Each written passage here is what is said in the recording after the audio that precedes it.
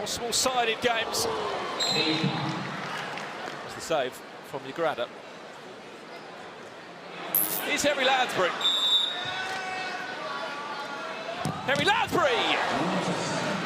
Great save. Mampolo scores, game on.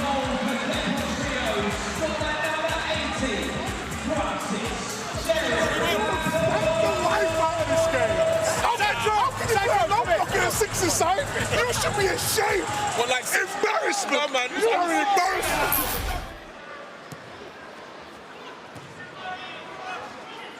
1 minute 40 seconds left. Mampolo! Great save again from the wild card in goal for Wembley Rangers. 4, 3, 2, Pires, and that will do us.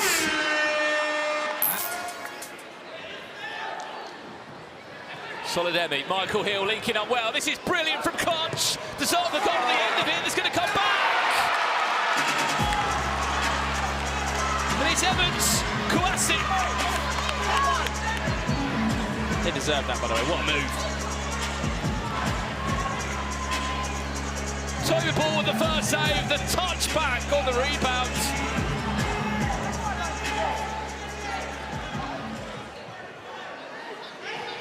It's nice movement by Kodra. Oh, what parade. Oh, laser print. We'll tap it in for Clutch FC. Lovely bit of movement by Kodra, wasn't it, to run in behind, springs the offside trap perfectly.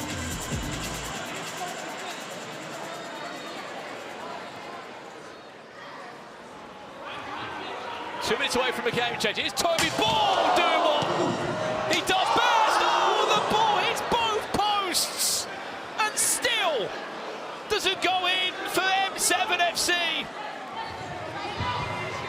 Let's see what we can get this time from him. Stefan Ilic scores.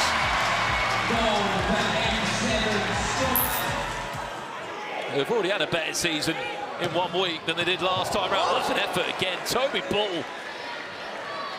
We know he's happy to shoot from those areas and those distances.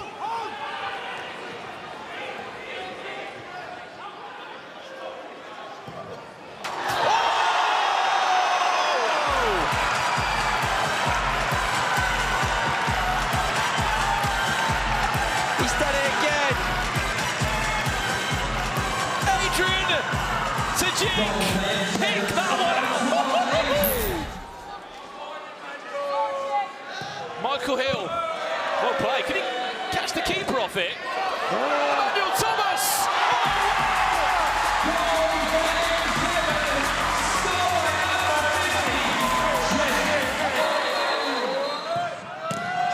Well played.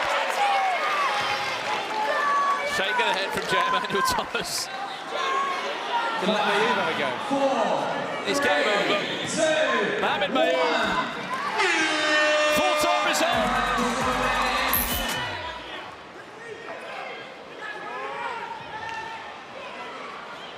Oh, he dived in. Where's the keeper going? Cuts it back. Oh, my Lord. Well, I wasn't expecting that. Jack Young, he was the first player to be drafted for M5. Welcome to Baller League. Oh, we're looking at a different kind of season. He's on. Here we go. He's on. I must admit, he has got big legs. I think he's taken the word of be mysterious enough. He's gone for leggings as well. Can't even see his legs. That means he's got tattoos, I reckon. First touch is going to be a free kick for this player. Look how he stands. This looks quite frightening. I'm going to be honest, if this goes in, it's going to be an absolute masterclass from Nico. Oh, wow. Save.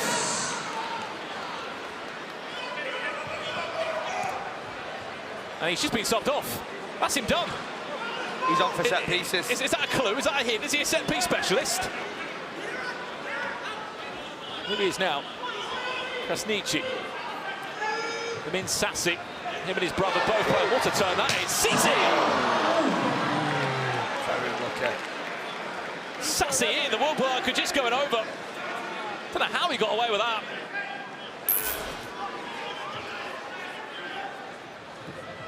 Oh, my Lord, what a save! McCarthy, that is a great save. Wow. Nico has said, mystery player to take the penalty, but Manuel Silva, the coach, has said no. That's intriguing, that when the manager doesn't have the final say, isn't it? Amir Belaid to bring NDL back in this game. Can he get round down McCarthy? And the manager has been overruled by the coach, and yet the decision turned out wrong. Well, you have to question who's got the authority in that team. As Hang on. N5 make it 2-0. And that is how quickly things can change. Goal for N5, score N5. John Baptiste shot.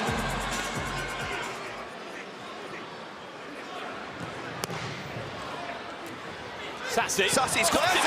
Tyler Winters off the mark in an NDL shot.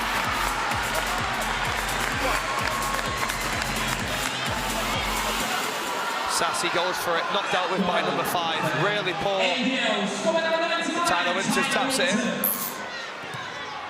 This is a big chance.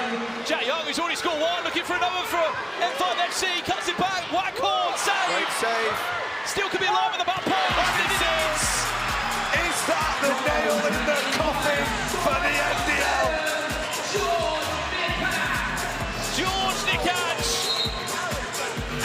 Of no new name in season 2 of Baller League.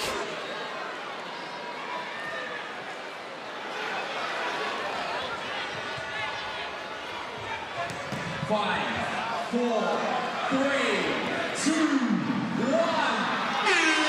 And N5 have won their first game of Baller League season 2. And I think Nico needs to go back to Sainsbury's. Nico Omalana in week 1 of Baller League. His brand new team NDL has suffered his first defeat as league president KSI wills a coffin on. They call this the coffin match, and the forfeit will be that Nico will be going in that coffin in his suit.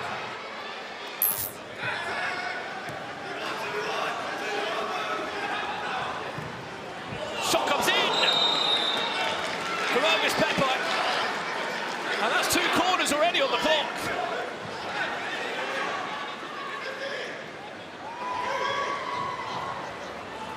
This is great feed. Where's that one going to end up? Nicholas Rochelle just about gets there. Musapiam nearly have that one.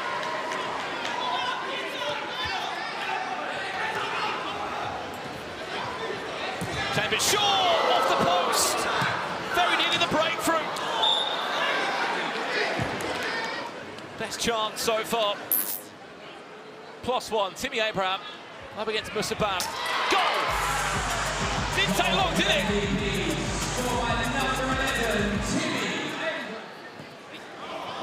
Well, is this one going to end up? Good save from Seflock. Goal! 2-0 MVPs.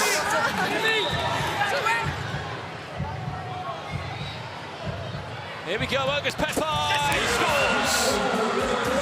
Great finish. Worst part is I remember sitting here trying to hype you up and think, right, you're going to play well. I must admit, I do regret that.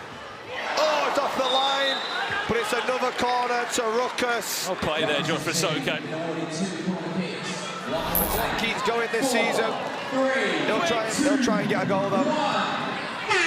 Saved, and MVPs have beaten Rukkas FC on their debut day of Baller League.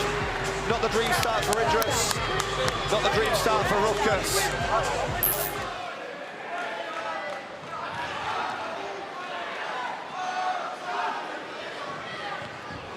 That's going to come back for a rebound. Oh, 2 shots on target. Oh, yes.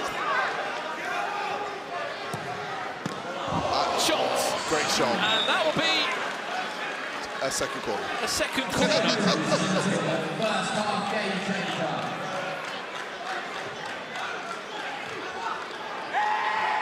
Referee.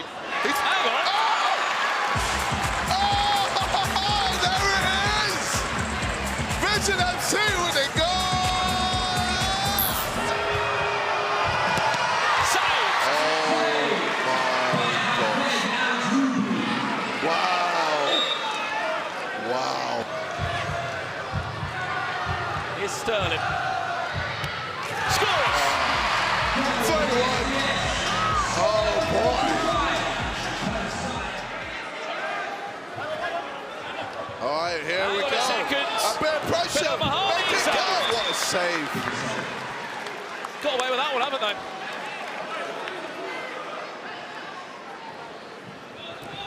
Oh, wait a second! Oh, baby! There we go. That's what happens when you pressure the team. Last time we saw it was in a wild card game changer.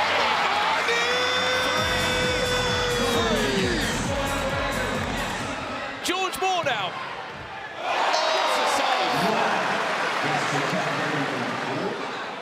They were 3-1 down. Imagine. Oh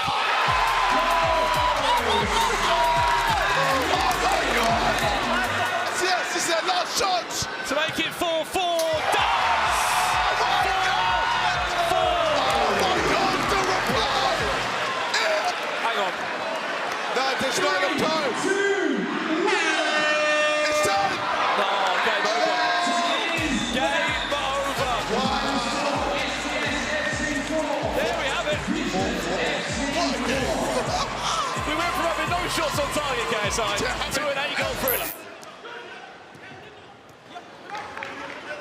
Will be a traditional offside call. This could be an early start. Emmanuel Rowe will score the first goal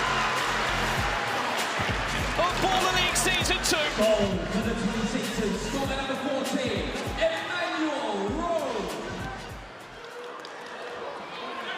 It's Yanited Sterling. That's a brilliant pass into Bilal Sayoud. He'll take an extra touch, and Max Pittman will just about do enough. But for how long Bilal Sayoud comes back again, Callum Butcher with a big block. Cadell Daniel off the bar. And on the follow-up, it's off the post from Harry Kane. So close. That post in particular has been hit about 5 or 6 times already. 20 minutes and Brian Lee hasn't scored his first goal. By this point last year, he was already on the scoreline. That's a tap in for PK Humble. No, it's not. It is a moment to forget about.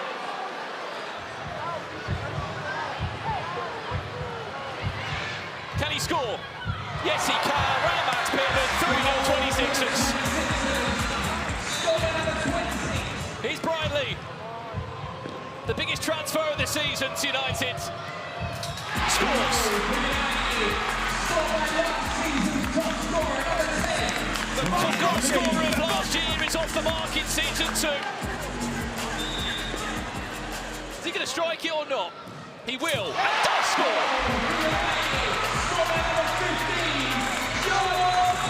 John Bostock, welcome to Baller League.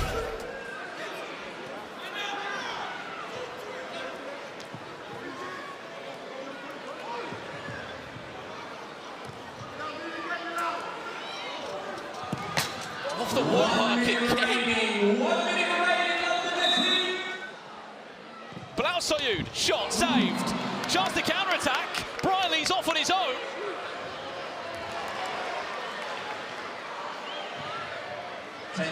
Final 10 seconds. This is it. Brian Lee in the back post, goes across and is cleared off the line by Yanited Sterling.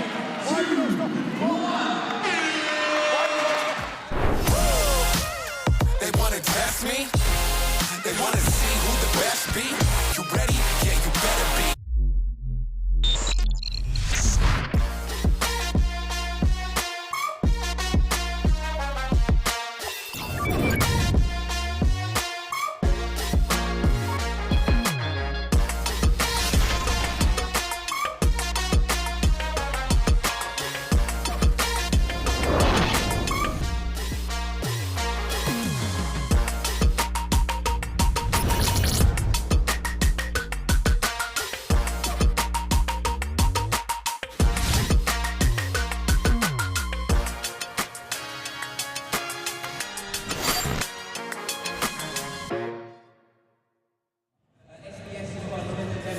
Yes, we are back. Match day 1 of Baller League Season 2 was brilliant last Monday, and myself, Chunks, we are back at the Cockbox Arena here for Match Day 2. Just first of all, we nearly didn't have him. Because Chunks, do you want to explain to everyone where you've been whilst I've been rehearsing? They got footage. I was going to make a lie there, but I was getting a haircut. I'll be honest. My boy Hasty Cuts is in the building now. Shout out to him. You can see the trim shot. Just a haircut, just as you do. To be honest, Chunks, I didn't actually, looking at you, I didn't actually think that you'd had a haircut. I'm joking, Chunks. Do you know what? It looks great. You look great, and I'm so glad you're here next to me. Thank you very much. Are you excited for Match Day 2? Yeah, no, I'm just more excited about my haircut. But I'm very excited for Match Day 2. Don't get it twisted. We're going to see some great results. Last week was a lot of favourites, quote unquote, losing. So I can't lie to you. This is crazy. Just put a spanner in the works. I don't know what to expect. It was the day of the underdog, really, last Monday. Let's have a look then how the table looks after Match Day 1 here at Baller League. And I'm looking at that, but I think the 26ers are actually top because they picked up a point in the pressure point penalty shootout. So the 26ers, we know for certain, are top of the league. It's M7 in second and actually N5 that are in third. And that was one of the biggest stories of Match Day 1, Chunks. N5 only won 1 game all season and they won their first game of Season 2. They actually looked really impressive doing it as well. 100%. It's a new N5, I'll be honest. You've got Jack Young, you've got Waghorn, and of course Nick Hatch as well. Those 3 players for me were like very key in that win last week. And I feel like it's not N5 like it was last season, man. It's not, you know what I mean? You can make loads of changes and all of a sudden you have a great team. Yeah, exactly. Very exciting. Let's take a look then at the fixtures for match week 2 here at Baller League. It all kicks off with MVPs against M7. Then you've got Rukkas against Vision, the 26ers who are currently top of the league. They are playing N5. What a game that is. NDL face Deportrio. They're calling that one, Chunks, El Sacico. Yanited are playing Clutch and Wembley Rangers are playing SDS. That first fixture, MVPs against M7, it's got a little bit of a controversy surrounding it last year. I mean, we are going to have Mini Minter on the show a little bit later on, so he will explain all. But how impressive was M7's win in match week 1? They were brilliant. Incredible. I feel like we were speaking about the fact that they couldn't tuck their chances away. No disrespect, but was Femi a problem? I don't know. But what I do know is that they brought in, you know what I mean, experience in J. Manitomas. So I feel like he's come in and shored it up for them. But they look very convincing, and even at the wild card, Adrian Tajik, wow, what a goal from him. So don't know what to expect from them this season. Yeah, absolutely. And guys, you should know it by now, but if you don't, this is what Baller League is all about.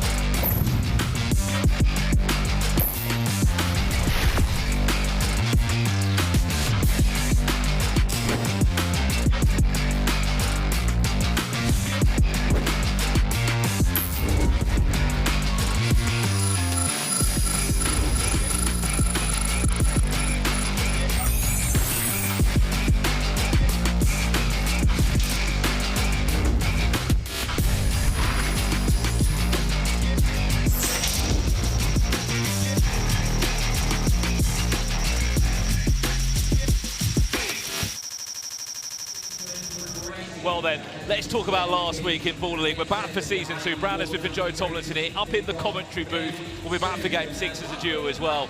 Joe, what did you make of last week? Because we had a number of wildcards, but the mystery player, does anyone know who it is yet still? It's been making a wave on social media. And we didn't have many goals. We only had 31 goals last week, but by Baller League standard, that's not really enough for me.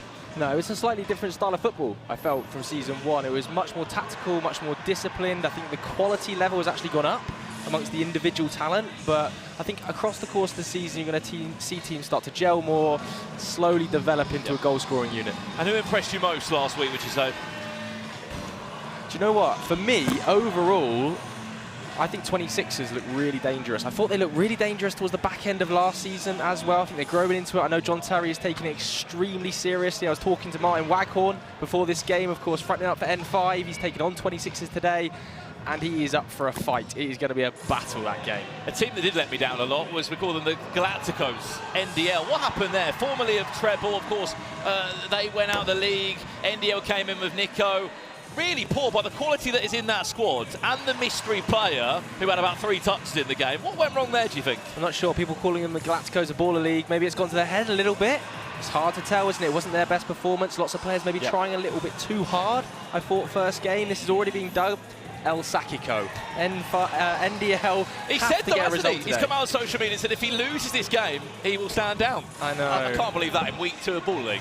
Absolutely no chance. Never believe a word out of Nico's mouth. But the mystery player, we have to touch on him. He's been the talk of social media. I don't know who it is, but I hope we get to see more of him tonight, because obviously he just came off the free kick, didn't he? Yeah, I mean, look, as soon as he came for the free kick, all we had in the chat and all we had on social media was it must be a free kick specialist who may have once upon a time played in the Premier League, because that's what Nico said. Nico said it was a Premier League player, undercover. Who knows what Nico will bring this week with wild cards, mystery players. We'll have to wait and see, but they have to perform, and they're up against Deportrio, which is going to be a really tough game. Absolutely, although I didn't think Deportrio were that fantastic first week. It's really sort of teams sussing each other out at the start, isn't it? Obviously, Daniel Sturridge and Micro on the sidelines were getting very heated. I wonder if we're going to see more heat on the sidelines. I'm sure Nico's got a few jabs planned for him. They're going to have to be under pressure tonight. Absolutely. Well, look, week 2 is here. Remember, it's 11 match weeks in the regular league season. We can't wait to get going for it. 6-piece games underway, but now it's back to Liv and Chunks. And I believe that we're one of the managers for this next big one. Yes, you are right, Brandon. We have been joined by Mini Minter. We didn't get to talk to you at the end of match week 1. Your team won. Last season, they said the problem was scoring goals. Well, you scored 4, and no team scored more than you, so you must have been happy. I was very happy. I was very happy. Although we did win our first game last season, and yeah, then we played MVPs. Can you explain to everyone what happened in this MVPs game? Because there's a little bit of controversy surrounding it. I don't remember what the score was at the time, but there was a fast forward. They went back over the line, allegedly, and then we challenged it and they checked the wrong thing, and there was a whole scuffle. So and we're out for MVPs revenge. went on to win the game. Yes, they did go on to win the game because of that. So we are here for revenge. I think our team has improved a lot. Their team has improved, but not that much. I think it's quite similar.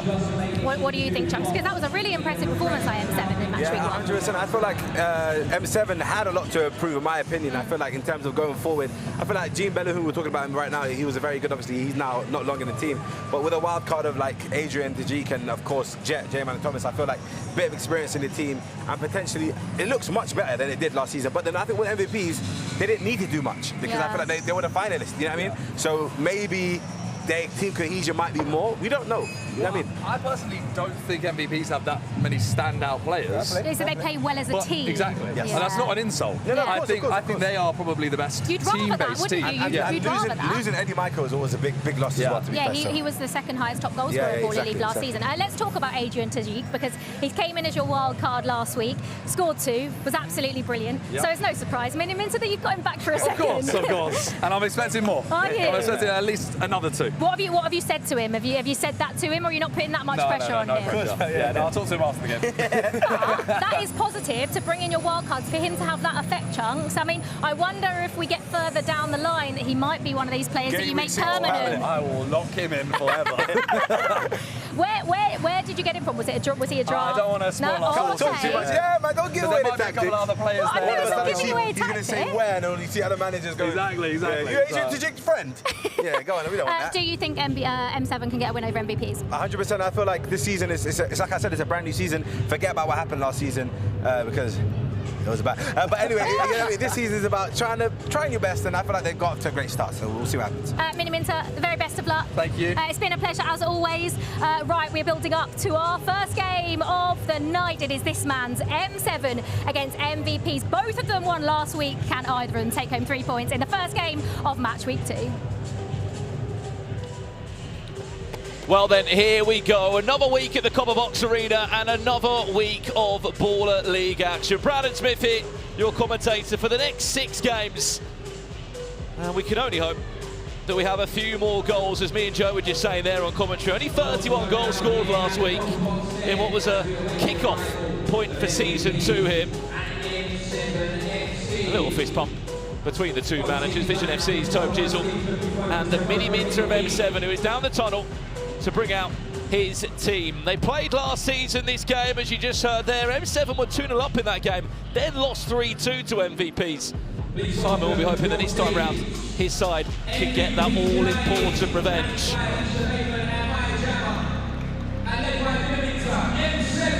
Both on 3 points after important wins last week. A 4-2 win for M7 FC against Clutch FC, one of the new teams in Baller League. And speaking of new teams, MVPs just about got past Rukkas. 2 goals to 1 last week. 2 goals from Timmy Abraham in the first half made that one happen. There's 7 days off. We can forget about that for the time being.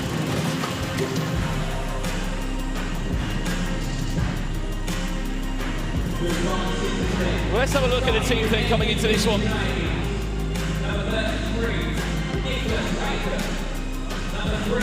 Kicking off first and foremost with MVPs United. Timmy Abraham, as I mentioned, brother of Tammy Abraham, back 2 goals last week. But still, the goalkeeper situation is a point of talking for MVPs. Nicholas Reichel, the goalkeeper from Germany who played in the Baller League and was drafted last season, still is their all-important choice so far. With Tommy Scott, who was drafted in nowhere near the squad. On the opposite side for M7, but we kind of made a story for himself last week. That good. They invited him back again as a wild card. Adrian Tajik scored the goal of the week in Baller League, wearing the number 12 shirt. Other than that, Femi Akinwende comes in wearing the number 99 shirt. Still no sign of Cameron Borthwick-Jackson, former Manchester United player, or Zaid Al-Hassani, who I know a lot of people have been excited to see after his impact in Baller League last season. Well, referees for today, I'm sure you saw a few of those videos on social media, include Steve Hughes and Michael Ryan. It was Steve Hughes with his famous ref cam that calmed down the bit of battle, we could argue, the tussle between Ben Long and Umar Nais of Deportrio last week. I can't see you at home in the chat from wherever you're watching from around the world. Let us know which game you're looking forward to watching this evening. As we said, 6 beast games coming your way. MVPs United versus M7 to kick things off. Rukkas follows versus VZN FC. The 26ers then take on M5 FC. El Sakiko, we're calling it, is in game 4 tonight. NDL FC against Deportrio. 2 sides without a win so far in Baller League. Speaking of a team that hasn't won a game yet, surprisingly, is United. They take on Clutch FC for game 5. And the defending champions take on a team in form. SDS FC take on Wembley Rangers. All coming up tonight.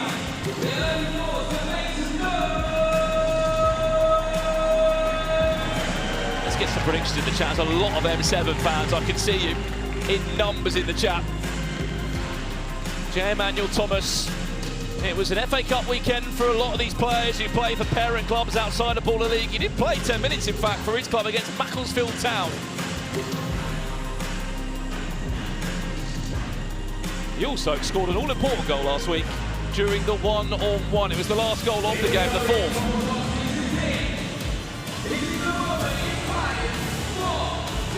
Well, here we go then. Game 1 of the evening, and we are underway.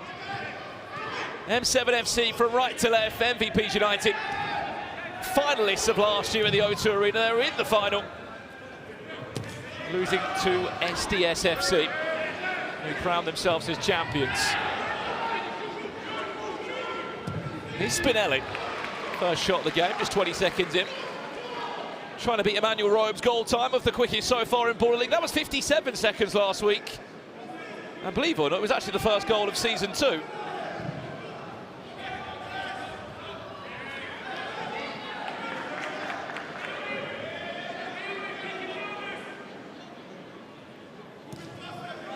Did make an all-important ref challenge last week, did Mini Minter of M7, and he was right to do so. 2 balls on the pitch at the same time. The goal was removed. you haven't seen that ref's POV camera, you can catch it on the Baller League UK social media channels.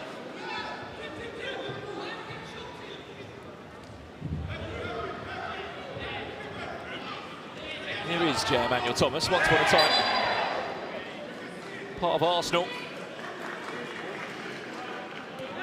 Went on to play over 126 appearances in the Championship, and for the likes of Ipswich Town, MK Dons, Doncaster Rovers.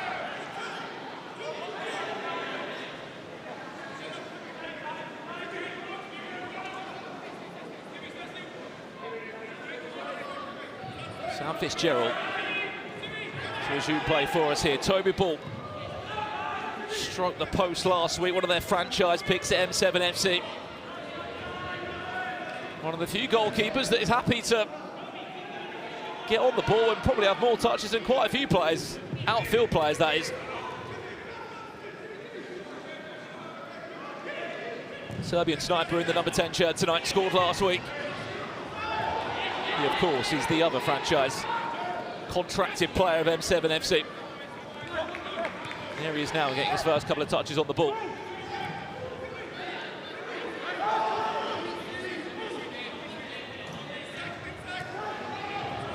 Stefanovic, heavy touch, allows Montel McKenzie to drive forward now. Timmy Abraham in support, goes to Spinelli. First big chance of the game. Stopped well there by Toby Ball. If it's your first time watching Baller League, corners don't exist, but if you do win 3 corners, you will win a penalty. Just keep an eye under the timer on the screen there. You can just see that one corner flag next to MVP United's name.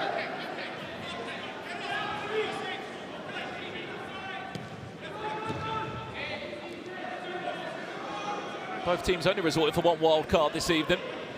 They are allowed to use 2 per week. That could be any player of your choice, retired or still playing now, as we saw with the mystery player from NDL last week.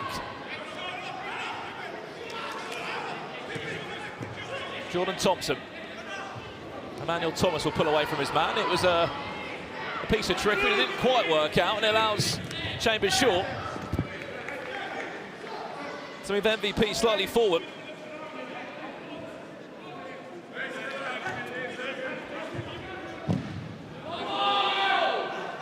Possession changes hands for M7 FC.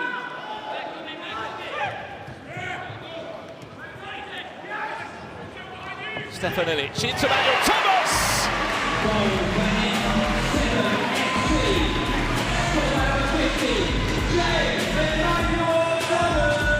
Well, he scored the 4th last week in his debut in Baller League.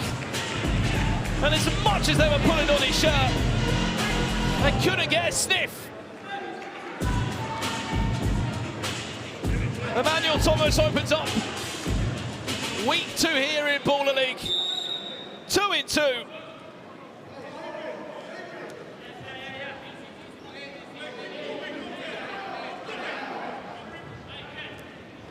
And questions have to be asked there of MVP United. I know one man who won't be happy of what he saw there. Into Timmy Abraham.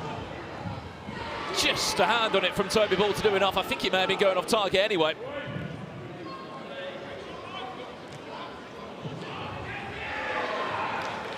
Montel McKenzie does well. Timmy Abraham again, off the post and not in. And frustration there for the only goal scorer of MVP United so far. He bagged 2 last week in their win against Rukkas.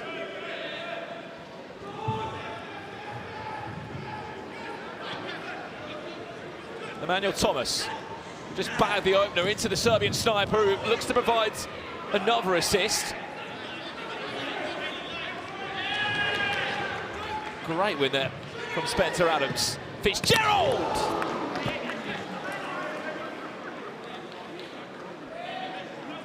So far, so good for M7 FC. Haven't needed to make a substitution yet. They have got 5 subs on the sideline.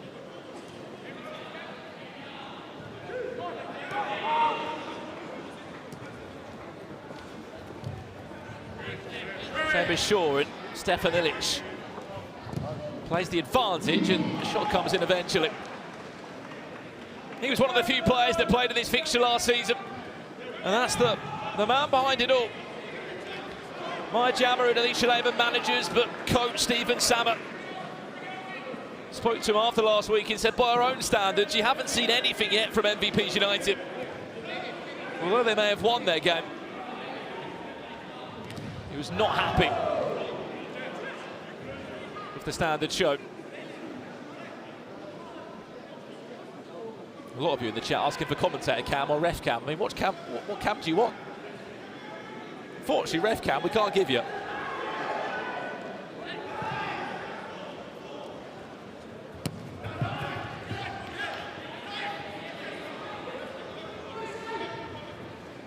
Fitzgerald, Illich, was he fouled?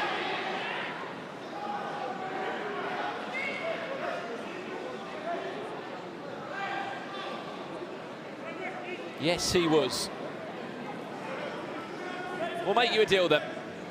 We get to 3,000 likes on YouTube right now. If you are enjoying the broadcast, wherever you're watching from, smash a like.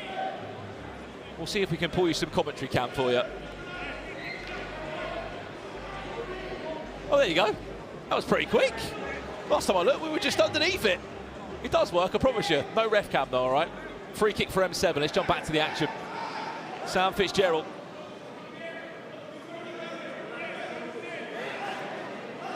In a really awkward angle here. What's he going to look for? I'm guessing maybe a flick on to Emmanuel Thomas, or is it a shot on the edge of the box? And his dummy shot comes in, just about cleared off the line, and then in! A really smart finish.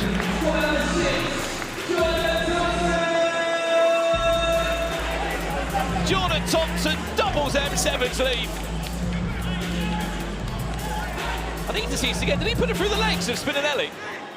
He did. He did take a deflection on the way through. What a start for M7. I don't mean to curse M7 here, but last season this was the exact same scenario that happened. M7 went 2-0 up in the game, and MVPs came back to win 3-2. What a turn from Illich. He goes for the shot as well.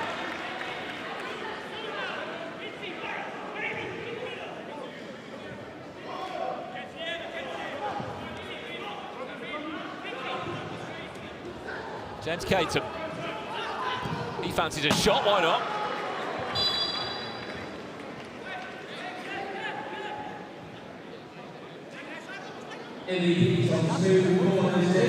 As you can see, another corner. Flag is awarded to MVPs United. One more corner flag, it will be a penalty. That could be a way back into the tie for MVPs. We've had a poor showing so far. I know the chat are calling me out now for cursing that. Look, I'm just stating the facts. Last season, that's what happened.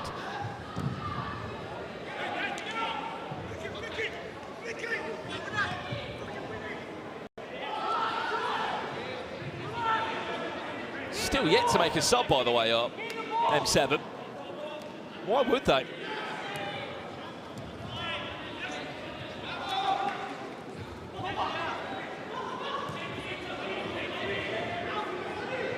Even their wildcard, Adrian Tajik, hasn't had a look in yet, who was in goal-scoring form last week, back 2 goals. Even Minimit said that if he was to do the same again this week, they might even offer him a permanent move.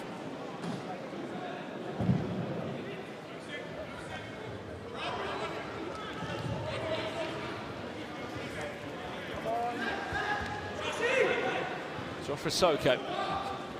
Couple of ball rolls, gives himself a pocket of space, and eventually, unfortunately, can't hold on to it.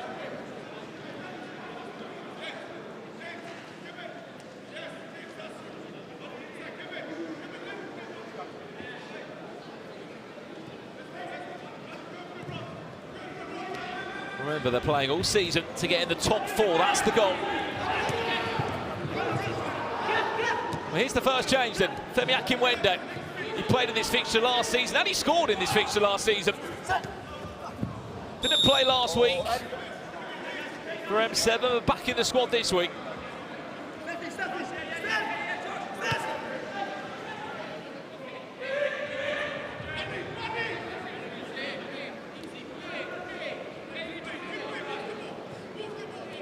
got to think they're going to get that penalty before the halfway point.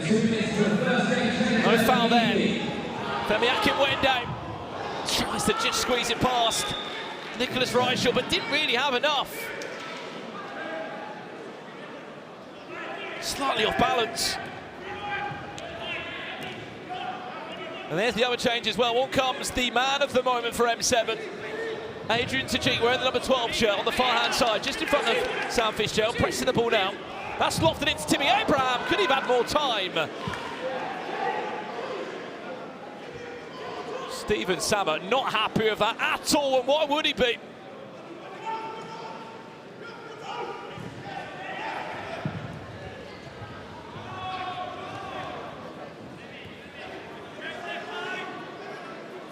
A minute away from game change. If you're not familiar with Baller League, 2 halves of 15 minutes, the last 3 minutes of the half could be one of 3 different rule sets. And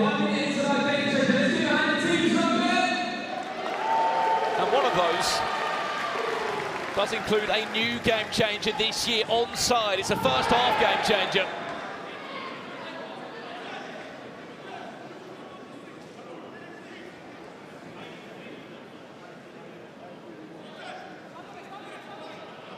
James Caton off. On comes Nathan Akomi.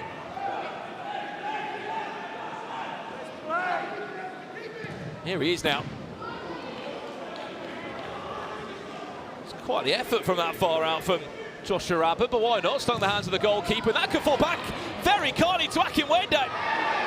Abbott takes a swipe, but he gets a second chance. 4 seconds away from the game change, and unfortunately, there isn't going to be enough time for a shot. Let's take this thing higher, higher than you ever been. Stand tall like Everest. I mean higher. You ain't gotta settle in. Go places that never been. We go higher, non-stop. Take it to the top, even when the ball drops. My man, we go higher. It's time to go higher. Well, there it is, the brand new game changer for this year in Baller League. Replacing fast forward, it's moved into the first half, this one. All offside rules are suspended. It's very simple. You cannot be offside for the next 3 minutes. Attacking players may position themselves anywhere on the pitch, and the offside lines that are normally in effect simply aren't for the next 3 minutes. My question is, are we just going to see someone goal hang for the next 3 minutes, or is it going to be more of an opportunity to counter-attack your opponent? I'm probably going to guess option 1. J. Emmanuel Thomas is on the pitch, and I think that answers my question. We're going at them. It's over. We're going at them.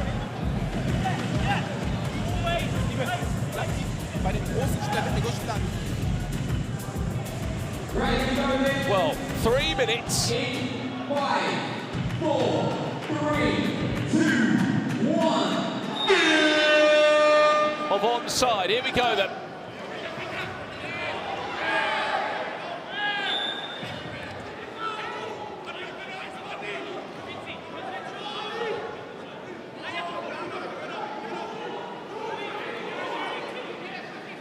We did only see this game changer once last week, and it was in the game against N5 FC and NDL. And there was no goal scored.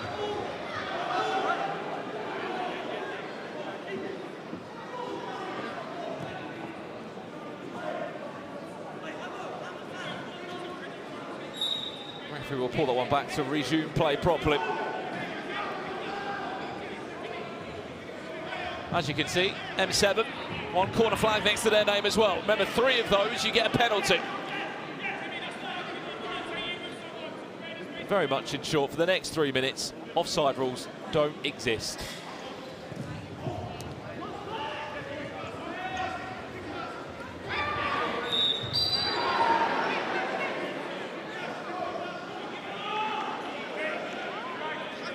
Abbott McKenzie there. A little bit late from Montel McKenzie, referee waves it on.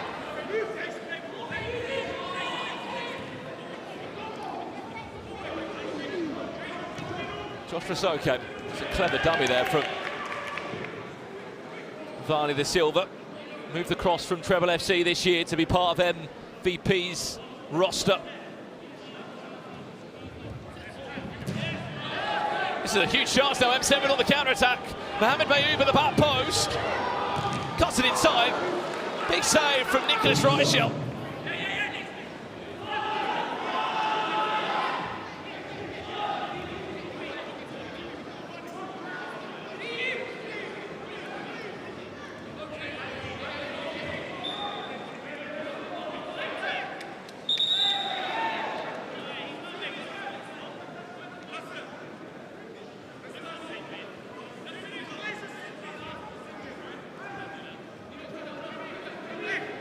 Well, Steve Hughes having a few words there. Ref challenge thrown in by Stephen Sammer.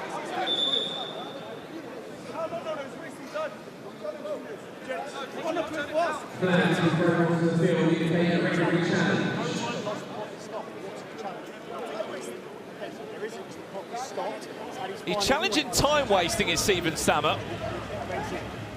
Come on, man. I want him more than you guys say. Steve Hughes is saying no, because we did stop the clock. In that moment in time, ref challenge won't be used, and MVPs United, I believe, still will be able to pull that later into the game if they want to. Mohamed Mayoub. Fouling. Nathan Makome. 40 seconds left. M7 FC fully in control of this.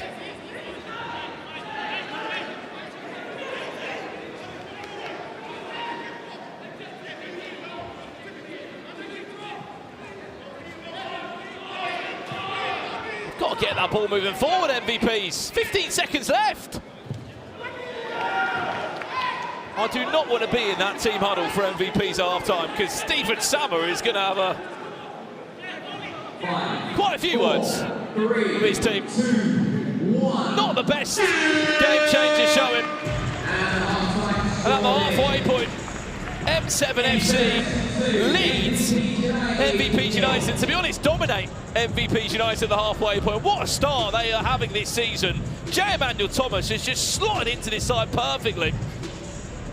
Scored the last goal on the 4-2 win last week, and this was the goal that he scored to open up the account this week. They doubled their lead there, but at the halfway point, it's all to do for MVPs United.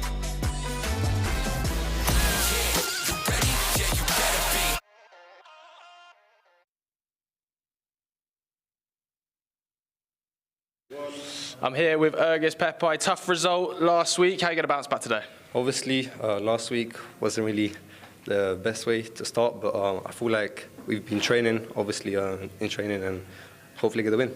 You were better lucky as well last week. I felt like you played better than the results suggested. Yes, I feel like the game changers obviously killed us. That's why it's called game changers, but hopefully today we can play a little bit better, cause a little bit more up top, and then hopefully score some goals. Lots of goals for yourself last season. I think it was 8 goals. You're always the man that steps up in the pressure point. You're taking penalties as well. Going to score tonight? What are we expecting to see from yourself? Hopefully, yeah. Win the pressure point, score as well, get the 3 points. That's the main plan.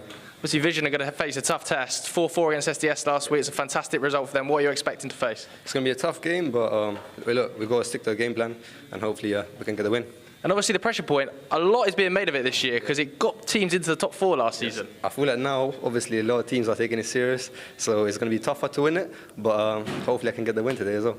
I think they will. Keep an eye on Rukkas. Yeah. Copper Box Arena, every Monday night. Get your tickets now.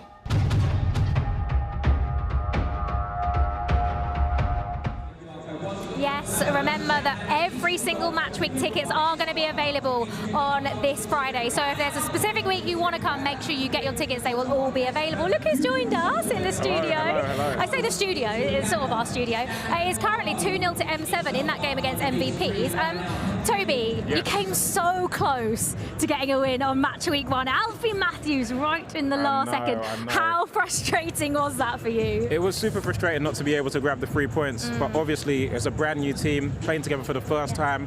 I can only be impressed and encouraged by what I saw just last week. You told me that you wanted your wild card, Ben Elmani, to do his talking on the pitch, Toby, and that is exactly what he did. That's my franchise baller. Oh, sorry, your franchise baller. Yeah, you said you wanted him to do your talking on the pitch, and he did that, and he picked up the MVPs, and he scored a hat-trick as well. Of course. And you know what? I seen him in training yesterday. See, I hear what you're saying, bro. You see the goal he scored? I was in goal. You see the goal he scored? It must have You been were in dark. goal? I know it was goal. You don't know about black goalie. Come on, my brother.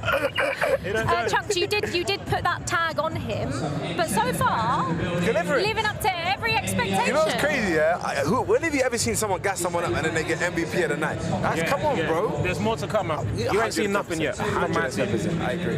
Ruckus didn't cause much of a ruckus last time out. But I was impressed by what I saw from them. Yeah, I was going to say, but actually their result didn't necessarily reflect their performance. No, it didn't. I was saying that I feel like it's the wild cards. They don't understand it just yet because I think they're the newest team in the league. I feel like Clutch is new as well, but Chloe has been in the league before, you know? So like Ruckus is literally brand new. And for me, I agree, bro. I think their actual football, incredible. It was good. They just need to understand the game changes. But the quality across the league is very high this season, and I feel like you'd be a fool to take anyone as an underdog. You have to take everyone seriously, otherwise you'll get found out. 100%, and I think that was the story, wasn't it, of match week 1. It was the underdog.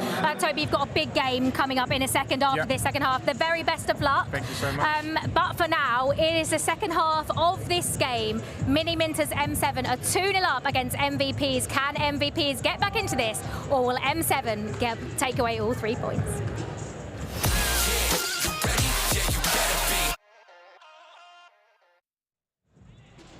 Well, welcome back to Baller League for match 1 on week 2 here of the brand new season 2. I can only imagine the words that Stephen Sammer would have had with his team at halfway point in this game, because his side is 2-0 down. They haven't looked good. They haven't looked like the normal MVPs, which are organised and... 3, 2, 1. Normally playing a lot better than they have here. Right, they have still got a corner on their side. Remember, 3 corners, you win a penalty, but that pass there kind of sums up what we've seen in the last 15 minutes.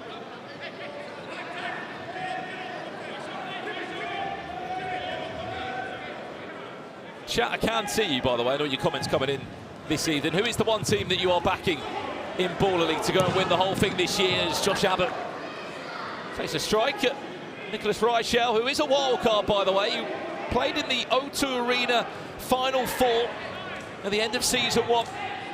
MVPs loved him that much, they brought him back again.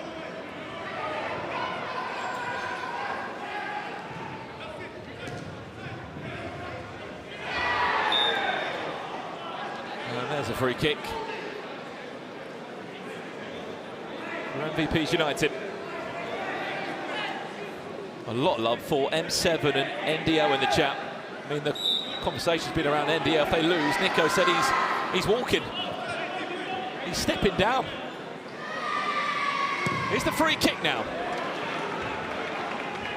Over the bar from Josh Rasoke.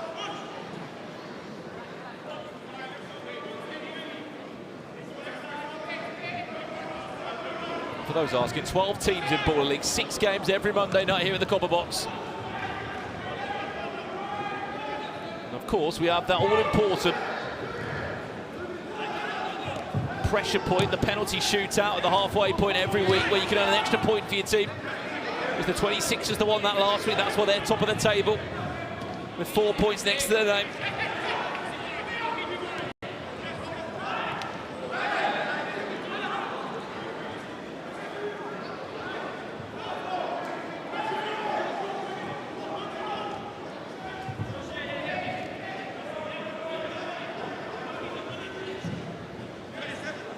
Lofted long, defended there by Stefan Ilic, who isn't just scoring goals, he's back defender for his team. Montel McKenzie wins a free kick. Great feat from him. Cannot forget, he was formerly a VZN FC player.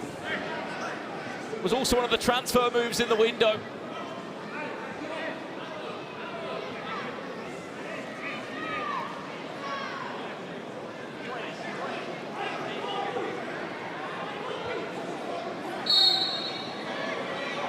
Free kick that comes in, strikes off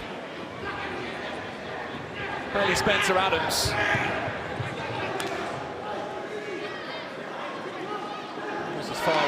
Nicholas Reichel to resume play.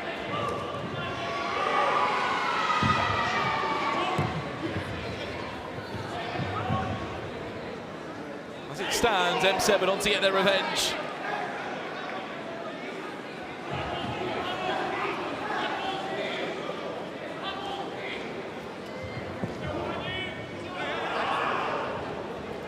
As far as Stefan Ilic, I'm sure he's not going to shoot from that far out. Who's going to bring it to play? Gets it through the legs, goes back into Tajik, the wild card of last week.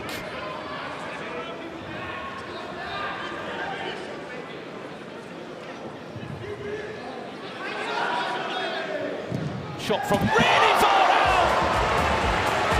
The Serbian sniper!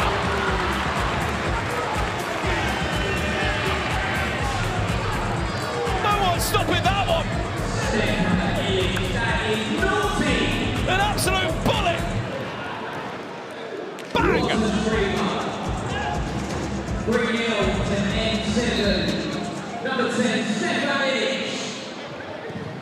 Franchise player this year for M7 FC.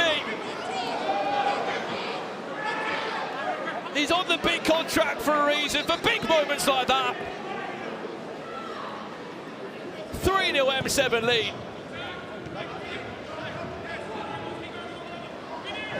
Chance, Spinelli. There's one back for MVPs.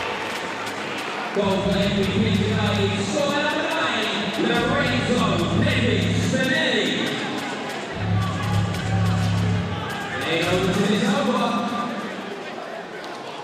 Well, they needed that, didn't they? Because it was not looking good. Stephen Sammer, I think, enjoyed that one. Maybe an offload of stress of what he's been watching for the last 19 minutes.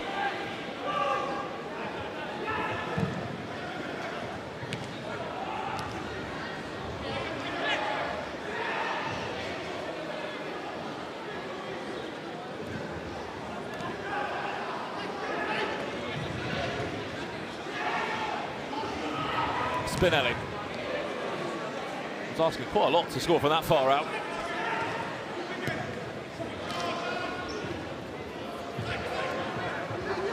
Emmanuel Thomas, brilliant hold-up play. Goes as far as Fitzgerald or Ilic. One of them is going to get there. Montella.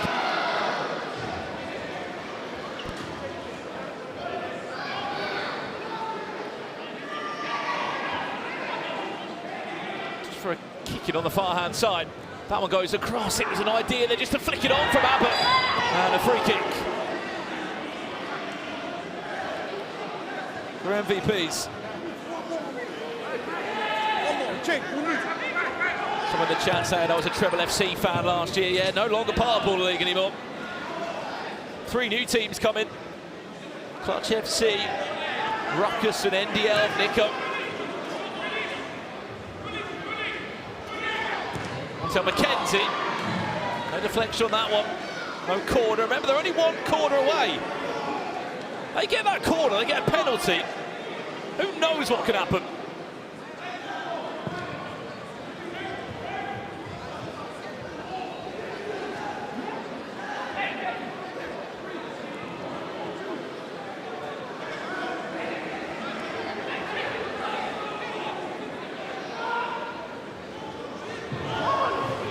That would have been offside there.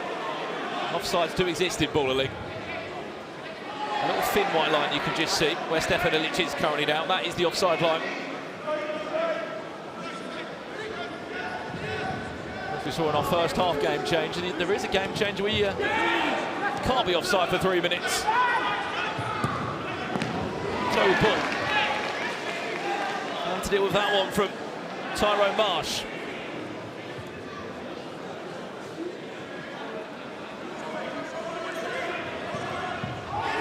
Nicely done there by Fitzgerald. It wasn't the best of hold-up plays from Abbott. McKenzie.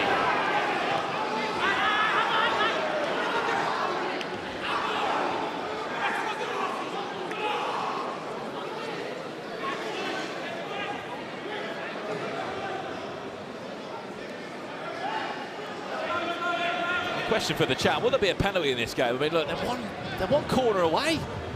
MVPs. 8 minutes, long old time. Even for M7 to go and pick up 2 corners. Mohamed Mayoub. Interchange for Emmanuel Thomas, who cleverly pulls away that. Timmy Abraham gets a touch on it. And that's the corner. We've just answered our own question, the chat. They have a penalty kick. This could change everything. Is this the way back in the game for MVPs United? They score this, it's 3-2. Montel McKenzie, first penalty in week 2 of Baller League. Can he get round Toby Ball? No!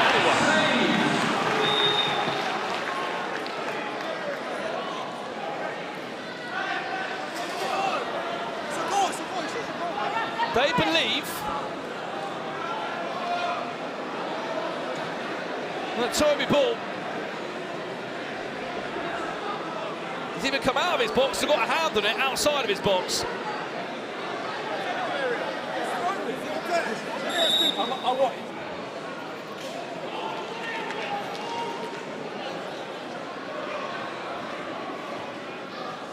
Hand on the ball. Outside of the box, that will mean the goal will stand by the looks of it. But we are getting final confirmation on that. Challenge for a technical given for handball outside by the goalkeeper. You can see the goal's been added on the scoreboard. However, we will officially confirm that decision now. Well, this is what it's for. Penalty for MVPs United. So ball's come out of his box, and he's just touched the ball there. Just outside of his area. Successful technical goal given. Goal given.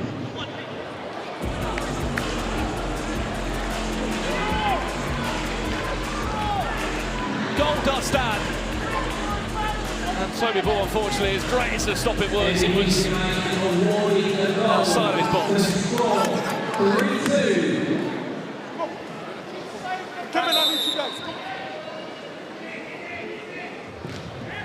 No retake, goal stands.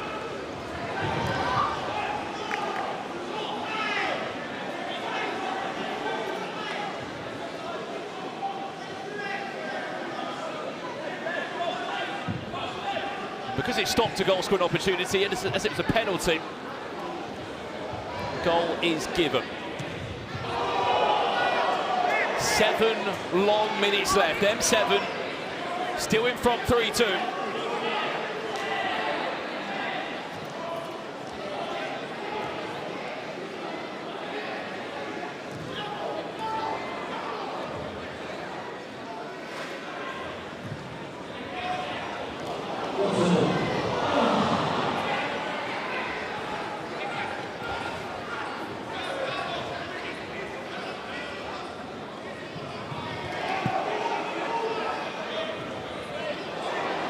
Mohamed Mayoub goes out for a kick in, just to confirm as well. That was M7 who threw in the challenge there to challenge that they thought the toe ball was still in his box when he made the save. It wasn't the challenge used by MVPs. They've still got their challenge available.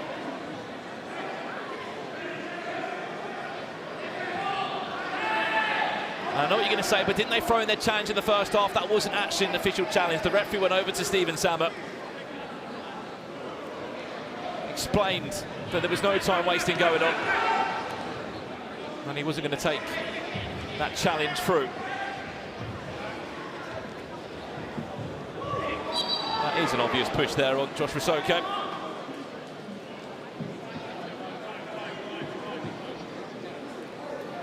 He might have a slight injury on his hand there. Fallen on it.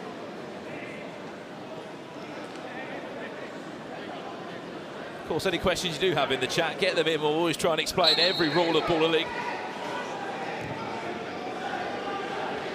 A lot of people new to the competition this year. Each manager gets a ref challenge. It means they can challenge a moment in the game, just one.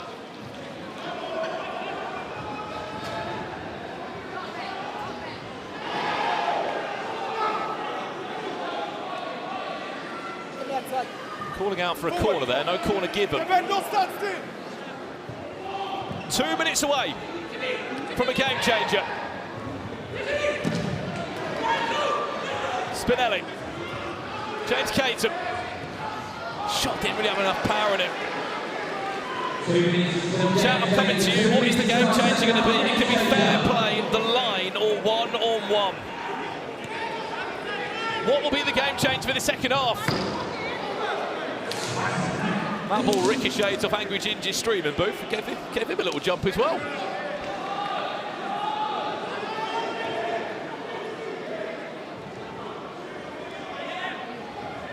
As soon as that 27th minute hits on the clock, game changer will be in. If a challenge is successful, do they retain the challenge? No. One challenge per team.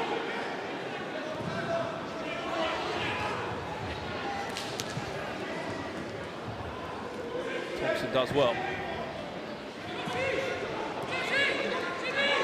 Timmy Abraham! Oh! Was there a fingertip on that? 1 minute. Referee says no. 1 minute until the second half game change. There's one to play for. 53 seconds away.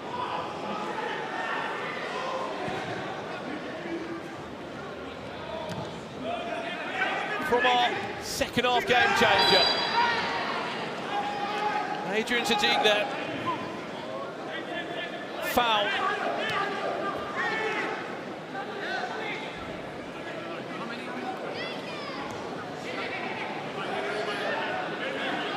Sadiq comes off, Abbott comes on.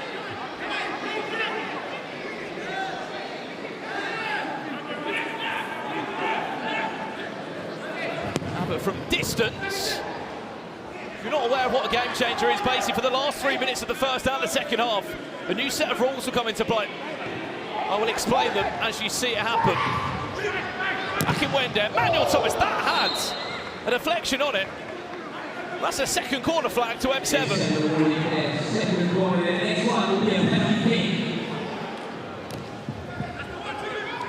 10 seconds away from our game changer. No corner given there. Game changer time. Let's take the stage higher than you ever been. Stand tall like Everest. I mean higher. You ain't gotta settle in. Go places that never been. We go higher, no stop. Take it to the top, even when the ball drops. My man, we go higher. It's time to go higher. Well, our first second half game changer for week 2 will be the line. You may remember this from season 1. This was a first half game changer, which was moved to the second half, following a lot of feedback from players saying they didn't really feel as comfortable to take shots from distance. Basically, what it means is, if you take a shot from behind the halfway line, or just in front of the halfway line, sorry, the goal will count as double if it's scored behind the offside line. The double still applies if the ball deflects off an opponent, as long as that shot comes in beyond the offside line. Regular goals still can be scored, they'll count as one. But if you shoot from distance, if you take your chance... Josh! You will get a goal that's worth double. Take a break. Wait, money!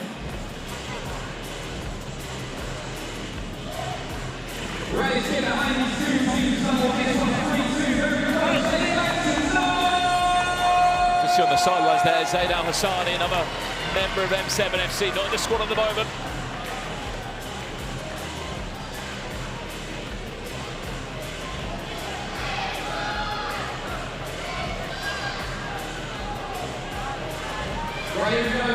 Second half underway in 5, 4, 3, 2, 1. 3 minutes of the line. You can just see those two thin white lines on the pitch. Give you the perfect example when we see a shot come in from that distance. Is that corner number 3? It is. Penalty. M7 FC. M7 FC have been awarded their third corner, which means they have a penalty kick. Corners don't exist in Baller League, but if you win 3 of them, you do get a penalty. It is going to be the Serbian sniper to step up.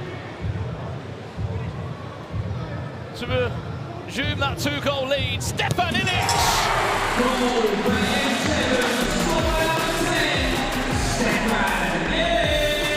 Bags himself a brace. 3 goals in 2 games.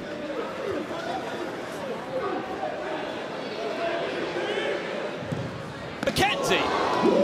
That would have counted as double if that were him.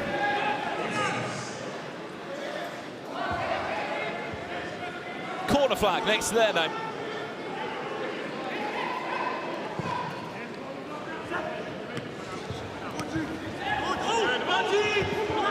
Another shot from behind the line. He's coming in there, and it counts as double!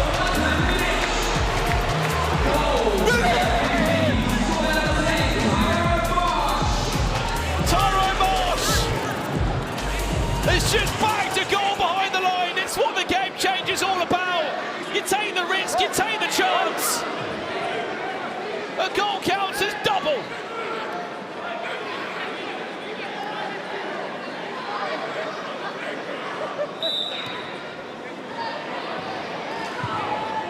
And because our game changer is the line and scored from behind your sideline, so it counts as double. How the game can change now. Suddenly MVPs can go and win this.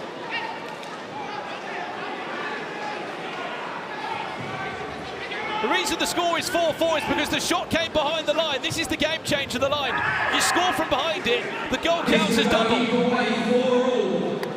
With just over a minute and a half to go, let's hear it under, let's hear behind the scenes.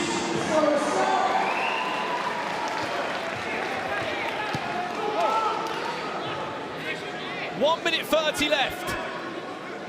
Surely there's still going to be another moment of brilliance like that from behind the line. We had a 4-4 draw last week in the SDS game against VZN FC.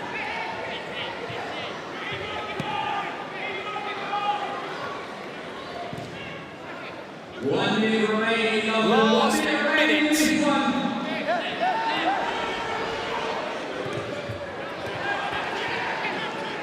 So M7 will be so disappointed not to walk away with this with 3 points. They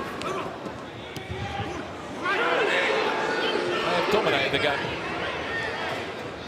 Vida Silva. James Caton was trying to find him. He would have been offside, I believe, if he was to connect with a pass.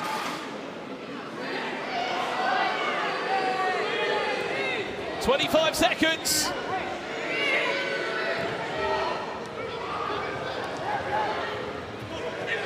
Sam Fitzgerald. Hang on, Nicholas Reichert. That's going to fall back to Sam Fitzgerald. Sam Fitzgerald is going to fall back. And 2 hands on it. For MVP's goalkeeper. Final 5 seconds. 4 times on.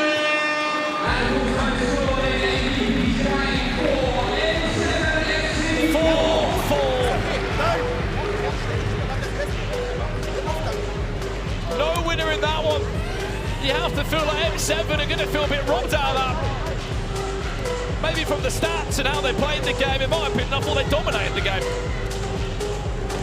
But thanks to a moment of brilliance from Tyrone Marsh, who was drafted in, by the way, this summer, scoring behind the line in the game changer, that's why he counted as 2.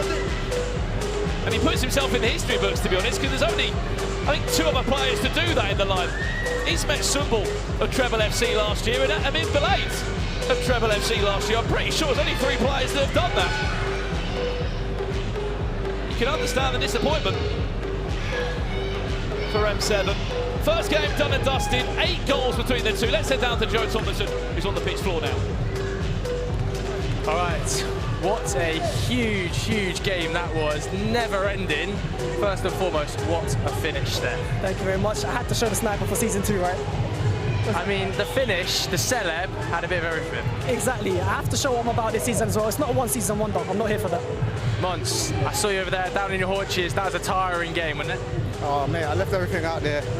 I'm just happy we ended up with a draw, because if we left with nothing, I would have been distraught. I would have been distraught. No, we deserve to win. I don't know. I don't think he did, to be honest. I think a draw's about fair. I mean, 4-4, that's one of the first goals we've seen from the line, be a decisive goal. What a moment, what a strike. Yeah, I mean, we know T's got a long strike on him. I've been waiting to see it in person, and yeah, he pulled it out when we needed it most, so happy, man.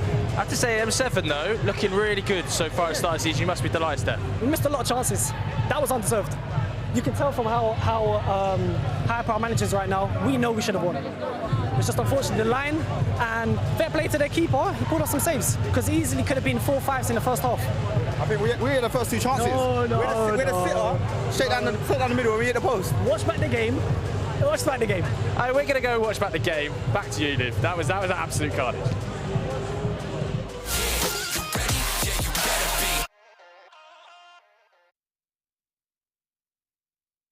If you're not at Ball League on Monday nights, you're missing out. Get your tickets.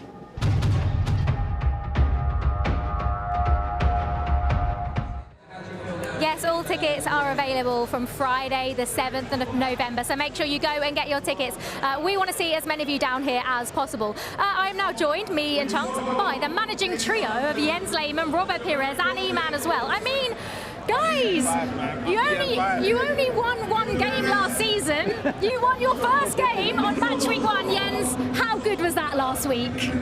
Well, at least it was a great feeling. Eman didn't experience all our defeats. All your pain. Yeah, so that's why we won. Because Eman is here. They've been telling me that I might be the good luck charm this season. You're the difference. There you go. What has this man brought to your team? What has he brought to N5? Well, TikTok knowledge. He's funny. He's funny, nice. Course, yeah. Team morale high. The vibes. He's a good goal scorer. Good vibes. Good vibes, good goal scorer. Yeah. He does his little... How much has Martin Waghorn made, by the way? Because when he plays, you know, he's got so much experience, and you can tell when you watch him play. I feel like, you know what it is with him? We done our training session, our first ever training session. I got on the pitch getting involved with the guys, yeah. When I tried to get the ball off of him, he gave me the stiff arm. I said, yeah, E-Man, you're not touching the ball. That's how I knew he's got so much experience. He's very good player. Chunks, when we were watching him last week, we were thinking, wow, he stood out, hasn't he? Yeah, I feel like that's one thing you guys missed last season was an out-and-out goal scorer, number 9, that can physically demand and you know what I mean, get people away from the ball. So I feel like this is a complete different N5. Yeah. It's not the N5 we're used to. It's the new and improved N5. And how does that make you feel? Well, it's interesting that you're saying it's different to the N5 we were used to. Yeah, because the last season, let's be honest. Guys, we're forgetting about last season now. This is a new N5. Actually, last week, our goalkeeper made the difference because it was 2-1 for us, and it was a penalty against us, and he saved it, and shortly after it was 3-1 for us. So the game could have changed if we hadn't saved it. You guys went through 8 goalkeepers. I was going to say, how many was it? We had 8 different goalkeepers. And I feel like we finally found the goalkeeper. But how much of a difference does that make when you've got a goalkeeper that you don't need to change every week because they've made mistakes? Well, first of all, you don't need to bother who's coming and if somebody's coming at all. Yeah. So that's been solved now. I said the last season, for me, the most important on the field is the goalkeeper. And I think with Declan, we find a great goalkeeper. So that's why I think we won last week. And what about Jack Colback? Because he is your wild card. 190 Premier League appearances. How much of a difference is he going to make tonight? I think today is going to make a massive difference. I mean, we're speaking to the coaches behind the scenes, and he said, yeah, this is the wild card that we need. We was actually very cautious with the wild cards we got, but I think this is going to be the right one for us. Do you think he's going to make it? 100%. When you hit by the ball. When you have players that have had Premier League experience, it makes a difference in games like this, doesn't it? 100%. I feel like Waghorn has shown that already, and then with Jack Colback coming in as well, you know what I mean? We're going to see loads of experience. Are you going to be the team that were top of the league coming into this, the 26ers? What do you reckon? It's like before, Chelsea versus Arsenal. Come on, Chelsea! Right, coming up, it is our next game of Match Week 2. It is Rukkas against Vision, and it's coming up for you next.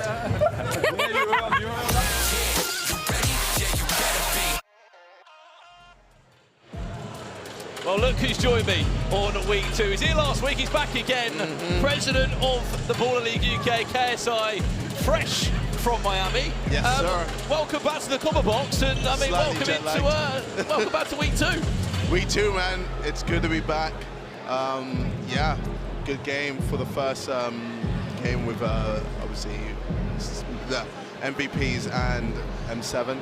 You know, I felt like M7 screwed up a little. They did. They should have won that game. Yeah, they should have easily won that. They were all over MVPs, but I mean, MVPs wanted that, man. Got a question for you, KSI. Yeah. Surely you know who the mystery player is by now, no? I mean, he's been causing a storm on social media. So some people said it might be Mudridge. Really? Mudridge, yeah. I mean, someone said James Ward-Prowse. I think just because he took one free kick. Yeah, it's true. We're still... I don't know. We're still working out. He seemed quite stocky. So I'm not too sure. Anyway, we'll turn our attentions to this game for a split second. Rukkas against Vision FC. This is your second game of the evening here at the Copper Box Arena.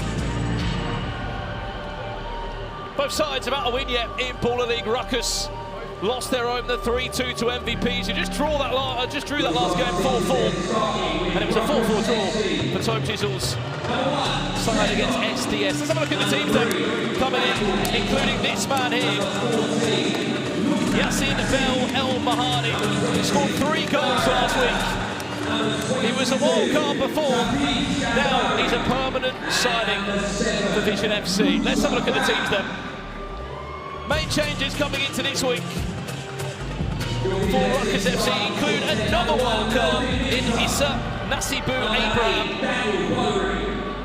And the same wild card of Giovanni Brown does feature again. Casey Shan and Lukman Kasim coming to the side. No Brandon Barker or Toby Aramara. If I can get that one out. There we go. Will not be in the squad this time round. I'm sure they'll be on the sideline still watching though. On the opposite side for Vision FC, it is a very similar squad that was involved in that 4-4 game, as we said. Hamza Semakulu played for SDS last year, now he's a permanent part of the side. Scott Casket, former of Wycombe Wanderers, also a signing that Tome Chisel made in the summer. All eyes, as I said, on that number 11, Yassin Bel El Mahani, formerly of Newcastle United, now at Baller League UK. He was brilliant last week, wasn't he, KSI? Scored 3 goals. He was just in form, feeling himself. I mean, it'd be interesting to see if he does the same again today. We shall see. Referees Michael Ryan and Dan Cook for this one. Let's get some predictions in the chat. Rukkas or Vision FC?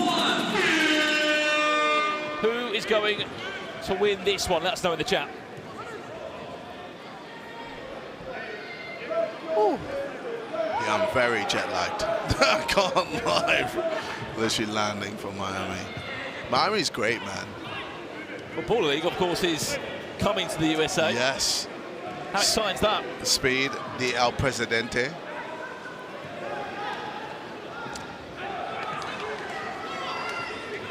I was very close to saying something that I don't think I was allowed to say. So I'm good that I stopped myself. Okay. Yeah. No spoilers. Yeah, no spoilers to anyone.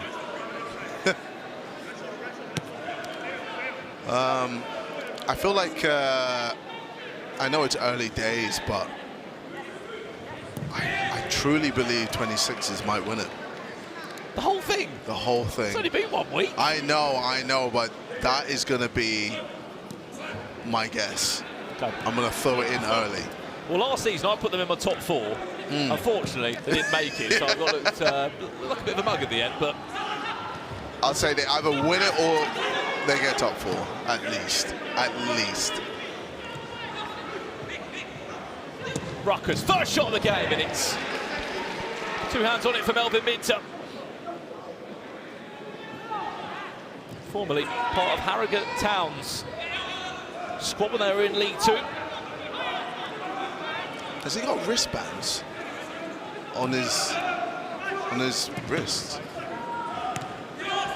Well, he's wearing the gloves. Oh, what a it's an easy tap-in! It's Joshua Parker. He scored the first goal last week in the 4-4 thriller against SDS. And he scored the opener here. It looks like he's wearing the captain's armband and leading by example, KSI. So I was too busy looking at Melvin Minter's wristbands, but yes, what a goal. Vision FC starting off strong. That's what we like to see. I think my favourite part of that, KSI, was you said, is he wearing wristbands on his wrist? But yeah, I think you might be right. He saved a one-on-one with his head last week. Yeah, man. He's quite a brave goalkeeper. Well, I feel like this is already a better start than when Vision played against SDS.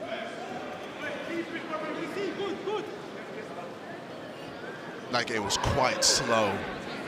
No one really wanted to initiate. But already we have a goal in the first 3 minutes. New faces, as we said, featuring for Rukkas this week.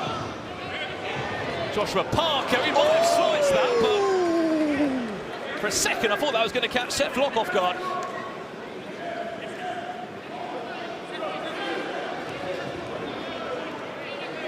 I've never seen a chat case, wanting you to give away anything possible. If you went and picked up a water bottle on the floor over there, they want you to give that away, I think. I might give away Don't say it. some of my urine. I mean, you know, right. I think it's time. That's kind of gone offside there. I think that's the next thing. I thought you were going to say a coffin. Oh, no. Has that already been returned? Yeah. We don't need that anymore. That was quite the that was fantastic. Welcome last week. Nico going into a coffin in the coffin match against N5. I don't think Nico I don't think Nico believed that he would be in the coffin. I think he truly believed he was going to absolutely destroy SV2's team. I mean, N5 look a lot better this season compared to what they did last season. I mean, last season they hardly won any games. They've recruited well, haven't they? They've got Martin Waghorn in the team. And talks of a sort of wild card featuring tonight for M5. Stay tuned for that one, because I think you will enjoy it. Mr. Bam on the pitch now. Very vocal in the team talk of Rukkas last week. You know, with Baller League, do you think being strong is more efficient compared to it being like scrawny and technical? Well, you can compare a few different players, can't you? Because you can look at someone who's a bit shorter but got more pace in Brian Lee, who was a goal scoring machine last year. But you look at someone like J. Emmanuel Thomas last game, who sort of bullied his way around the pitch. I think both work to a degree. Yeah. Depends on how your starting six look. But I felt like last season, Ginger's team were all just strength. And by brute force, he would just score goals. Melvin Minter wants to have a shot. He thought about it once, twice, 3 times. He's gone over the bar and he's just apologising, I think. Yeah, maybe he shouldn't be that again. You are not Toby Ball. He came close last week, didn't he? He smashed the post.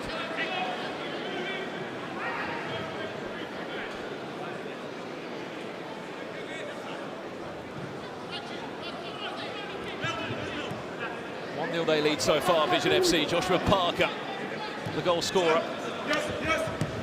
For Tobe Chisel side. Daniel Bowery. Oh, this is the on-rushing. That could have been so good. El Mahani. I saw the vision. Here he is now, El Mahani. Scored 3 goals last week for Vision FC. He's got 2 men on him. Oh, he's given up on that one. The ball eventually goes out of play and it will be Vision's to resume.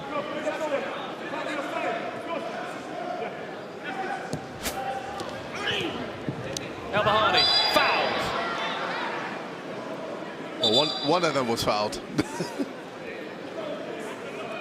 I love that we got the spray. Yeah. Was that part of one of the changes for this year? We just felt like it made it look a bit more professional. It definitely adds to it. Look at that spray. Jeez, get that close up. El Mahani over this free kick now for Vision FC. On the rebound, that's a tough one to take there. Once and twice for. How many balls do you want to take? Scandari. Oh, Paul, sorry. Wow, that's a yellow card for me. Semakulan. Bam. So Bam does enough to get rid of that one. He was a wild card last year for 1 week. Now a permanent signing for Rukkas.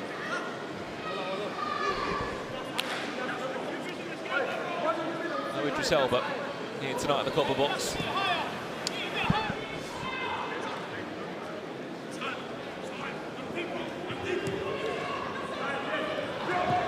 People asking about Florian Castrati. He's part of the Vision side this year, I believe, just recovering from an injury still. Last time I spoke to him last week.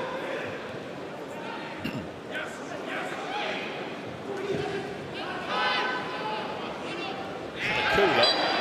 So much time. I was thinking of doing a TikTok on my laugh. Like, me doing different laughs. You got different laughs? I feel like I do. Like, I have like my normal laugh, but then I also have like my high-pitched laugh, my low-pitched laugh.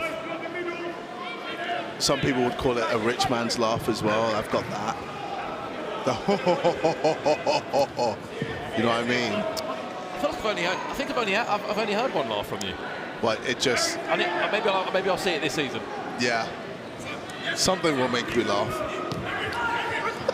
Good to see the content plan is going well.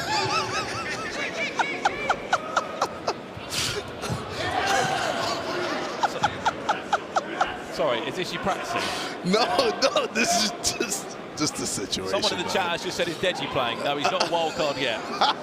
I would love to see that. That would be incredible. I mean, surely one team has to do that like near the end of the season, when it doesn't matter anymore. We spoke about this last week, didn't we? Wild cards we'd love to see in Baller League. Who would you love to see at home? Let us know. Each team can bring 2 wild cards each week. Someone just asked for a laugh giveaway. What? El Mahadi! Not bad effort. So, if you were to bring in a baller, does it have to be human? What's this jet lag done to you? Well, imagine you just bring in a horse. Just put a shirt on the horse. Why are the horses back involved again? It's just what are you gonna do? You're gonna have to accept it. You are the president. You can. If you want to go that far, you can. Maybe I'll suggest that to the team that's not performing that well this year. El Mahani, just wild card a horse. I mean, you're not going to mess with it. The ball possession is going to be fantastic. I might have a few skills here and there. You could come out on the horse. Oh, that's a gift. Is he onside? Oh, he is! Oh! Joshua Parker. There is a challenge. I believe they may have deemed that he was offside. Okay, challenge from Rukkas. Potential offside. Challenge from Rukkas. Potential offside. Offside or not? Can't lie, I was too busy thinking about that horse. Can we get a ref challenge on that, please? All right, here we go. Was he offside? Yes or no? Keep an eye on number 14 there, Joshua Parker. Oh, it's close. It's not the best angle for them. Yeah, I don't know about that one. Do we get another angle, or is that it? Okay, can we see it one more time? That's not better. It's not the best angle for them, is it? It's a great finish. Yeah, certainly that's worse. I think he's on. I think he's on. Challenge unsuccessful. Yeah. Played by defender. The decision is to award the goal. Wow, that is like inches. Delays, maybe. Goal stands. Vision lead by 2-0, and we're playing straight away from kick-off. Ergus Pepe is now on the pitch. I mean, why is he not starting is my question. He is their standout player so far. Could Rukkas FC be the NDL of last season? Well, if it stays like this, it's looking that way so far. 2 from 2. It just I expected better. Oh my God! Have you not scored that? Brilliantly done there by Melvin Minton to make up for that moment of lapse of judgment. How is that not a goal though? Must have bad before he scored. Semakula. That has to go down as one of the worst misses. I know it was a fantastic save, but what a miss. 1 minute to our game changer. 1 minute to our game changer in the first half. Right, we've got a game changer up in just 1 minute now. I mean, I say what a miss. It was on target. What do we think, KSI? 3 play, onside or +1? We had onside last game. I was going to say, it wasn't the most entertaining. I'd love a free play.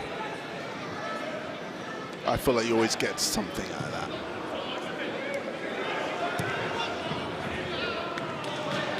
.25 seconds away.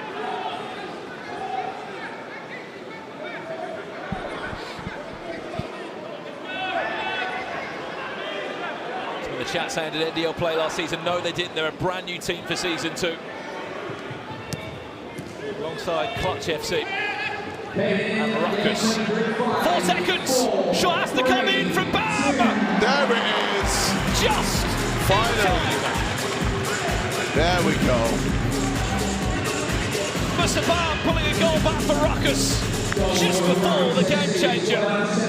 Poor defending from VZN FC there.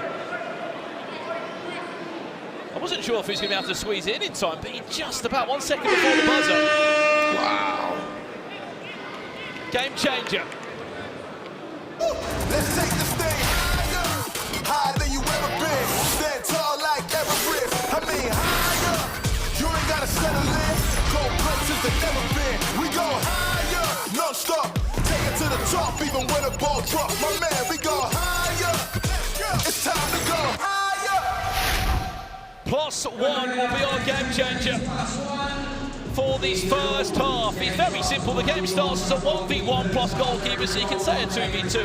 After every goal they scored, 1 player will be added to each side. Goalkeepers are not allowed to leave the penalty area or engage in build-up play. If a goalkeeper does this, it will result in a penalty. Basically, expect 3 minutes of pure chaos and hopefully quite a few goals. I mean, for a first half game changer, KSI, I think it's quite a good one. I've got it. Wild card. What? Elephant. Right. Can I mute your mic for the next half? In goal. 4, 3, You're not conceding. 1. Here we go then. El Bahani. Ole, ole. Oh. And Dara Dada kicking off this game changer. 3 minutes. Oh, defending.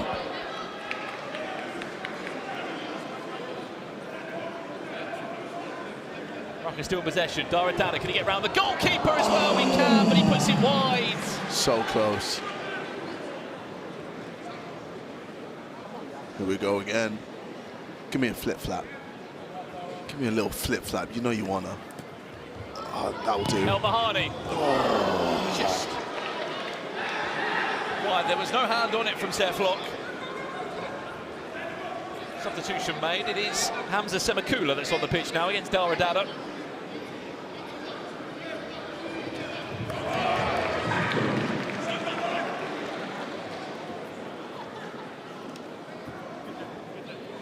No goals to report so far. Dara Dada, Rukkas. Well, about to get back in this one. Save. Chance to counter-attack here, potentially. Goalkeeper can't actively get involved. That's why he has to drop it off. Semakula, and now he can have a one-on-one. Oh, easily gets past him. But can he get past Seflock? Oh, what a save. It's a corner. That's the first corner flag for Vision. Substitution made, and I think Scandari's now on the pitch. He's round 1, but he's not past Melvin Minter. Well, go! That's going to be a foul. I think Melvin Minter knew what he was doing there. No, we need a replay of that. It was quite clever from Melvin Minter. He could play innocent, but he kind of just blocked. Decision is penalty. Goalkeeper left his 6-yard box. He left his 6-yard box. He counts that he's been involved in build-up play. But watch this again. Leaves the 6-yard box and just blocks the man. You can't do that. It's a penalty to Rukkas. And he's probably one of the best penalty takers in Ball League to step up for it in August Pepe. should bring Rukkas back into this. He does. Wow. Just like that, 2-2. Wow, VZN FC have let that slip. Let's talk about it though from Melvin Mintu. It was clever, but unfortunately he's just cost his team a goal. Yeah. Now it's a 2v2 in this +1. Oh. Obvious foul there.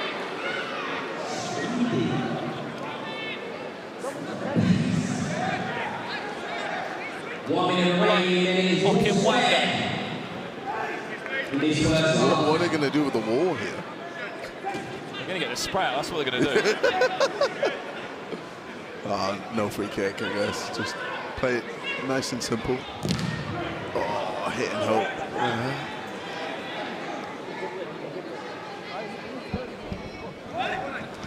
Yanited, fresh off the bench. First couple of touches on the pitch now for VZN FC. Oh, that was nice. That was very nice. That was so exquisite. Hamza Semakula makes it a 3-on-3. Hamza Semakula. And on comes Scott Cashett for the first time. Wearing number 29.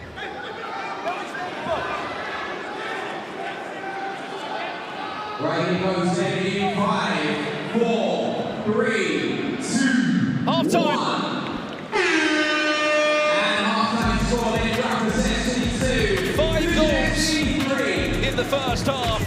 Rukkas came back with a penalty, but it was Hamza Semakula to put VZN in front of the halfway point. Still a big 15 to come.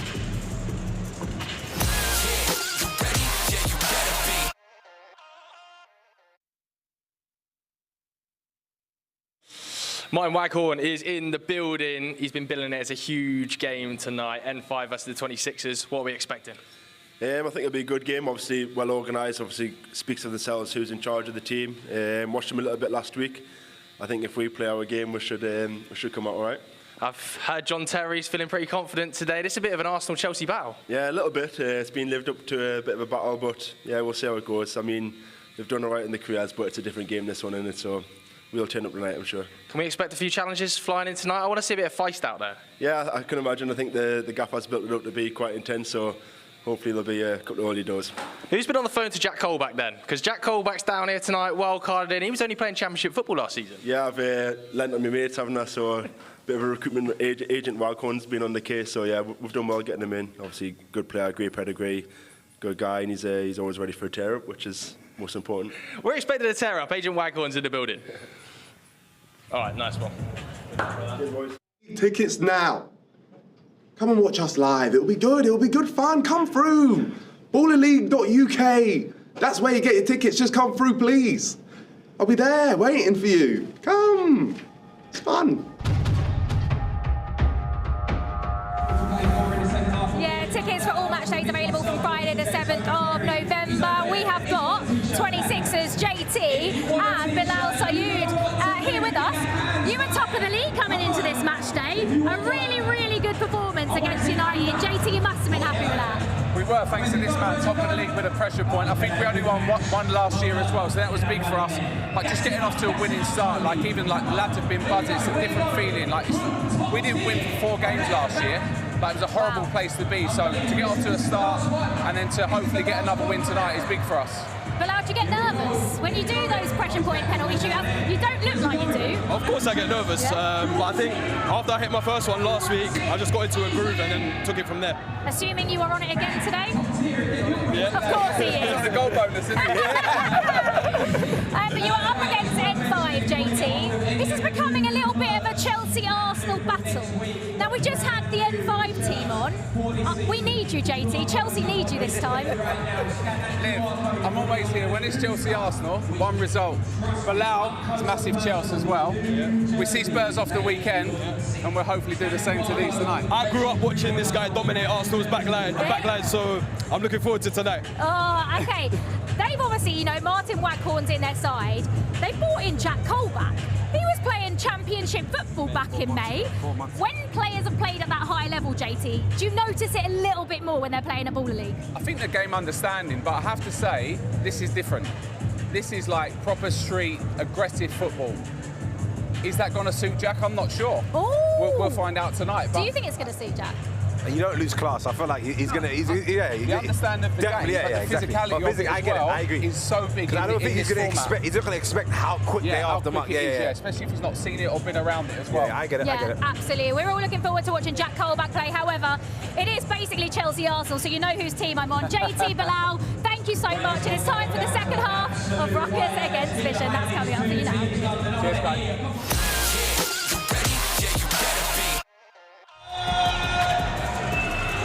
Well, welcome back here to Baller League for our second match on match day 2. We've got KSI with us, league president here. 5 goals so far. He's enjoying the music and hopefully enjoying the action we're seeing. Last time you were here, you weren't very happy with what was in front of you, KSI. This time, we've had 5 goals and a pretty entertaining first 15. I think it's been a fantastic second game week.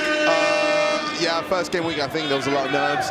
People were very scared to do anything. They were just a bit too tentative, whereas this time everyone's actually going for it and we're actually getting shots on target already as well. Yeah, it's been great. We just heard from the 26ers there as well in the break. You've already come out and said you expect them to go far this year, KSI. Yeah, I think they're going to be my favourites so far. Like, from what I've seen already, they look incredible. Who else has impressed you as well? The Wembley Rangers and M5 both won in week 1. Ooh. You know, I'd say I was impressed with M7, especially after last season. They were quite poor. We've got a ref challenge. Oh, hang on a second.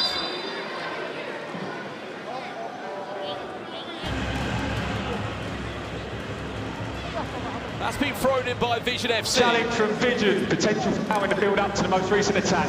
Challenge from Vision. Well, let's have a look at this. We do love a ref challenge. Oh, we do love it. We'll have a look. Can you ref again? You know what? I think that would be a mess. And I'm so here for it. Imagine. I would love you to ref again. I would love to do it. Like, I just wouldn't call anything. If someone scores, I'll be like, nah, it was offside. Just...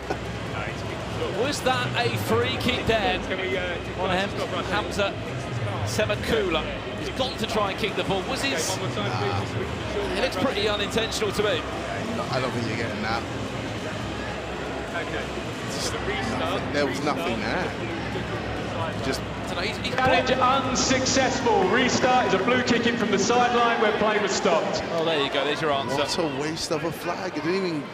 Like, nothing came of it. Well, that's both challenges gone. Ref challenges done. I think Toby was a bit premature there with the flag. He's not happy. Yeah, but look, he's fuming. That almost came off. He almost lost some swag points. I don't think anyone has said swag in so long. I'm bringing it back, man. I'm bringing it back. Swaggy. Oh, that was swaggy. Oh, it could have been swaggy. Uncle Amidi is possessed as Mr. Bam will try and find another. 3-2 Vision still lead here. Oh, Minter with a swaggy pass. Right, stop that. Okay. Both these teams looking for their first win in Baller League. 4-4 last week, Vision FC against SDS.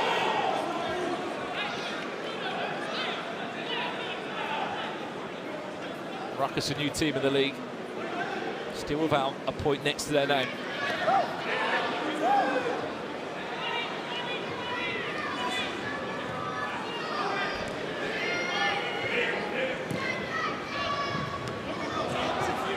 Great win from Bam, but couldn't find Giovanni Brown. He was looking for a wild card. He's back in the squad again this week. I mean, I would have thought Vision would want to look to maybe park us a little. Them old school Mourinho tactics. I mean, it's Baller League, so chances are it's a terrible idea to do that.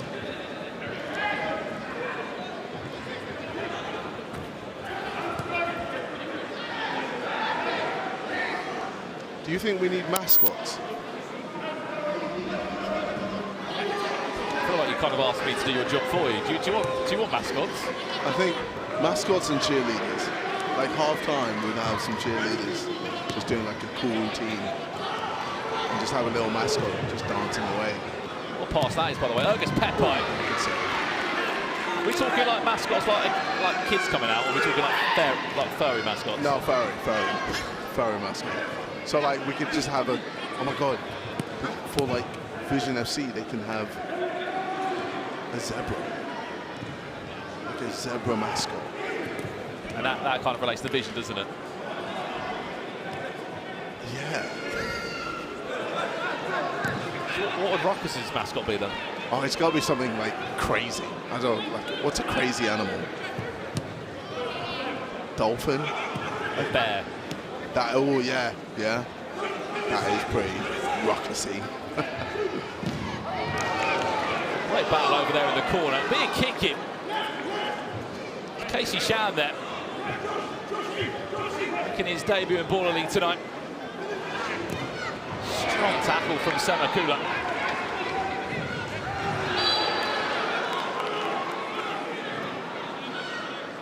It's a bad time to say that you were the mystery player last week. Did I just spoil it? Oh no. How could you? Oh.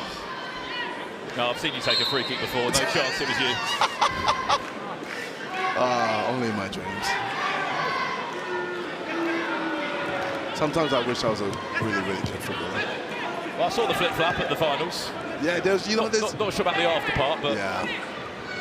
Oh! Casey Shan still referee. There is a free kick. I think that was great defending. I don't know about that. Free kick. It did well just to shield him.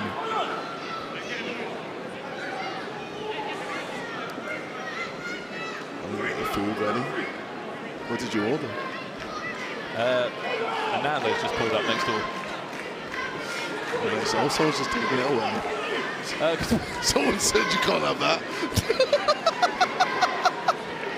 It's a free kick now. Ergus Peppi.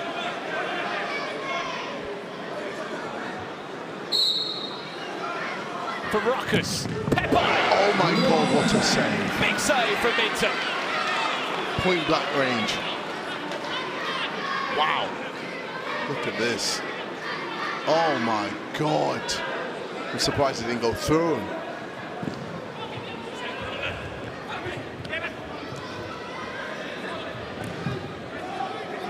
That's a long old ball forward. It could be a great one. Close. What a win back. That is Brown. It's another penalty. 3 corners. Penalty to Rukkas. And it's obvious who's taking this one. Ergus Peppi surely just scored. He never misses. I've never seen him miss. What's she cursing now? No chance. He scores this. Here he is, Ergus Peppi. He never misses. Looking to bring Rukkas back into this one. Oh my God. We have seen a miracle, ladies and gentlemen. For the first time in all our lives, he has missed.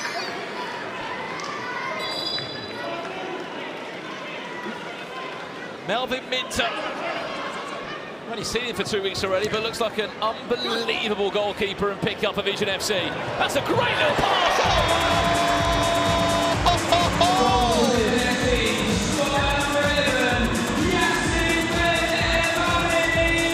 This guy cannot stop scoring. Oh my God. 4 goals now in 2 weeks in a VZN FC shirt. We have to speak about the hold-up play, by the way, from Joshua Parker, who's already grabbed a brace this evening. 4-2 VZN FC lead. I mean, that hold-up, you could argue, was Gyökeres, like, just so big and strong and amazing. On top of the league, worthy. Oh,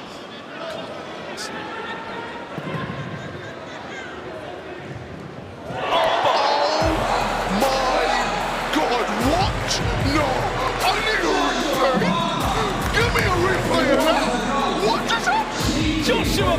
Parker has just bagged himself the perfect hat-trick in Baller League. No, that's gone. Whoa. Parker, mate. 100 plus appearances in the Football League. How about that for a hat-trick? How about that for a finish? Fantastic. Joshua Parker leading by example, the captain of the side. Oh, we got a little bit of beef. What's going on? I'm seeing Michael Hector. Oh, they're still going at it.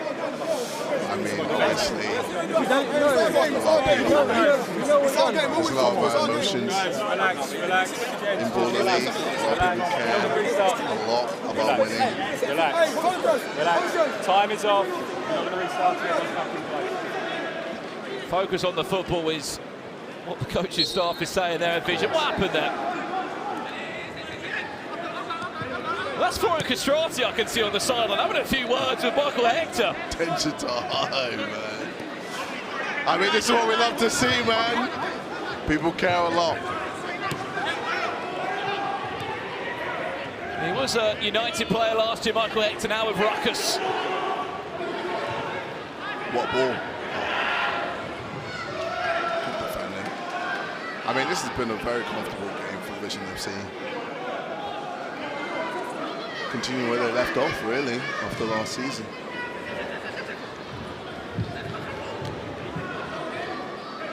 That pickup they've had, though, of Joshua Parker and...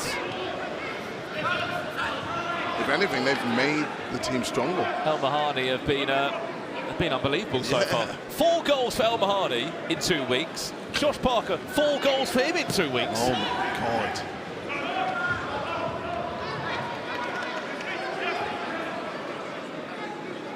There he is, Mahani. Looking real nice. Looking real comfortable. Oh, that's a bad challenge there. Scott Kashket fouled there by Skandari. Very late.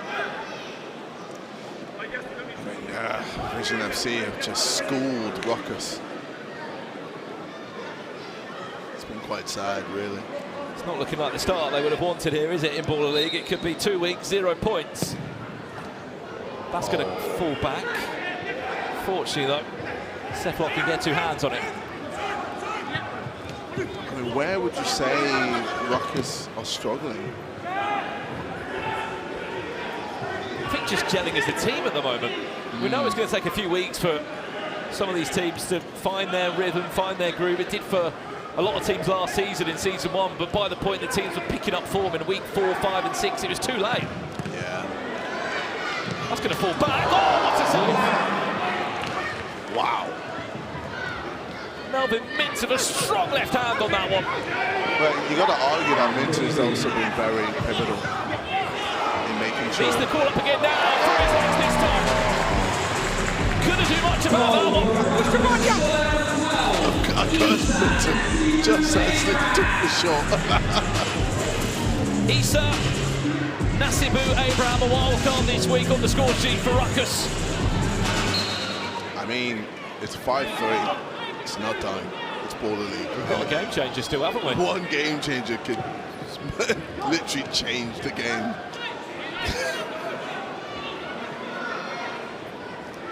Get your jerseys at shop.ballerleague.uk.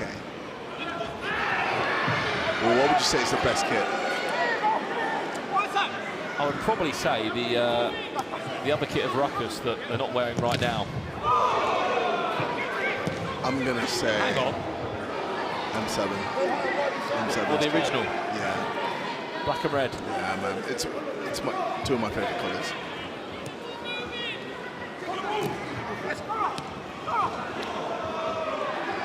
Two minutes away, just over that from our second half game changer.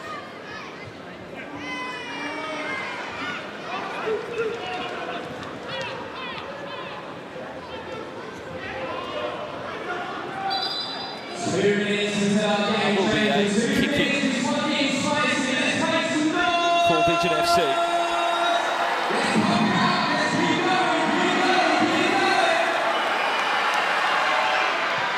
A loud copper box arena.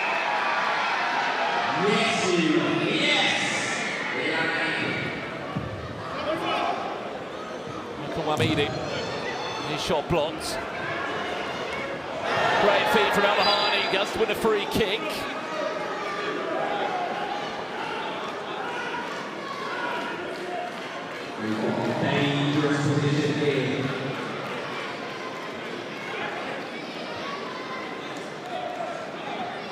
Al-Mahani.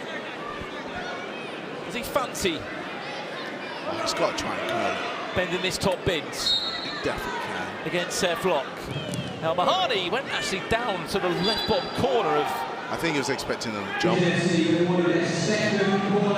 another corner though for Vision. Remember, 3 corners to win you a penalty.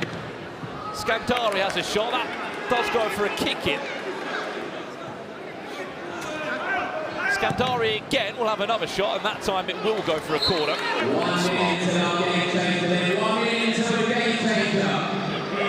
1 minute. Are we in for a one-on-one, KSI?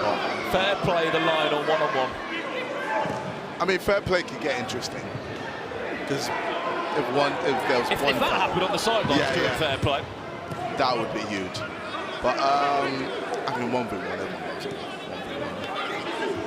A one-on-one, should I say. This is only game 2 tonight for those that are asking. Still 4 more games coming live from the Copper Box this evening. Including El Sakiko, we're calling it, between NDL and Deportrio. Oh, is that another corner? Just to kick him right in the corner, not a corner. I mean, that would have been a flag if they had one. Scandario, and his shot comes over the bar. We've lost the ball. And it's going to send us into a game changer. Oh, so a fan has run away with the ball.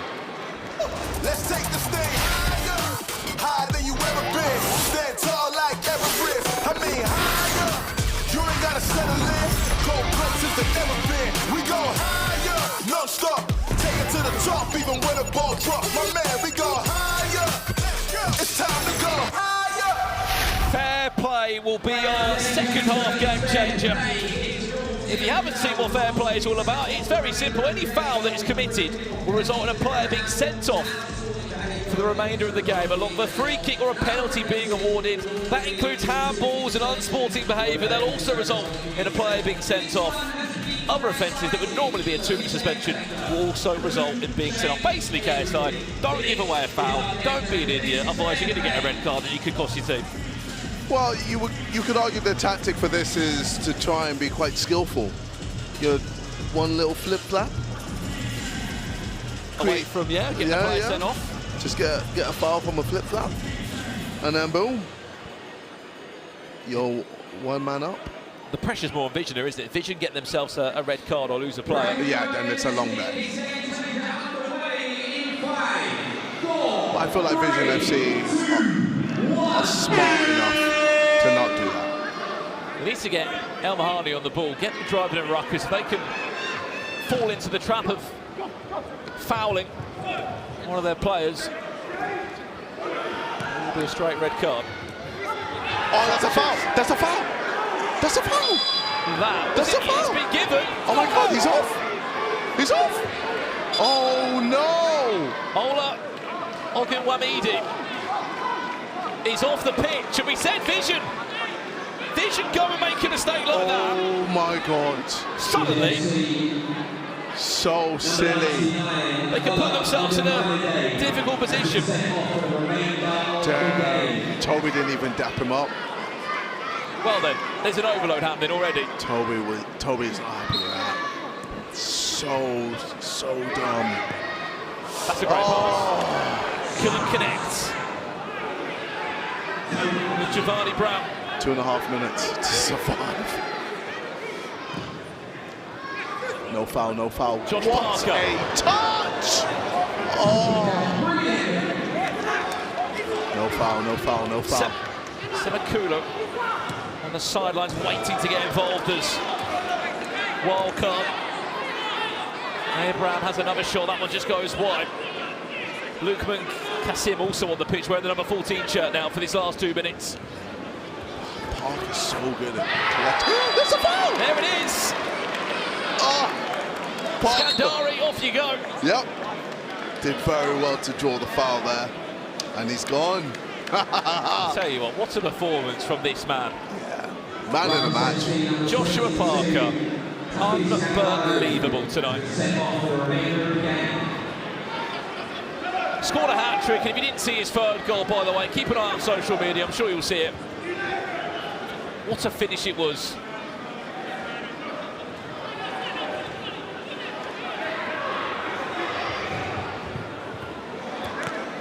I mean, 1 minute and 30 seconds left. I think it's all right. I don't really see Rukkas coming back. That's another corner, by the way. I tell you what, Rukkas go and get another corner. Or if they get a goal and then a corner in the dying moments of the game. Who knows what could happen?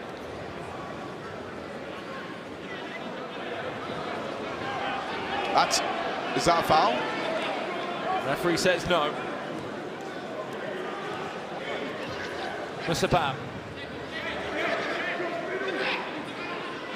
August Pepper in support of the left-hand side now for Rukkas. 45 seconds left, that ball's got to get forward. Time is not on their side. Oh, it's a corner! Shoots, he gets the corner! Oh, boy. August Pepper to step up. Remember, he's already missed a penalty. He scored one and he's missed one in this game. Well, I mean, he's never missed 2 in a row. He has never missed 2 in a row. There's no way we're going to see.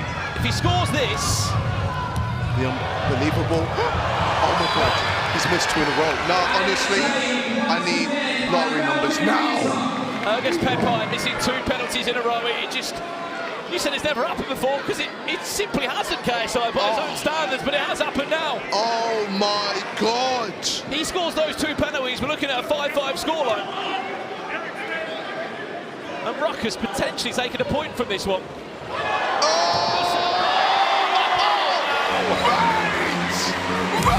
That was insane! Oh, but look at the roulette!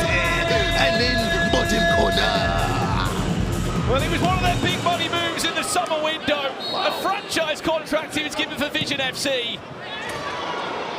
And he's just bagged his 5th goal in 2 weeks in Baller League. Mate, that performance was swaggy. 6-3, VZN FC will remain unbeaten in Baller League after 2 weeks. 4 points on the board, a draw last week. And a huge win. Go get another. In week 2.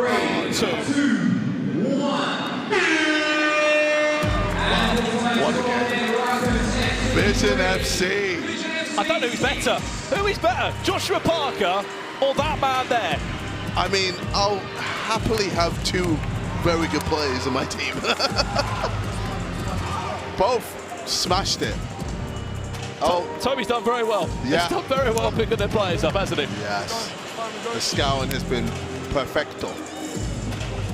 Yasin Ben El Mahani take a bow, but I think the start of the show, Joshua Parker, a hat-trick, and what a way to bag the hat-trick as well.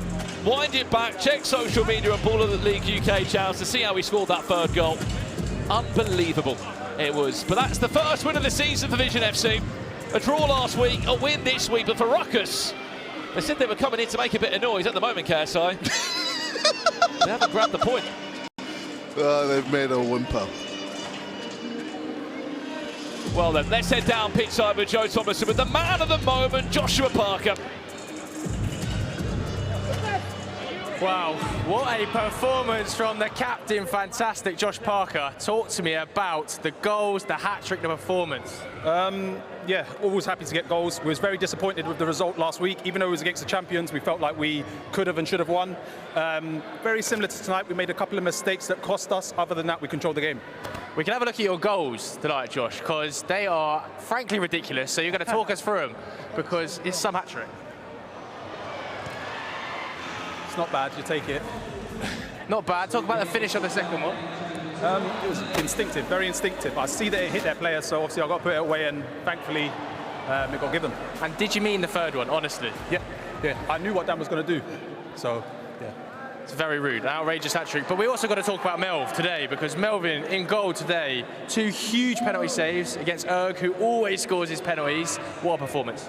Yeah, it's a tough game. To be fair, Rukkas gave us a lot of problems in our defensive third, but thankfully my job is to obviously keep it out of the net, and thankfully I've done that today. Be honest, were you worried when he gave away that penalty? Do you know what? I just stepped in front of him and I didn't think it was an automatic pen in it, so gutted that Erg scored, but I had to make up for it in the second half, and thankfully I got 2 penalty saves after. It's a huge win off the back of what was a really, really tense game last week as well. How do you see the rest of the season panning out for Vision? I see the only way is up, because we're all a new group of players. There's a lot of new members in the squad, myself included. So I think the only way is up. We've got so much more to give, so much more lessons to learn. We'll go back and watch the game, and hopefully we'll be better next week. Boys, congratulations. Thank you so much. Cheers.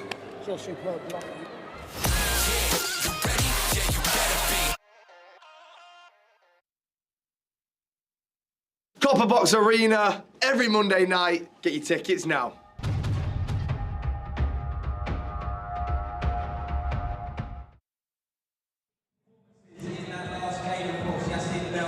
Yes, all tickets for all match days available from Friday the 7th of November, so make sure you get those, and you can also vote for your Head and Shoulders MVP of the night. All you have to do is scan the QR code on your screen right now, and I suppose that last game, that Vision win, was the perfect reason, or the perfect reason why you could vote for Joshua Parker or Yassin Ben Elmani. Yassin Ben Elmani! I mean, you bigged him up, Toby bigged him up. The franchise baller for Vision, and oh my word, what a player. That last goal was disgusting. No, honestly, I just want to give a big shout out to 3 players, Joshua Parker, Melvin Minter, and Yas, my boy. He's got a perfect hat-trick, Joshua Parker. No, he's a joke. He reminds me of myself. Yeah, because you see him, presence up front. Look at this goal here. That's got chunks written all over it. Me and Josh, I think we need to be friends. He might have watched my clips. Humble chunks, humble. Yeah, that's got chunks written all over it, apparently. Yeah. All jokes aside, absolutely incredible. Absolutely incredible. Well, a huge win for Vision. They have won 6-3. They should have won last week. They came so close, but Toby will be very, very happy. With that, right, it's time to head over to Joe for the Cupra 2 Halves Challenge. All right, it's time now for the Cupra 2 Halves Challenge. Here we are, 2 lucky fans picked at random out of the audience. Who am I joined by? Deck and Lennon. These 2 are going to have an opportunity to kick the balls through the Cupra holes. However many points they get will mean they get £500, whoever scores the most goals. We also have a leaderboard situation. So at the end of the season, whoever has got the most goals will go through to the final 4 to play for even more money. Deck, you're over here. Lennon, you're over here. I'm going to count you in. 1 point per goal, 30 seconds on the clock. You both ready? Get a ball. Deck, get a ball. Lennon, get a ball. All right. In 5, 4, 3, 2, 1, play. That's a huge start for both of them. 1-0. 2-1 to Lennon. He's on fire here, by the way. The LEDs are all over the place, but Lennon is on fire still. 2-1. 3-1. Come on, Deck. Got to put it together. 3-1 still to Lennon. Started well here. This is good technique by Lennon, by the way. 3-2. He's back in it. Last 10 seconds. Last 5 seconds. 4, 3, 2, 1. It's over. But it was tight, by the way. It was tight. I think the final scores were 4 Lennon to 3 Deck. Lennon, huge result, mate. Congratulations. You will be receiving £500. Just a shame you're a Chelsea fan. Right, we are very, very close to our 3rd game of the night, and that is N5 against the 26ers. This isn't just N5 against the 26ers. This is Arsenal against Chelsea. This is Jens Lehmann and Robert Pires against John Terry. This is Liv versus Chunks. There is a lot riding on this game, Chunks. Yeah, it's a big one. And I'll be honest, if it's anything to do with this season, then let's just say N5 is going to be winning comfortably. Well, weren't JT's 26ers top of the league before coming into this Hence match? the reason I said, if it's like Arsenal this season... Oh, you said Arsenal yes. this season, not N5 this season. No. I mean, listen, N5 is so improved, but this man's problem, we said last season, was not taking their chances, and they did that, but it was very close against United. It ended up being 3-2. Yeah, I feel like at the end of the day, John Terry had a great team. The team picked up towards the end of the season, last season, and I feel like they were unlucky to miss out on that top 4. But if they go into this season the way they finished off that first season, then I feel like they're going to be comfortably in that top 4. Yeah. Emmanuel Robe, you know what I mean? You got Bilal Said. You don't even feel Jardel Sterling. Yeah, you don't feel the absence of Sak Hassan right now because they're playing very well without him. Yeah. Absolutely. Right, coming up, you can see him there. This is a huge game. JT's 26ers obviously were top of the league coming into Matchday 2, but N5 won their first game in Match Week 1.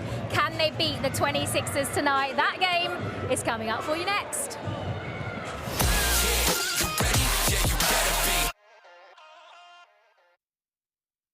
So I ended up in the hospital for about 3 weeks. I was told by the doctors that this could be life-threatening. But I didn't let that stop me. Over to you, Kazajstan. He's back again for season 2. It's like he just left off in season 1. Yeah, look, making that bread that hard though, young G shipping that cargo. Champs are back. Between a pro team or Baller League, I'd pick Baller League. We were in a rut, you probably thinking, yo, what am I signing up for? I was like, damn. I'm just like time, boy, you can't put me in a box. Kazaj Sterling, 26, defender for SDS. Footballing career started at Leyton Orient and then went to Tottenham. I first met Kaz at the age of 14, young striker. He showed wonderful potential. I've known Kaz for about over 15 years now. It was actually me who got Kaz into Baller League. I knew one of the guys at SDS, star player. Me and him are good friends. I've known Sharky for quite a while as well. Come on, Kaz, MVP. What you say? See me, bro. Good to see you, man. This guy changed our lives at SDS, man. Scored in every single game he's ever played in Baller League so far. You know, he won our only pressure point. Scored a hat-trick in the last game of the season when we need a goal difference. Scored an equaliser in the semi-final with a minute and a half to go. Scored a banger in the final. MVP for a reason. I feel like me in general, I'm a light-hearted person. I don't take anything too seriously, so I always find the funnier side and stuff. Did she do that? Cooper Crosby challenge. Yeah, that was Kaz Sterling, last season's MVP. But look who we've been joined by. We've been joined by the Deportrio duo, Micah Richards and Daniel Sturridge. And we've got Nico from NDL FC. Guys, I don't know if you know this, but this fixture's been called... Oh, sorry, is this like a... Whoa! That's nasty. Last week you was with us, now you've gone over there. I was going to say, she was on your side last time. You said that. How are you? Loyalty. Loyalty. Afro and Kessie could learn that. Tim agreed to come to you. No, that's his friend from school. Since 3 years old. Oh, really? I like. You didn't like your content? Yeah, no. Guys, this fixture is being called El Sacico. For whatever reason, I don't know. No? I did not put my job on the line. I don't know where this came from. I don't know whose accusation this was. This guy donated his job. So, Nico, can you please explain? If NDL... In his own terms, he'll be Steve Jobless. I feel like Michael obviously did incredibly well, won the league last season. He won the league, came first place. Yeah. And obviously Daniel's come in and it's 100% loss rate ratio. I mean, to be honest, you're supposed to be. He's telling the truth. Oh, so that's what we're doing? Okay. No. Oh, Micah! You see this? Micah! You see this? You may as well stand over there with him. You see this? So I guess it's Steve Studge on his own, guys. Breaking news, everybody. I can't believe what I've just witnessed. Get back over here. Get back over here. And support your... No, I don't want him back. Have you seen that? Have you seen something? You know what, Liv? What happened was, last season I took care of everything. The lads listened to me. The tactics were spot on. This season he's coming. I'm the big I am. I'm Daniel Sturridge. We're going to do it my way. One game capitulation. Yes, we can see the performances. The team don't want to play for him. They don't want to in my life, one game as well. Seen a man snake somebody on live guys, television just as much as this man's just done me. I cannot, and that's a severe. This is bad from you. But... I'm going to chat to you after, Mike. Guys, we need to go. Good luck. I don't know who's... I can't believe you're on the same team here. This game is coming up for you later. But first of all, it is N5 against the 26ers. Brandon, over to you. Thank you so much, Liv. Yeah, I cannot wait for that one. The El Sacico coming up following this one. The question is, will Nico stay in charge of NDL FC? Of course, that one coming up a little bit later on this evening. But before that,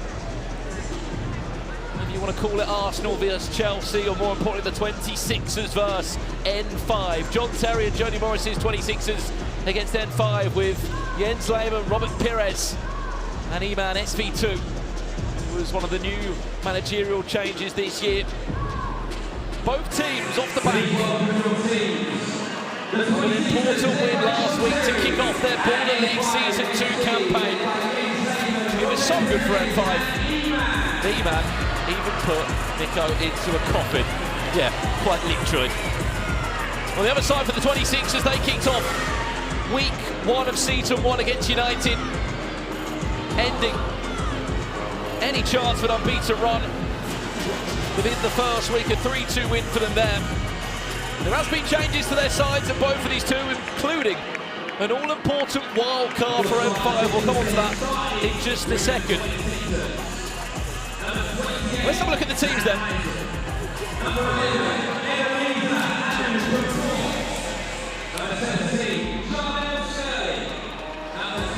Kicking off first and foremost with the 26ers. One of their main changes this week is goalkeeper Sam Marcel, who comes in for Suri Sane, who was superb last week. Aside of that, it's the same team. They don't want to use a wild card, and why would they? When they've got Bilal Sayoud being the star of the show, won the pressure point penalty shootout last week, and their franchise player in Jado Sterling, a big part of everything going forward. Emmanuel Rowe also scoring the quickest goal in Baller League so far, just 57 seconds. Well, how about this then? Speaking of Premier League players and former Premier League players, number 12, Jack Colback features this week for N5 as a wildcard. Yes, Jack Colback of Newcastle United and Sunderland was recently playing at QPR in May this year. Niall Ranger also features, speaking of former Newcastle United players, and the championship experience for Martin Waghorn hopefully can add his part into this unbeaten N5 side. Who comes out on top? That's the question, chat. I wonder how he's feeling, Jack Colback. I didn't expect to see him in Baller League Week 2. Just one of many wildcards. And we'll be featuring across the 11 league weeks. No surprise he starts, why wouldn't he? Jack Young there as well, you see, scored the opener and first goal for M5 this year. They had to wait such a long time to get a win last year. Although they had Brian Lee, who was a goal scorer for them. As a collective unit, they were unable to put together any kind of league form run. Here we go then, Steve Hughes to kick us off from the centre spot. Get your voting now. 26ers or N5. Emmanuel Rowe looking to also score another early goal in week 2.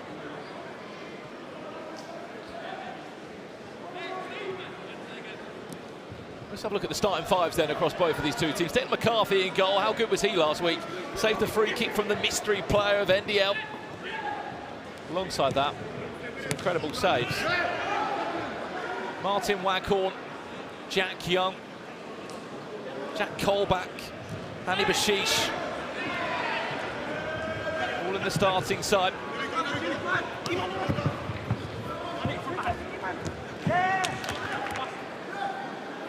Not forgetting Kieran Freeman. On the opposite side for the 26ers, getting his first touch of a ball.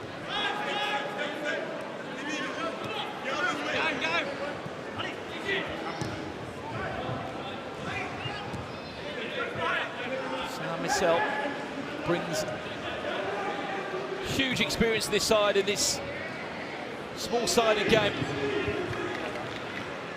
He's represented England playing futsal.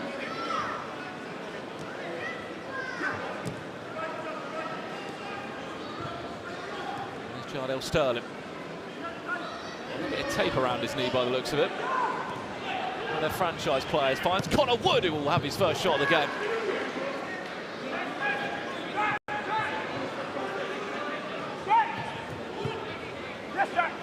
under 200 appearances professionally across the football leagues for Tranmere Rovers, Colchester United is Connor Wood. Martin Wackhorn there through to the ground by Adu Kufuor.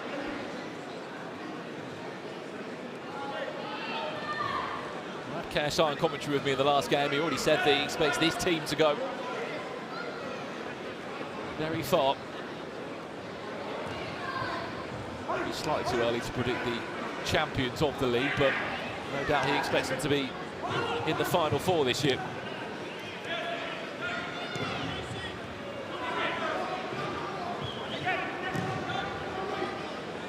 And Wackhorn chasing that one. Sam Miesel nearly taking me out of the commentary box. Thanks for the warm welcome.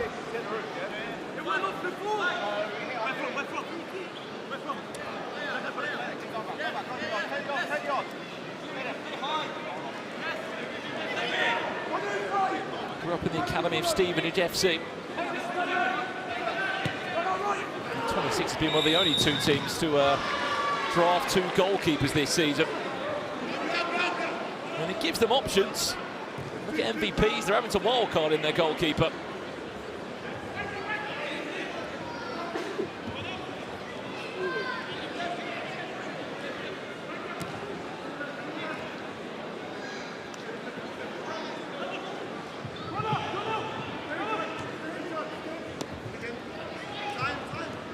He's settling in so far so good is Jack Colback.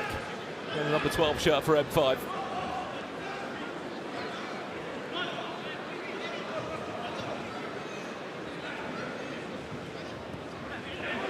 Clever little flick on there from Connor Wood into Emmanuel Rowe. Adu Kufuor, Connor Wood over the bar, unfortunately.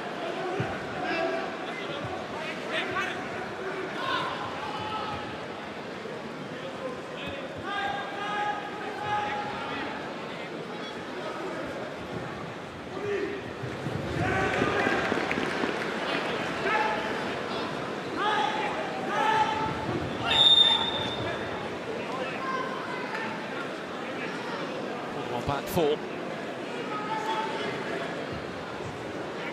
Kick in just inside the 26ers half as Jens Lehmann looks on. His coaching staff include Luke Chambers, formerly of Ipswich Town, hence why the connection came to get Martin Wackhorn involved. First corner of the game for the 26ers. 3 corner flags. And you will win a penalty. Wackhorn. Somehow Emmanuel Rowe's boot came off in all of that.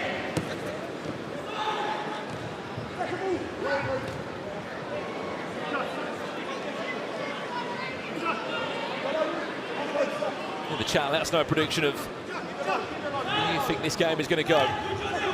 Game 3 of the evening. If you've missed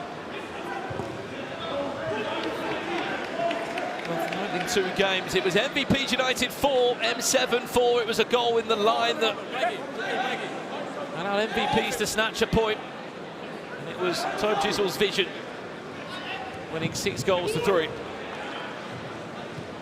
Sure that their unbeaten start in season 2 will continue. That's a clever little turn there from Declan McCarthy. He's never afraid to do that. Jack Young finds Colback.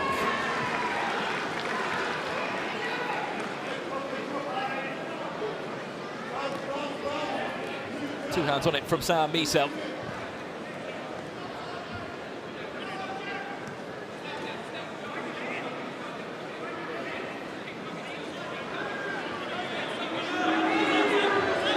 Fancy a shot from there? Why not?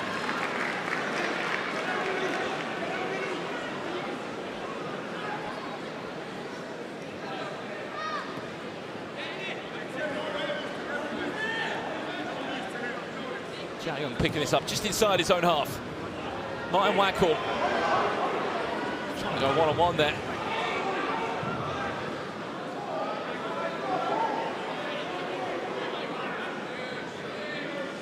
It was there kicking.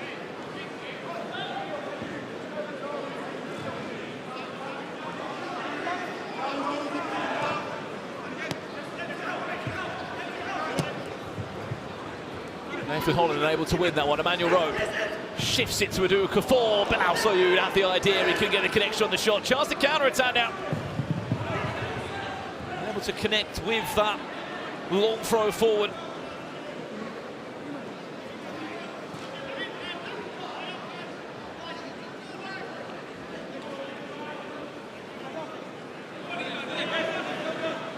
Of course, following this one is NDL FC against Deportrio.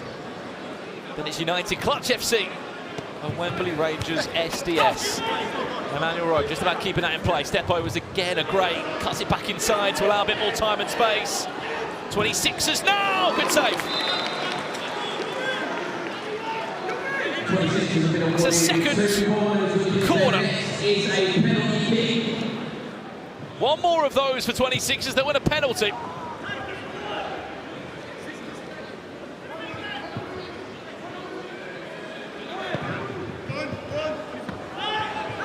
Ali Bashish. You meant to tell me that or not, Jack Young. It worked out well.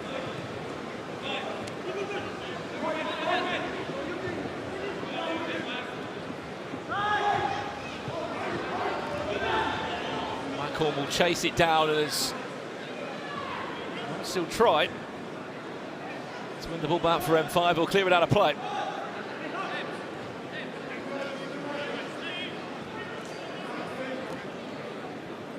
Those asking in the chat, United haven't played yet. They play Clutch FC later on this evening.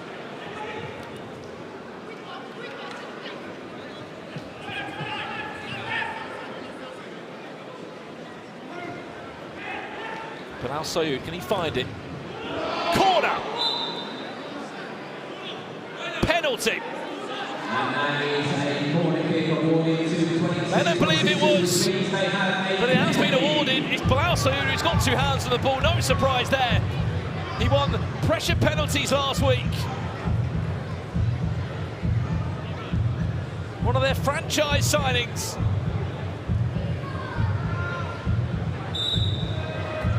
Let's see how it goes. Bilal Soyoud now for the 26 and stopped by Declan McCarthy. You won't get a better chance than that to put your team up by a goal to nil.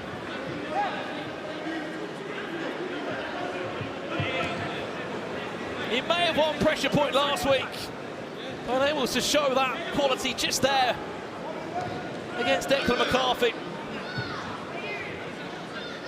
Pressure point does follow this game for those that are asking. It always comes between the halfway point of the evening after game 3 and just before game 4. Whack call on Sterling. Wins a free kick.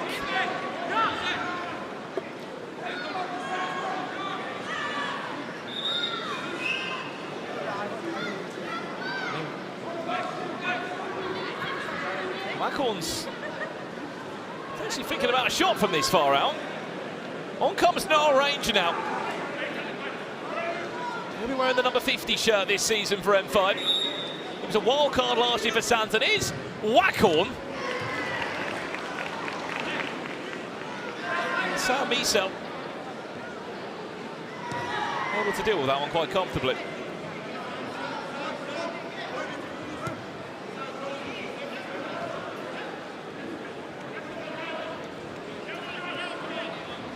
Bilal Soyoud. Parry there by Declan McCarthy. Doesn't give away a corner, just to kick it. We'll show you a replay of that when we get a second. The biggest chance of the game so far. That's a clever pass. Oh, and even better finish.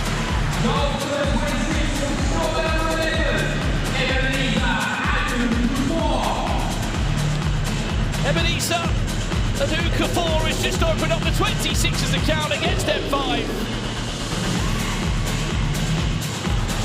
We have an N5 challenge. But there has been a challenge knee height from M5 FC.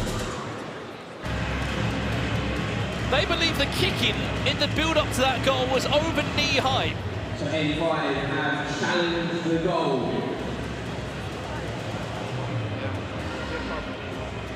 It's got to be above his knee, yeah. Stop the ball. So it's then travel above the knee.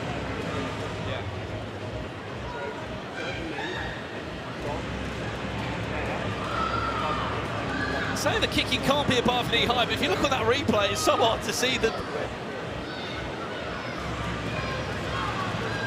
Referee's challenge successful. Incorrect kicking. Wow. Sideline red.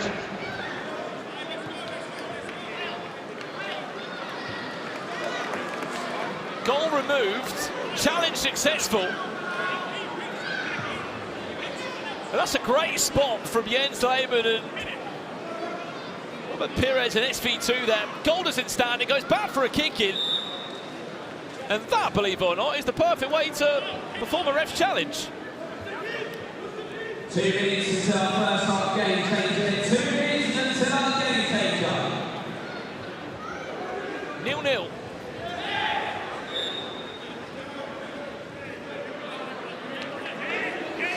Just under 2 minutes away from our first half game changer. The last 3 minutes of the half will feature a new set of rules. What you might have learned from that is kick-ins can't be above knee high.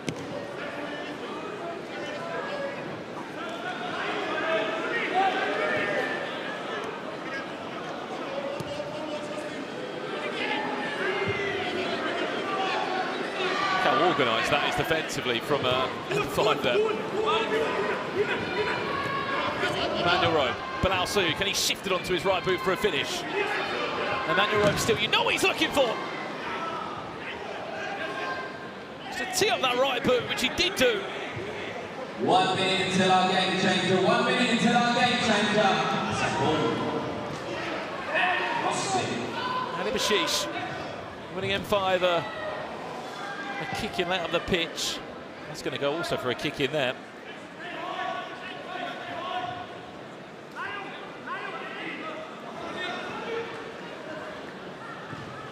NDL in action next game for those that are asking against Deportrio. No one's coming here. Emmanuel Rowe charging at you, looking for that right boot, which he gets! Goal for the 26ers, score number 14, Emmanuel Rowe! Did he just lose his boot there in the finish? His shoe just came off. Didn't faze him though. I feel sorry for whoever's in the crowd there behind the goal. They got the boot in the face.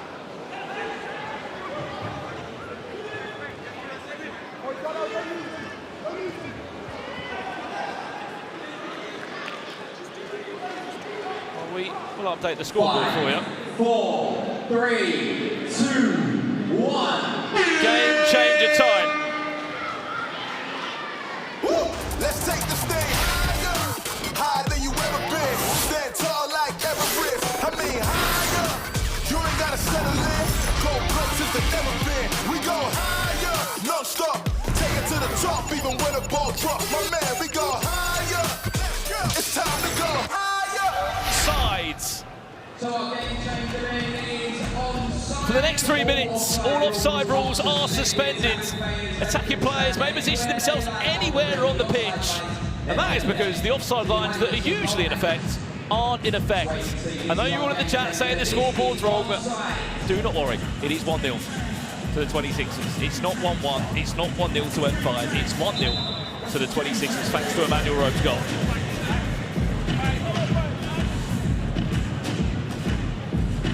Three minutes of onside. Brand new game changer this year for season 2. 5,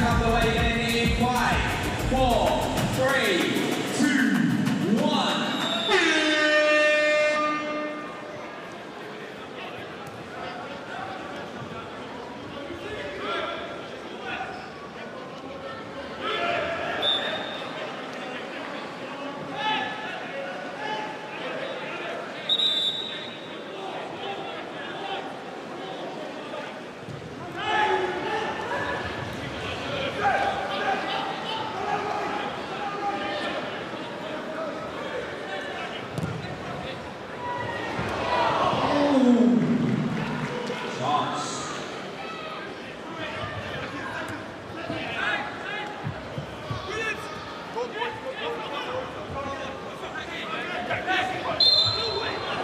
Yeah, just for clarity there, it is 1-0 to the 26ers.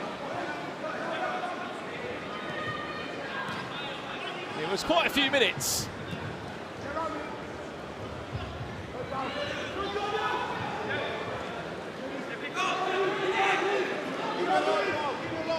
Of course, 26ers scored a goal, then that was removed for the kicking that was over the knee. Then eventually, Emmanuel Robe scored for the 26ers. They did go 1-0 up. There was a wrong point added onto the board for N5. N5 have not scored a goal in this game. And the 26ers are leading by 1-0. We're in the first half still. We're in the game changer.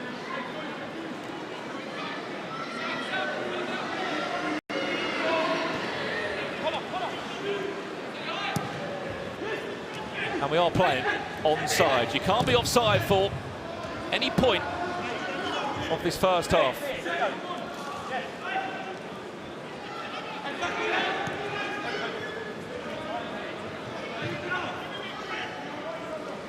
Some people in the chat saying there's no one brought in Adel Tarab or Hatim Ben Arfa. Oh my, they would be some huge wild cards. 1 minute of the first half remaining and 1 minute to go. 50 seconds left, Nile Ranger, Hani Bashish all the way across towards the back post for M5. Hani Bashish, his shot blocked. And it did come off an M5 body.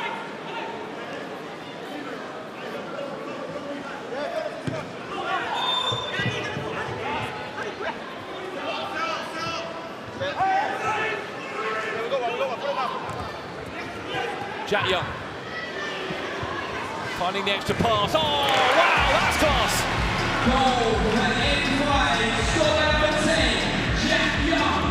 That time, that is a goal for M5, a legit goal, and he's 1-1. Jack Young and Kieran Freeman there, just interchanging, not once but twice.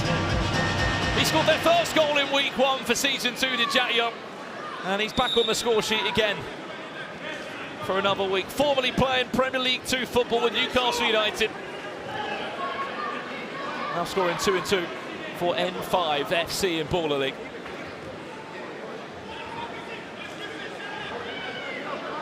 You can't play long, Sami Sow here, because there's no offside rule.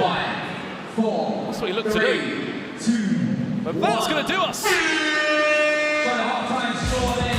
Now the halfway point in game 3 of the evening. It was a late half-time equaliser during the game changer for M5. It's all square, and still big 15 more minutes to come. 1-1.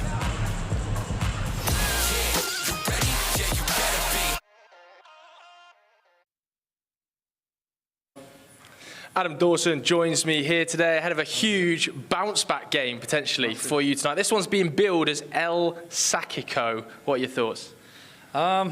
Just got a win from last week. Obviously, last week didn't really turn up, but the first games are always cagey. I don't think we played any worse or better than we did in the first game of the season last year. We just got on the right side of the game changes, and it only took us 2-3 weeks to actually find rhythm and get playing to how we wanted to play. So hopefully we can get the win tonight. What are the differences between first season and second season? Because you were a massive character in the first campaign. I just think obviously the standard of players is higher. People understand the rules more, and obviously just getting more tactical. People know how to set up. The shapes are harder to break down, so it's a lot more cagey. And obviously the first few weeks are going to be a lot more cagey because people don't want to make mistakes and take risks. So. No Mampolo tonight, no Julian Lescott tonight. How big a loss are they going to be? Massive, obviously Francis, massive loss. Got a sore hamstring, but Francis is massive to us, and he'll come back next week and bang them goals in for us. And NDL, kind of pre-season, we're being tipped as this super team. They've got so many star players, but they lost first week. What are your thoughts on them? Like I said, they've got good individual players, and it's probably going to take a few weeks for them to collectively get together and play how they want to play. Can't take it away from them. They've got some really good players, so it's going to be who's going to be the best team on the night takes the win. So we're humble like we were last year. We ain't giving it all the big lips, so we'll just go out there, do our business, and hopefully get the 3 points. It's a huge game tonight for these two teams. Keep an eye out. Oh, Chugs, they just missed your little trick. It's all right. I can do it again. There's Yassin Ben Elmani basically right there. It is N5 1, the 26ers 1. Pretty even game so far. I'm not quite sure that any team maybe deserves to be ahead. I feel like 26ers maybe have got a little bit of the better of them so far, but again, it's not shown because obviously you've been outside, you missed the penalty. No one expected that. But yeah, you're right, it is pretty even. No one kind of go crazy so far, so I want to see more of that second half. So unlike Bilal Sayoud, obviously won the pressure point last week. He'll be on it again this week. We we spoke to him and he said, you know, he does get nervous, but he doesn't often miss penalties. Declan McCarthy, man, we saw it last season with MVPs and now obviously this season with N5. He is a great goalkeeper and there's a reason as to why he missed, man, just that presence in goal. Yeah, well, like in the first game, Emmanuel Robe got the 26ers off to the perfect start, really, and he's looked very impressive in both games so far, hasn't he? Emmanuel Robe. This was the disallowed goal. Yeah. Look at that. Class. This is a lovely bit of play. I'll be honest with you, he's impressing me. I really do like him. I feel like they got rid of a number 10 in Brian Lee, but did they bring in another? You know what I mean? I don't know. Obviously, that's now 2 and 2 for Jack Young. And I mean, what have you made of Jack Colback? Obviously started, he's come up. I haven't got to see much of him. Obviously, we know what he's capable of. He doesn't need to prove himself over here. I feel like potentially John Terry might have been right. Maybe it's a bit like, oh, didn't expect it to be this, you know what I mean, aggressive and quick. But, you know, he knows what he's doing. This is a Premier League, this is a guy with a lot of Premier League experience. Yeah, he ain't got to prove himself. He ain't got to do that. He can just come out and enjoy himself, you know what I mean? It's random Monday. Yeah, absolutely. Well, we will see a little bit more of Jack Colback in the second half of this one. It is currently JT's 26ers 1, N5 1. Who will take home all 3 points? Second half's coming next.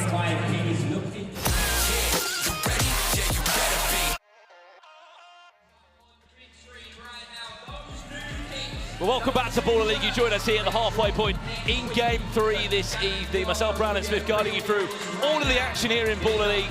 So far, we're all square. Both these teams are in form. They've just come for back of a win in last week, looking to make it back-to-back results. Here we go, 15 more minutes.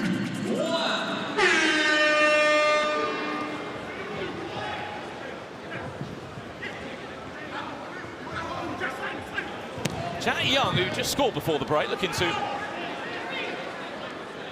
score instantly in the start of the second half.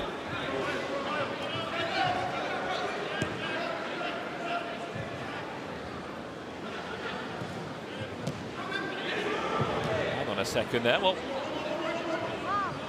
play from Jardel Sterling.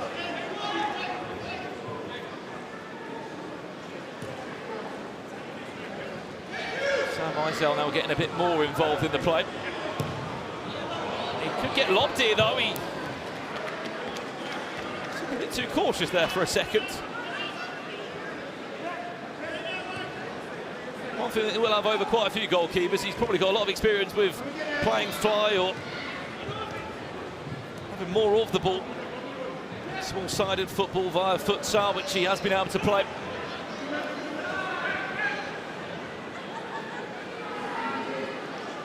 Most recent years.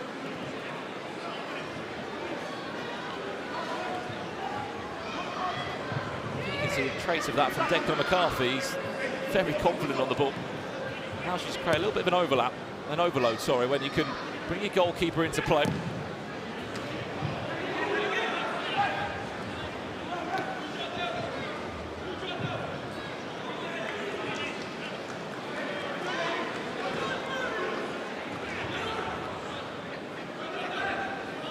Jardel Sterling using his strength there. Farrell Rose-Mensah off the pitch. He went for a piece of trickery in his first couple of touches. Jack Colback back on the pitch now as well. That is the Jack Colback. Wild card of this week, wearing the number 12 shirt for N5 FC. Have a look at this then.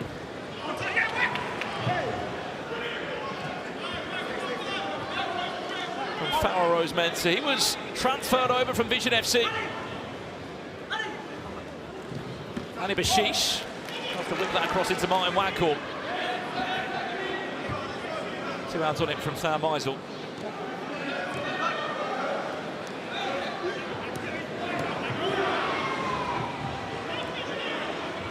Come the 26ers now. Dapkus, Mensah.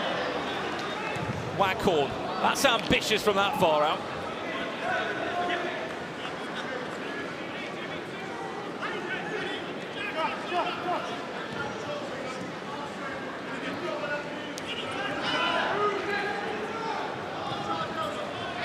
Be offside. We which he is. Offsides do exist in Baller League, hence why we have a game changer called onside.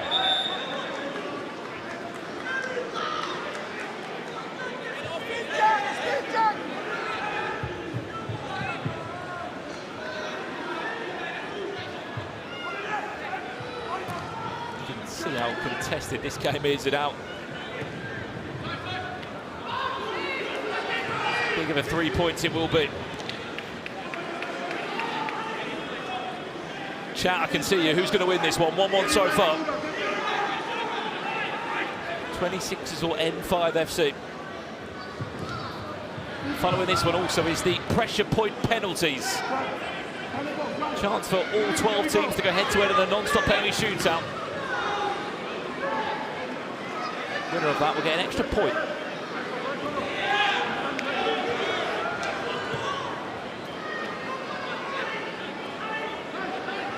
Andy Bashish. Well recycled there by Kieran Freeman, who played a really big part in that. Only goal so far for N5 in this one. A lot of people saying N5 are going to win this.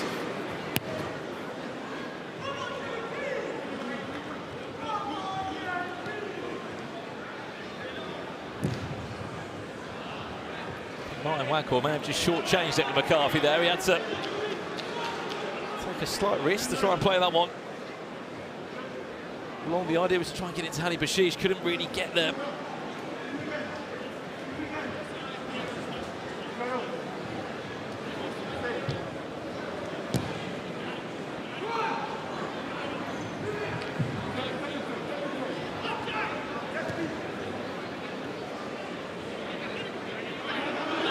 Goal scorer, Duke of 4.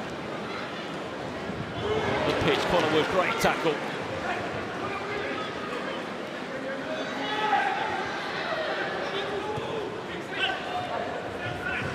Wackle. Deflection, corner.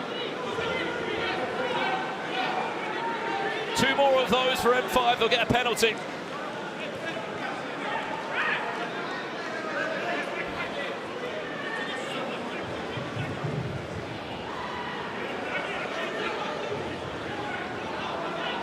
Palauso taking matters into his own hands here.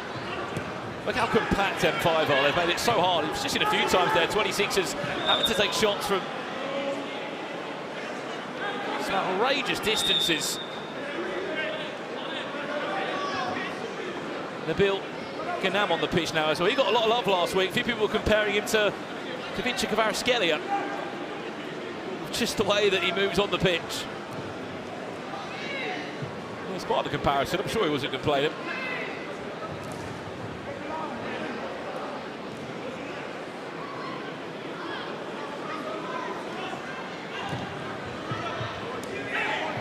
Noel Ranger and Jardel Sterling battling it out. Jack Young able to find Jack Cole back. Great feat from Bilal Soyud, and the 26ers will just edge up the pitch ever so slightly. Game changer comes in the 27th minute for those that are asking. From what I can see in the chat, the NDL have arrived in their numbers.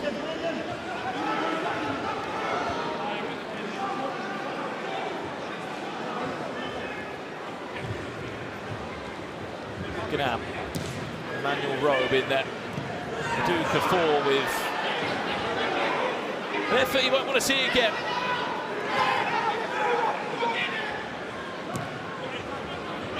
Noel Ranger. Felt like he was fouled. Chance to counter-attack for the 26ers. Emmanuel Robe!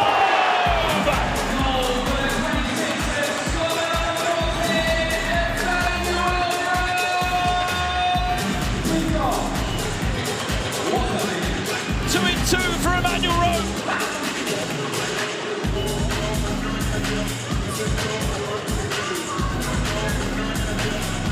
Goals last season.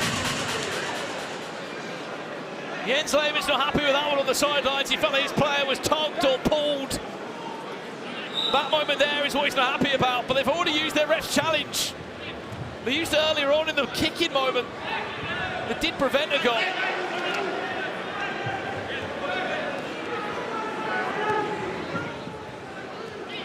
(2-1) to John Terry's 26ers. Chris Arter. Jack Young finds Nile Ranger. And that'll be another corner. Thanks to Nathan Holland. 2 corners, then next is a penalty.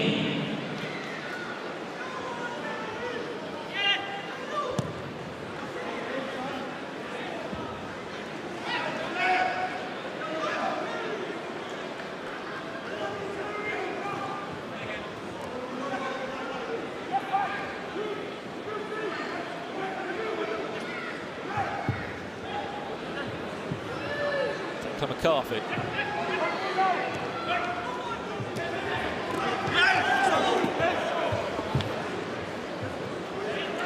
Well, let's see if we can see that again on the replay. This is what they weren't happy about. They felt like Nile Ranger was pulled and tugged there, and you can see their point.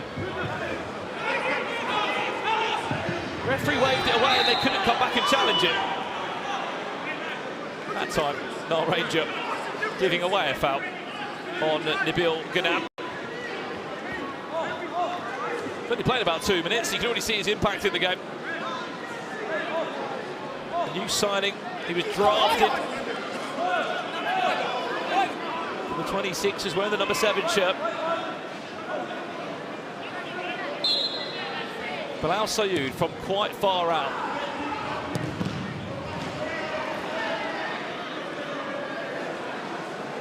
Three minutes away from a game changer.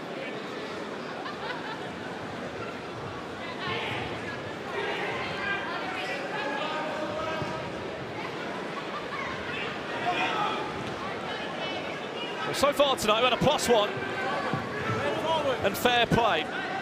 You know what that means? We haven't seen one-on-one yet tonight. When will we see it? We saw it 3 times last week.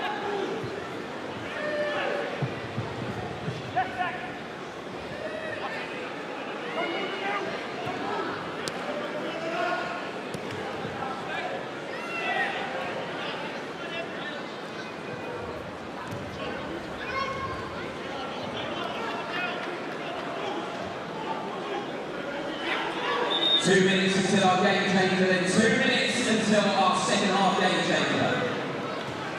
Zlayman very animated on the sidelines. Ghanam! Corner!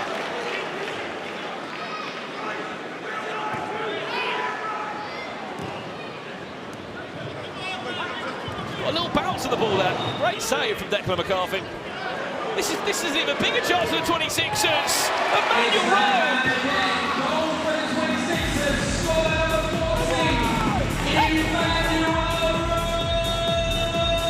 What a start to his Baller League season he's having.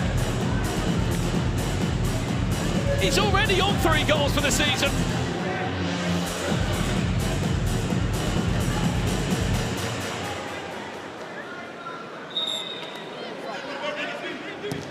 So this from Centre, oh my God.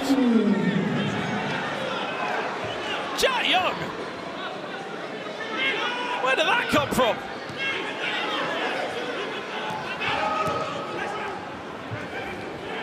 Sam Eisel was not ready for that at all. They were looking for a touch there or a save. There was no save on it. Otherwise, that would have been a penalty for M5. 1 minute until our game changer, then 1 minute until the second half game changer.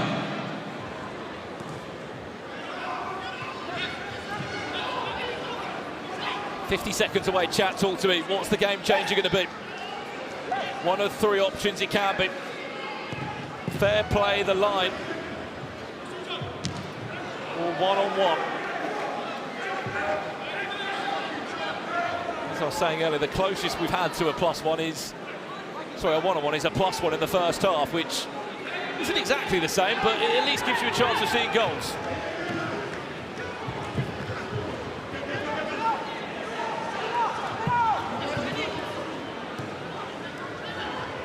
"15 seconds, they've got to get this moving."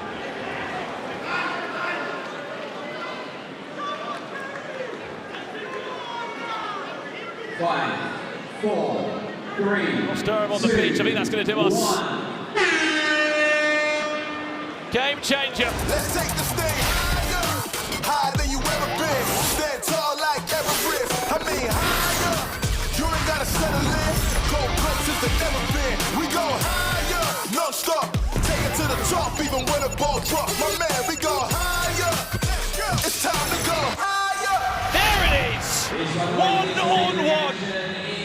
The most popular game changer of them all. And if it's your first time watching 1-on-1, it's goal to goal. A single player from each team will shoot behind the halfway line in their own half at the opponent's goal. The opposing player has to defend that in their own half, but they cannot use their hands. That's the best part about this. Any body part other than your hands.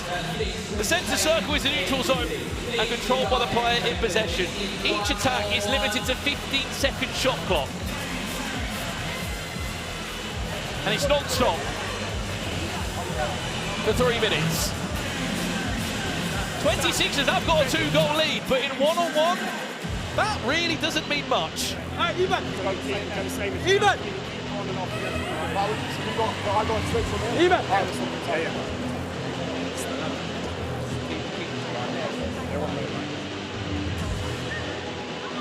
We're in first.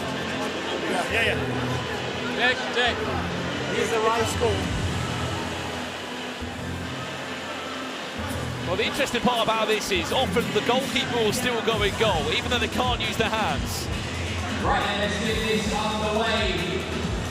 Our second half game changer then.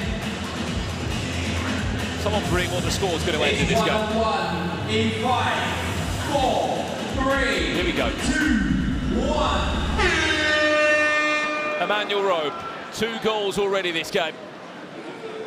They will take all the time in the world. You get 15 seconds. Emmanuel Robe off target.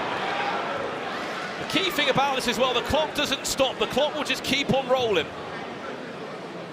And you are allowed to just shoot just inside your opponent's half, just where the O2 logo, where it ends. Here's M5 now. Martin Wackhorn. Goal! Goal for M5. Martin Wackhorn with his first goal in Baller League. Emmanuel Rowe back in now to try and get the ball past Declan McCarthy. Off the woodwork! Off his head and off the woodwork. How's he stopped that? But because the ball's bounced back into the 26ers half, Emmanuel Rowe will get another bite of this.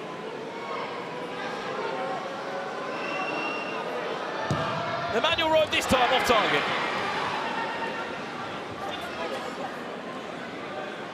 Fair play, Declan McCarthy. How's he stopped that?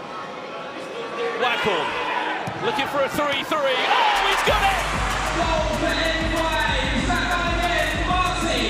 Hang on a second. There's a ref's challenge.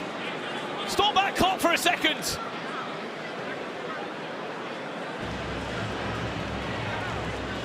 But I don't think he's going to fall through the challenge. There's a bit of confusion there from John Terry. No challenge needed there. 26ers still do have their challenge. Right, back to this one. Bilal Sayoud up now. Off target. This is not good from the 26ers. The ball always must restart in the goalkeeper's box.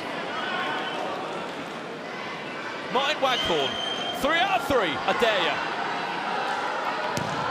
Wackhorn. Oh, yes! 3 out of 3!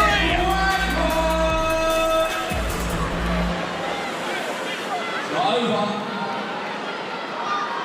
That is how you take a game changer. And the 26ers are about to throw away a huge 3 points. Martin Wackhorn has turned this game on its head. Not 4. This is it. This is it. This is the last chance. This is their last kick. They won't have time for one more. Bilal Sayoud, it's all on you to stand for 4-4.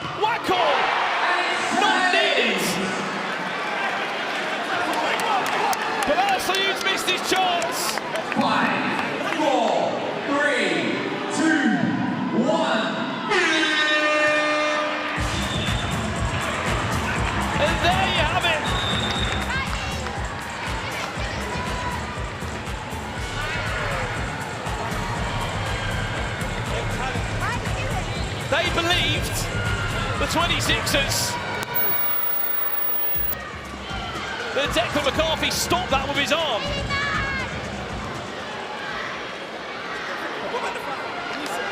We have a referee's challenge. So there's not a full time yet. By the goalkeeper. Hang on a second. Hang on a second. If he has stopped that with his arm, that goal would then stand and it would be a 4-4 finish, a point share between the two sides. Has he stopped that?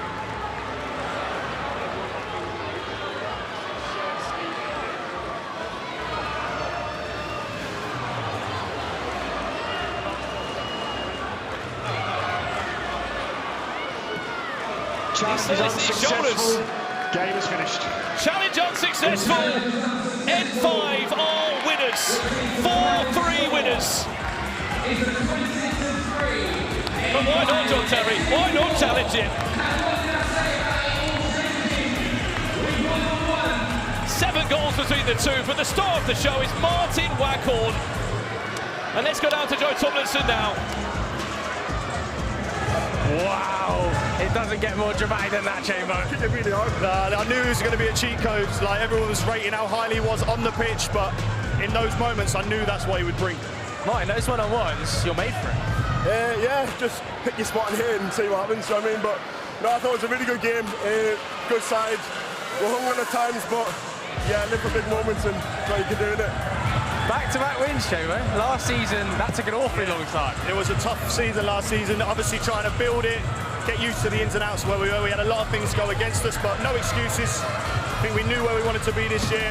Again, to win it like that is like winning the 9th minute, and that is Baller League.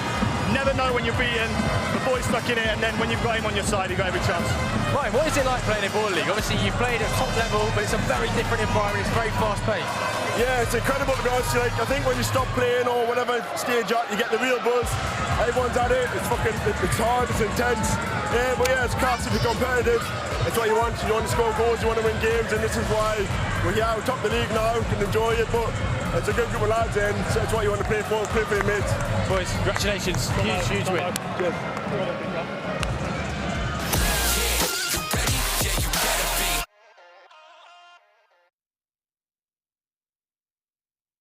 If you're not at Ball League on Monday nights, you're missing out. Get your tickets.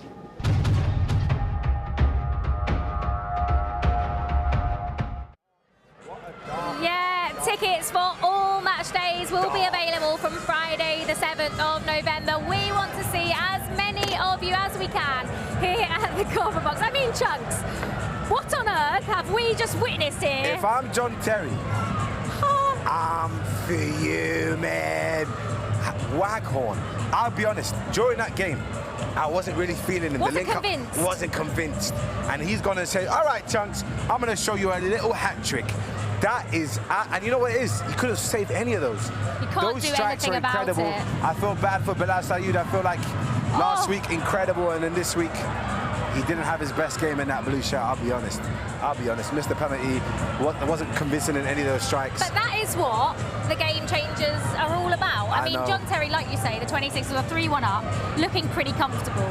But when that happens, you need your big players to step up, and that's exactly what Martin Waghorn did. And it's such a shame because Emmanuel Robe, you know, he scored last week and he scored a hat-trick this week, and it counts for next to nothing. No, genuinely, I don't know, man. I wouldn't even know how to console him. I feel like... I don't know what to say. What does John Terry say to his team after that? Because, you know, cruising, I say cruising, 3-1 up, going into that game changer, but they can't help but when that happens, what can you do? What can you do? I think you told Bilal, please just get me 2 goals. I beg you, brother, because he did it last season. Yeah. I think he scored like 4 or 5 in one of these in this game changer. Bilal Sayoud. Yeah. So it's like, what happened? I know it's all the game, but I feel like maybe that penalty where he missed sucked that confidence. Yeah, maybe. Let's have a look at Emmanuel Robe's hat-trick, because, I mean, like we say, I don't know if it counts for very much right now, but he has been he's been the 26ers best player, and he was the reason that they were even in the lead in the first place, scoring a brilliant hat-trick. Emmanuel Robe is an incredible player. He just knows where that goal is, absolutely whacks it. But quickly, I will say though, Arsenal will be Chelsea. I mean, I haven't actually got a response to that, John. Yeah, no. Can we move on?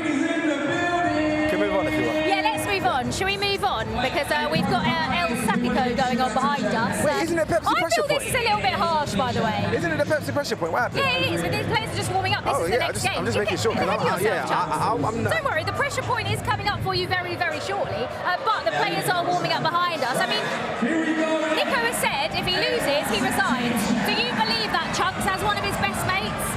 I prefer not to speak. Chunks, you can't do this to me. Okay, well, I will say one thing. If he loses, he's gone. If he loses, he's gone. So that's come from Chunks. Nico's there in his suit. It was a bit disappointing, match week 1. It was. I feel like maybe it was a bit too much. Maybe they were confused. Menel didn't know what to do. It was just a lot going on. I feel like it was that nerves, that first nerves. Match week 1 nerves. And do we think match week 2 nerves will be there? We shall see. Find out. It is El Sacico coming up for you very shortly. But now it is time for the pressure point penalty shootout. It's Bilal Sayoud and the 26ers who won it last week. Who's going to win it this week is coming up for you next.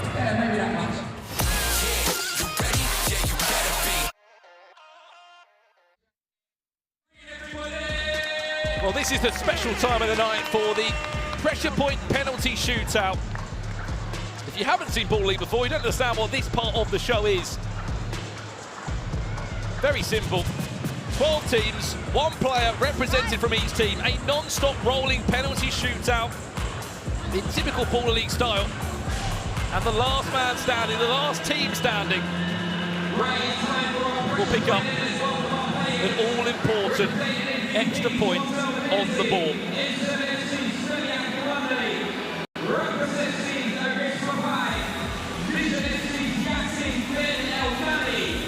Four new names featured tonight as well, including Martin Waghorn and the mystery player. He's back! Who is he? The mystery baller is back for NDL. The mystery continues. He has been flooding social media across the last 7 days. Who is it is the question that everyone wants to know. Well, NDL fans, good news. He's back for Nico in the next game. Before we get there, let's kick these off then. I'll take you through the list as the penalty start coming through. Montel McKenzie up first for MVPs. He is through. New for this week is Femi Akinwende. He's through to the next round. Ergus Pepai missed 2 penalties in the game earlier today for Rukkas, hoping that he can turn it round now, just about.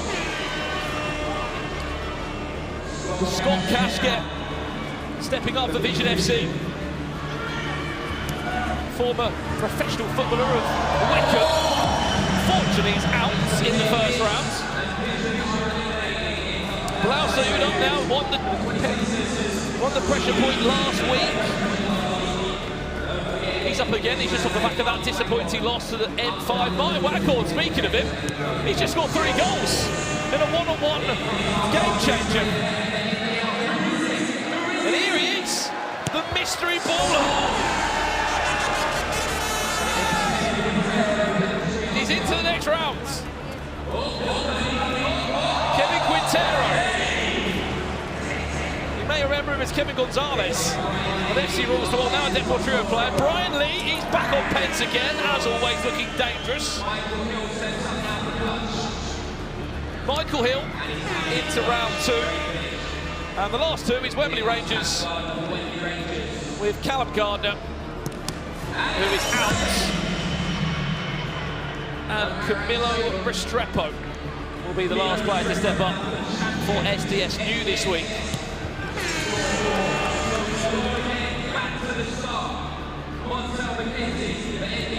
Into round 2 now. Remember, extra point on the board here. You get the point. He's added onto the table. Montel McKenzie, he's won pressure points before for VZN FC and able to do so for MVPs. M7, they could be in for a great week if Femi Akinwende can win the pressure point. Ergus Pepai into round 3. Bilal Sayoud, winner last week, out! He won't defend his ground this week. Martin Waghorn in goal-scoring form. Here he is again. Imagine that, the mystery player wins the pressure point. He's into round 3. We don't know who he is, but he can score a goal. Kevin Quintero, nice and quick round the goalkeeper. Brian Lee into the next round. Must be said, by the way, the goalkeepers for this is Michael Bett and Noah Chris. These are 2 goalkeepers that were in the draft pool for Baller League, but weren't chosen by a team, so there's no sort of ties to any team. These are neutral goalkeepers, unassigned, only appearing for pressure point every week. Akinwende through.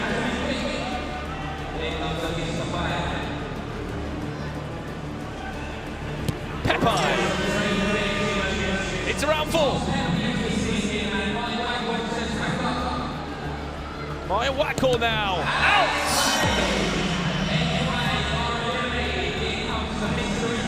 Mystery player. Can he even see under that mask?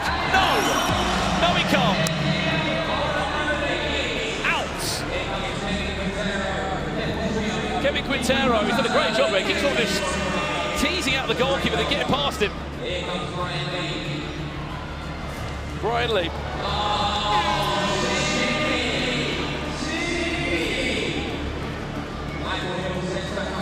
Michael Will for Clutch FC.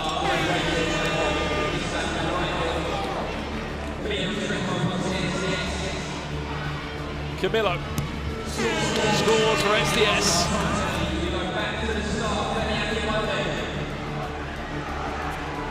Oh, Femi Akinwende.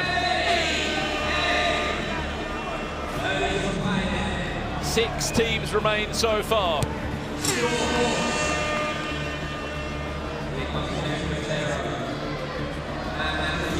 Kevin Quintero, brilliant feat.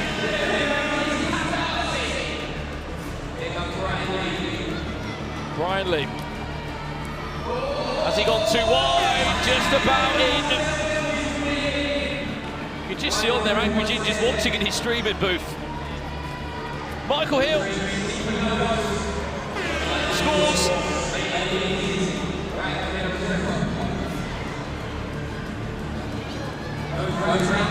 Camillo slotting that one in. Still 6 teams left in this, by the way. Who's winning, chat? Let me know. Who's your prediction? Who's winning it? M7, Rukkas, Deportrio, Yanited, Clutch or SDS?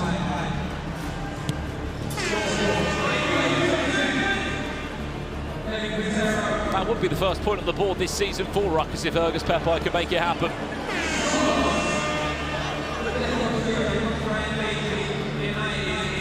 Brian Lee. Consistent, as always. Michael Hill. Has he gone too wide? No.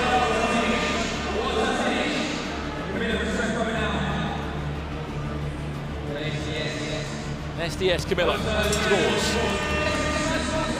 This is going for quite some time. We're nearly in 10 rounds here, no?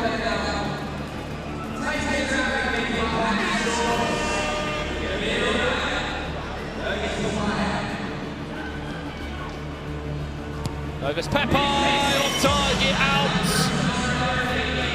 0 points next to Rukkas' name still.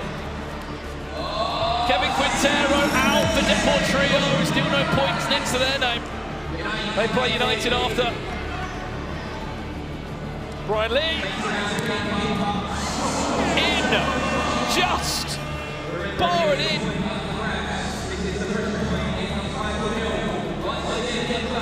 Michael Hill placed that one perfectly.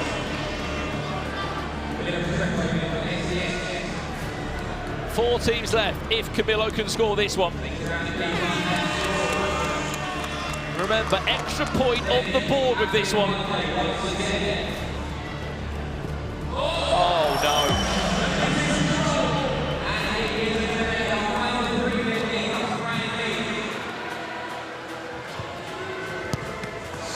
Brian Lee through. Femi Akinwende out. Brian Lee goes through. Michael Hill.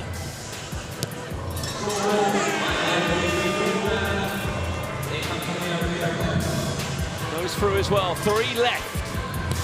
Camillo through the goalkeeper's legs.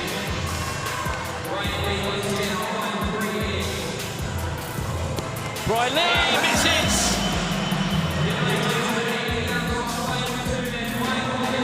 And still gives him a round of applause. Will it be Chloe Kelly's Rukkas FC picking up a point? Or will it be SDS, the champions from season 1? Out! Michael Hill and Koch.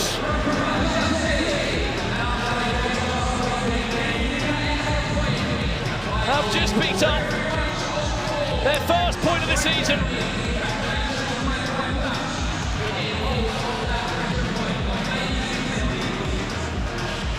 Important as well because United take on Clutch after this next game. That would give Chloe Kelly's side a bit of momentum.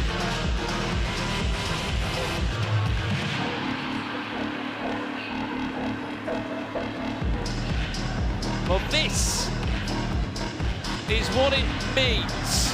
Of course, keep in mind that pressure point. We'll add an extra point on the tally. Clutch FC.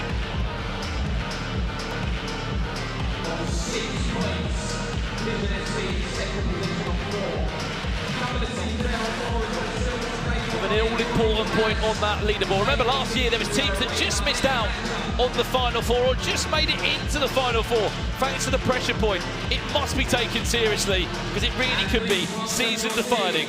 Well, this is the one we've been waiting for. The El Sakiko, they're calling it. NDL against Deportrio. Nico has said if he doesn't win this game, he will stand down as manager of a side that he's just created. He can't leave at week 2, surely. Daniel Sturridge and Michael Richards will say, well, why don't we end his reign as manager? They're without a win still. They lost 3-2 last week.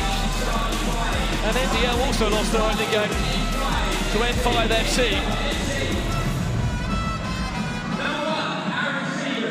But keep an eye on a certain individual representing NDL in this game. It's the mystery player who is back again. There he is. The mystery continues. Who on earth is it? Nico Senabowic bringing the yellow wall to the cover box. I mean, I wouldn't go far as saying a wall, but there's definitely a group of fans there. They've got the drum, they've got the trumpet, and they are looking to make some noise.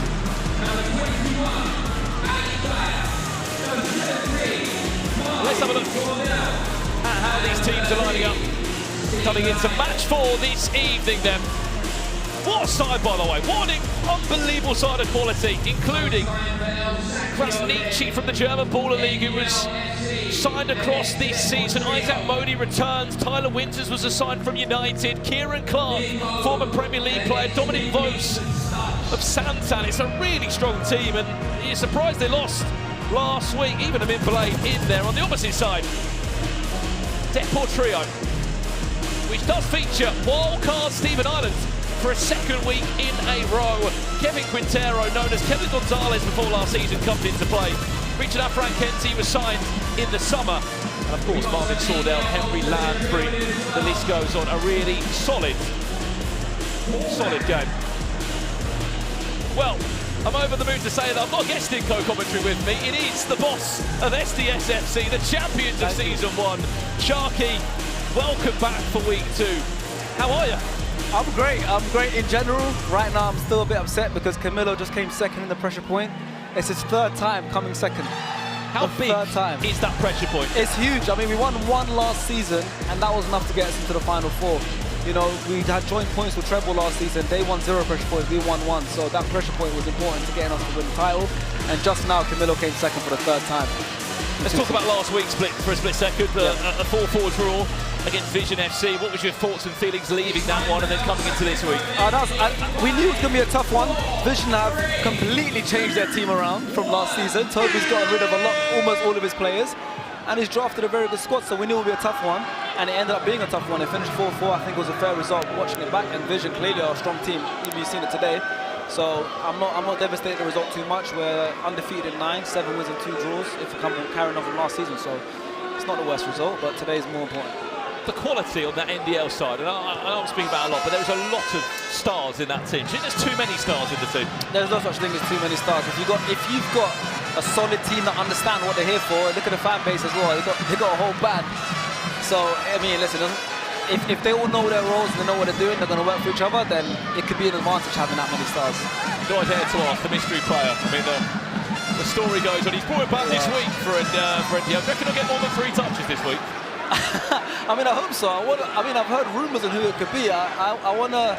It's hard to guess because we only saw him take 1 strike. So maybe if we see him play a bit more or take a few more shots this game, they'll maybe get closer to figuring out who it is. Well, Deportrio made a couple of changes this week. Alex Dyer comes back into the side, and as I said, Kevin Quintero.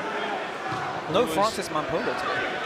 Formerly of FC Rules the World. Apparently, regarding Francis Mampolo, of course, he has got a club outside of Baller League, Dover he plays for. I believe he has been told to rest. Yeah, we got the same thing with a teammate of his, Alfie Matthews. Right? He's not involved today as well. We've got a big game tomorrow, so we decided to bring him in next week. We've got a strong squad. For a group of about 11 fans, they're making some noise. Voodoo is not a good thing. The Voodoo band, that's kind of scary. They don't need bad luck, do they, NDL? Well, that is an impelling. NDL, man. They need their win. They need their first win. So did Deportrio. Both teams lost last week. It's a big game. 2 teams that were surely favourites to get into that final 4 end of the season. Started off not great, but it's a long season. Trust me, I know. Isaac Modi back in the lineup today. He was solid for Treble FC last year. You will recognise quite a few of these faces that were playing for Treble FC last year. Now for NDL.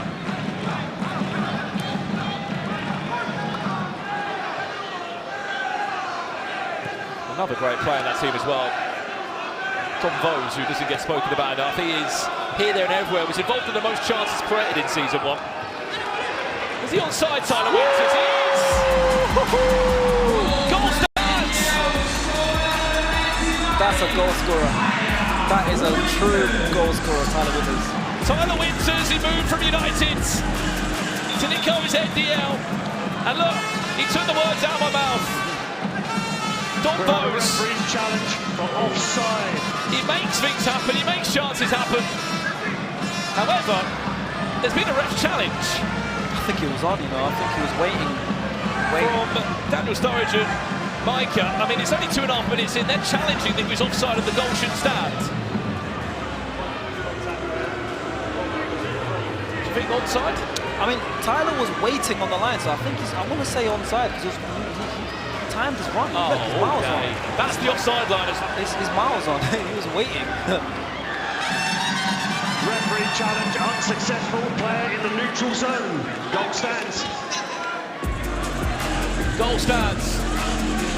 What a hit! What a hit! Goal stands is NDL FC 1, Deportrio 0. And there's your breakthrough for NDL.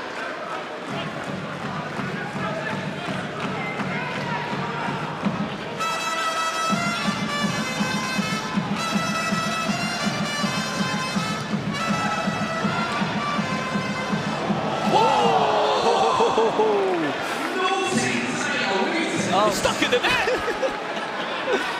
Wow, look, what a start for NDL. Speaking of too many stars in this team, they had one person called star player on the bench, and I'm not the biggest fan of him after what he's done to SDS, but that was almost a great finish there.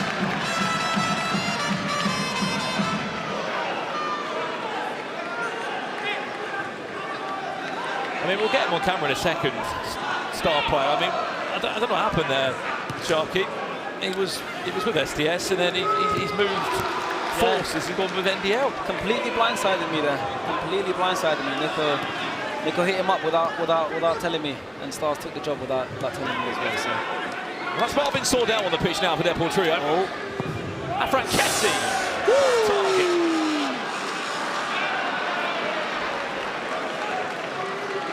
Nico not the biggest fan of Afrankesi as well. Nico's got beef with Afran Kessie, I heard. Really? Yeah. He's posted on his story today. We went to school together, and he's chosen Deportrio over NDL. So wow. I need to find out more about the backstory there.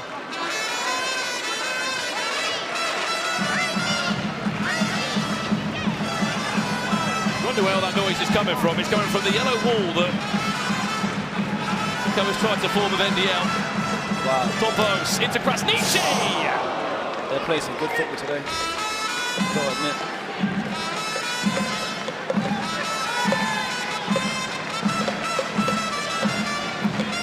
Get yourself down in next week's Ball League to join the Yellow Army. Stephen Ireland on the pitch now, wearing the number 13 shirt for Deportrio. Here's Emin Pillay.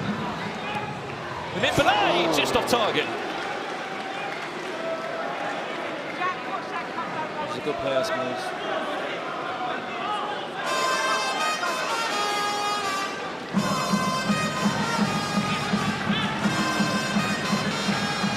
Afran Kessie off the body there of Isaac Modi.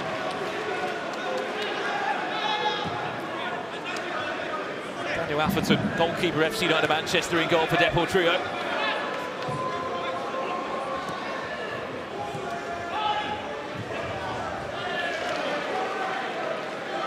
Sam Fagan there trying to make it happen. Can we expect any sort of wild cards from you this season, or? Of course, I mean, we haven't wild carded today. We had a wild card ready. Because last season, your wild card really changed your season, didn't they? Well, a lot of our wild cards. We started the final of Baller League with Hafid Al-Drubi, Hamza Sekula, and Kazai Sterling. 3 of our starting 6 were all wild cards at one point. So it's important to use our wild cards well. And I think last season we did. So this season, hoping for the same as well. But today we have no wild cards. Just going with our squad. Tompos. Oh, where's that going to end up? Might find him in Pillay. Chance to counter-attack now, Marvin Sordell. Don't know where he's passed that one to. He was expecting Afran Kessie to be there. Marvin Sordell and me actually went to the same school. We both went to the same school. 2 years older than me though he is, but yeah. Top player.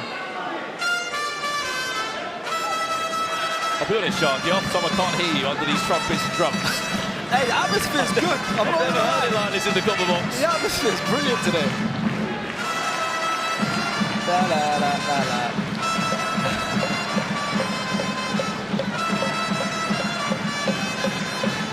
We're yet to see the mystery player on the pitch. He is there on the sidelines. There he is. Nice size. He's got nice eyes. Oh, that's full. They're going to fall back to Stephen Ireland. No, offside. Oh, good finish. The hard part is, Sharky, he's trying to guess who it is from someone's eyes. Yeah. All calves. Very true. But or free kick start. I've seen a lot of theories. You know, it's just about whose theory is the best, really. But we need more playing time from him to kind of work it out. We do. I thought for a second he was going to win the pressure point shootout. Yeah, he scored quite a few. It's hard to see under the mask, I'm sure. Captain of the side, Emin Pillay. He's one of the top goal scorers.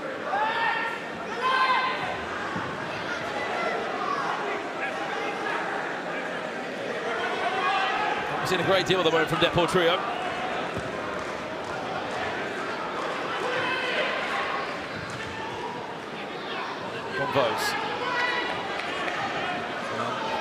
Allowing NDL just to enjoy this period of possession. And Stevens there, number 1, does enjoy a one-on-one and even a goal or 2 last season.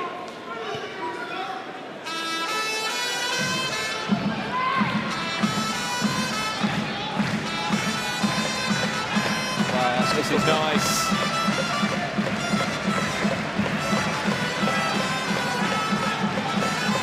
Emin Pillay, that one on target. I'm not sure if that was the best decision there.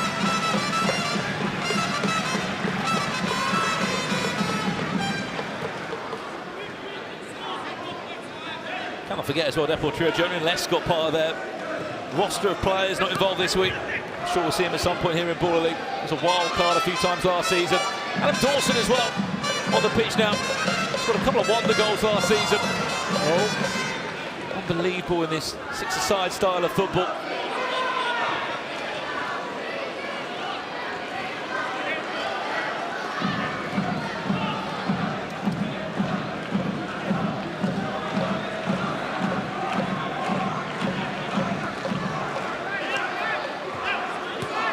Kieran Clark, what a pass that could be into Tyler Winters. That's going to fall back to Tyler Winters, maybe. Panic stations for Deportrio. Isaac Modi, that will take a deflection and just about stay in. No corners given so far in this game.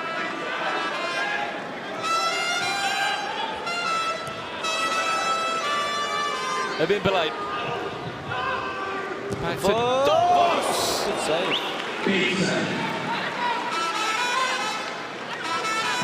Apparently, chat, if you all spam in the chat, bring on the mystery player. I think I might listen to you. I say, Margaret, he probably can't hear you actually over the band that he's brought. Nicholas' brain is like a computer. He'll see the chat in his head. Don't worry. It was interesting last week, Sharky. He wanted to bring him on for the penalty that they won, but Manu Silva went no. He did, and unfortunately they missed the penalty, didn't they? So yeah, clearly some miscommunication last week between the manager and the head coach, but I'm sure they got it all sorted now. That wasn't a great moment for the team as well because it didn't work out. I'm in Sassy now. Tyler Winters to turn Afran Kessie.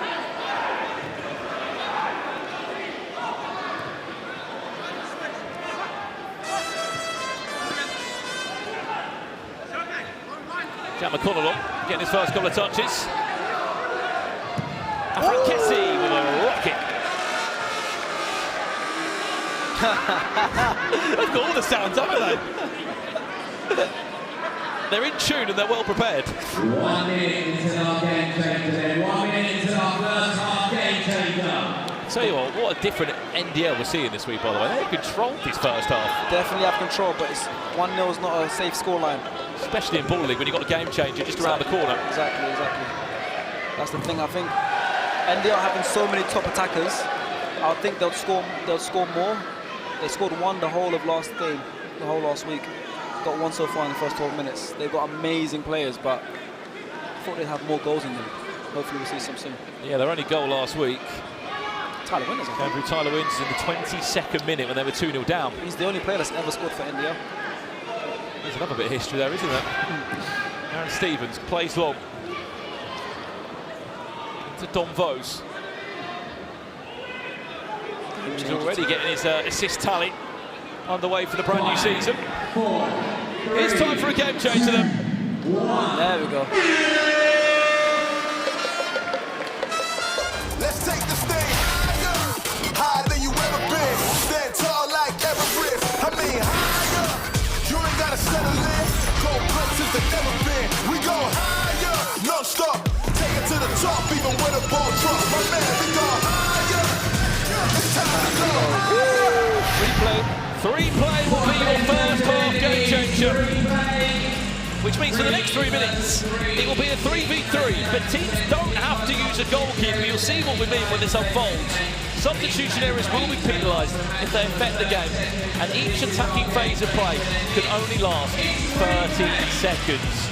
How hard is this to manage this game changer from the sidelines? It's tough. We had this last week, and I think we did it really well. We ended up leaving this game changer with a 2-0 lead. Or in the game 2-1, but we're 2-0 up in the game changer. But Krasniki, watch out for him. Number 8, the guy they got from Germany. He's apparently a specialist in free plays. He's apparently one of the best in Germany at this game changer in particular. Okay. So let's see what he's all about. I mean, I'd love to.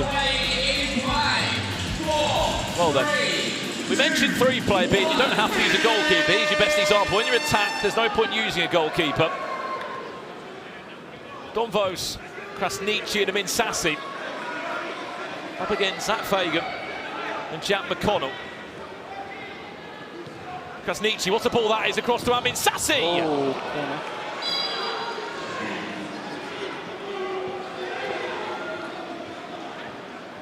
there was a corner there as well, awarded in that attack. On comes Henry Lansbury, welcome in. Stephen Ireland and Afran Kessie. Afran Kessie There is no excuse, Sharky, in my opinion, to not get a shot from every attack. 100%. You've always got an extra man in the attack, so you should. This is my favourite game changer. Tactically, I love it. Especially when you have 3v2, you should always be able to get a shot off. Either the man on the ball or there's a spare man. Don Vos, Tyler Winters, the only goal scorer of NDL, and Krasniqi. Plenty of time as well. You've got 30 seconds as well, so you can really work it. Get that extra pass off. Even if you just shuffle it from side to side, Sharky, there's always going to be a chance. Someone will be left open. The two defenders have a decision to make. You make them make the decision. Frank Kessie, Adam Dawson, the back post there. They're not moving enough. Henry Lansbury, you've got to go wider as well. Yeah. Henry Lansbury, that one. Open goal. 10 seconds as well. Towards that is still an attacking phase of play, so they've only got about 7 seconds. Ooh, it's a good strike. So make the most of it. Adam Dawson just over the bar there. We are still in the first half. Well, that has been the best half in the game changer. The best chance, sorry, in the game changer so far from Adam Dawson. Krasniqi off. Amin Sassi on. Alongside Tyler Winters. Oh, Tyler Winters spins his man, puts on a play. Oh, that's beautiful.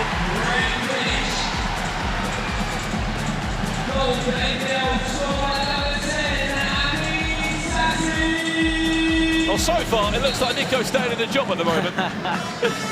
This is NDL side are leading by 2-0. Oh. There you go, open goal. Ah. They've still got 19 seconds in. Still a long time. Deportrio could do with a goal or two in this game change. Kessie, there's one. Well,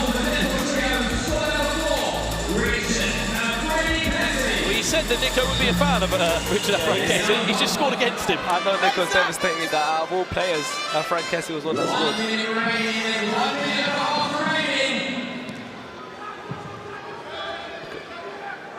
Space for Amin Sassi. They've got time. Keep moving it. Oh, no, Vos. Open goal for Deportrio. Smart. Take a shot here, McConnell. Oh, got away with that one. Another chance for NDL to go 3-1 up. 30 seconds left. In all honesty, this will probably be the last royal chance. I just feel sorry for the mystery player. The mystery player's on the sideline waiting to come on. Bring him on, Nico. Tyler Winters. Oh. 7 seconds. Got to be quick. Don Vos. Enough time. 8 seconds left. Will there be time? They've got to be quick. 5, 4, Frank Kessie. 3, 2, 1. Henry Lansbury. I love that. That's like, that's experience. That's like prime John Terry putting his face in front of the wall. Henry Lansbury's done it. Throws himself. Aaron Stevens believes there was a hand in there, but Henry Lansbury walks off covering his face. Who knows? That's class. But the referees are having a little think about it. They look like they're off to. Every man, both sets of managers' jobs are on the line, so it's a lot of stress here. This decision.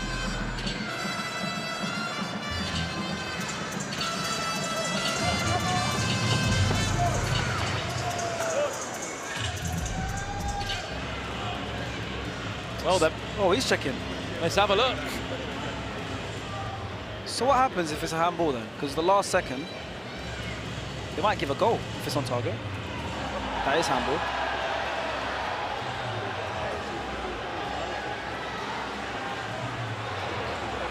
Henry Lansbury. What are you up to there?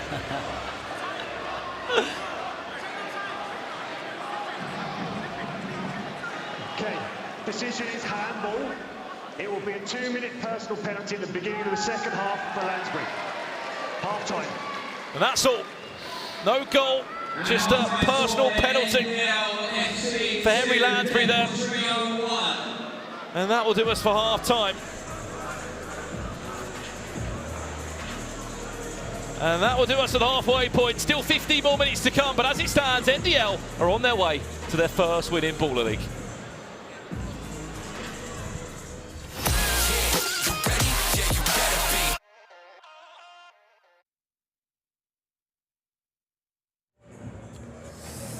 Wow, I mean, that was a slightly dramatic end to that first half. Chunks, what are your thoughts? Spicy. I feel like, I'll be honest, NDL controlled the game. There isn't enough, like, I want to see more je ne sais quoi. You know what I mean? Yeah, I want to see some bava-boom. I don't know, man. It was good, of course, they are in the lead. Yeah. But I don't know, I think I maybe even wanted to see more in that game changer as well, to be honest. Okay, let's take a look, because it was Tyler Winters that gave NDL the lead. He obviously scored in match week 1 as well. And he started well for this new side. This is much better today from Tyler Winters. This is like the Tyler Winters we saw Gave it the at little United Haaland. last season, yeah, giving it the Haaland, because the first game wasn't that impressed. I feel like he still scored, to be fair. If there was anyone to come with there, not necessarily head high, but that guy like, doesn't miss. You know what I mean? Someone to leave and think, you know, I did okay today. I think Tyler Winters did decent last week. Yeah, he didn't get enough so minutes. physically dominant, Tyler, isn't he? It's so hard to stop him. We saw that last season at United. I think we're seeing it again today. I think this is probably the best we've seen NDL so far. It still looks a little bit clunky, but it's all to play for now. 100%. Yeah, it is. I mean, Afran Kessie obviously got a goal back for Deportrio, but Deportrio, I don't know what's happened between last year. Obviously missing Francis Gerard Mampolo hugely, but you can tell out there that they desperately needed. It's not flowing, is it? What's going on? I can't lie. Maybe it's because it's Deportrio now, and then they haven't changed the name. You know what I mean? I feel like that's ridiculous. Why Is that what we're calling them now? Deportrio, like, Deportrio. at least, or just call yourself the duos. But it's not what something between Micah and Daniel just isn't quite adding you can up. see there's a bit of, you know what I mean? You can see they're even the button heads when we were interviewing them. I want to see more from Stephen Ireland as well. You know, we've seen Stephen Ireland in the Premier League. He's so dominant on the ball, little tricks and flicks. I haven't seen it yet. I haven't seen it. Dual wild cards. I want to see more. Have you seen it from a lot of the? Well, obviously Martin Waghorn, we saw it from today, but Jack Colback struggled a little bit as well. Well, then Adrian Tajik, he didn't struggle, did he? So I feel like it depends on who you're bringing in. Maybe I feel like the ex-Prem thing isn't the way to go potentially. Who knows? I think if you're ex-Prem, you've got to be absolutely electric fitness levels. By the way, it's very, very difficult. Guys, this is the fan cam, by the way. Nick is there in the crowd. This yellow wall, guys, I've been absolutely loving it. I can't lie. It's about time we had a bit of atmosphere. And this is absolutely bringing the atmosphere, isn't it? I want to see this every single week from India. If there's one thing that Nico's going to do, it's going to be providing the vibes, guaranteed. Because I can't lie to you, in terms of tactician, he ain't here for that. He's here to create vibes, he's here for content, and he's here to win ultimately. Yeah, this is only going to grow, by the way. This might, by the end of this, be troubling the Westfalenstadion, Borussia Dortmund. Because I think by the end of this whole place will be yellow. I reckon by match week 8, this whole place will be yellow. And it will be the yellow wall. But will Nico still be in a job, Chunks? Because at the moment, all depends on tonight. They are winning. He did say he would go, bro. Yeah, he will actually go. And also, Henry Lansbury has now got a suspension at the start of the second half. Yeah. That's big for Deportrio because, again, he's one of their most experienced and best players. It is huge. I know you thought a goal potentially should have been given. I don't know. I don't know the rules. I'm not a coach. I'm just here to talk. You know what I mean? But I feel It's like his mate's team. that was a Obviously, he wants them to get the potential goal. opportunity. Yeah. That should be a goal. You can't tell whether it was on harsh. target. It was. That does feel like a personal red Aaron card. Stevens. Justin. Aaron Stevens is one of the best keepers here. That was going in. That's what Chunks thinks anyway. NDL have a lead at half-time. Can they get over the line and get 3 points? Or will Nico be gone? You're about to find out.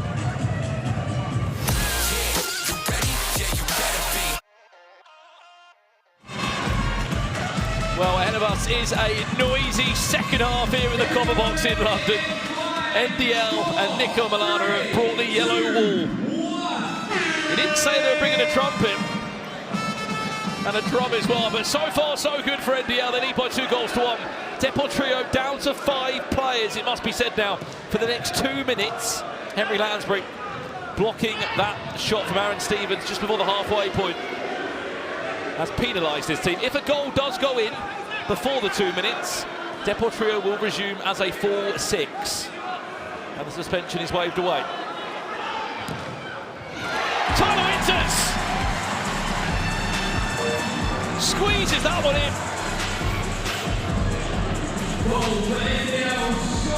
3 goals in 2 weeks for the former United man. And because they have just scored,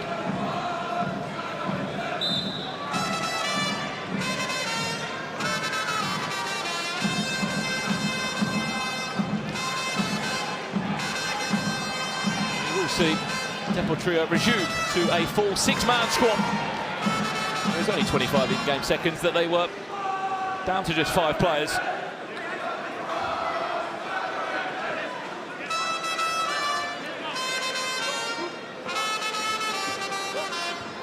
At the moment, NDL fans, Nico is staying at the wheel. He is not leaving.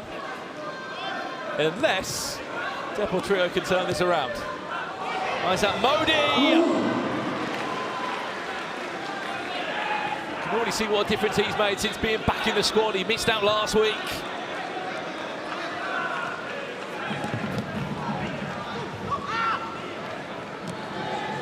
Still no use of the mystery player as well, by the way. He's on the sidelines for NDL. He's waiting patiently to get on.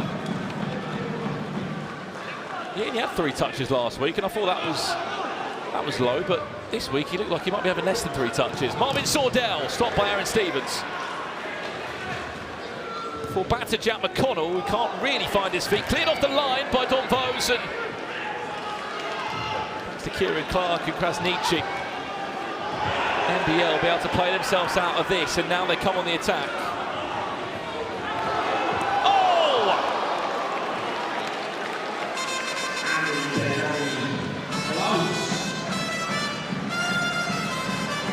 The Nimbele looking to get off the mark for season 2 in Baller League.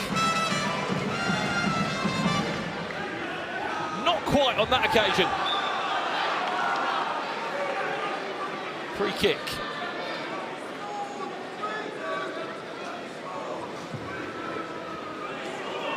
He's warming up on the sidelines, mystery player. He wants to get on. Atherton! It's quite far out. There he is. Just see him behind coach Manuel Silva.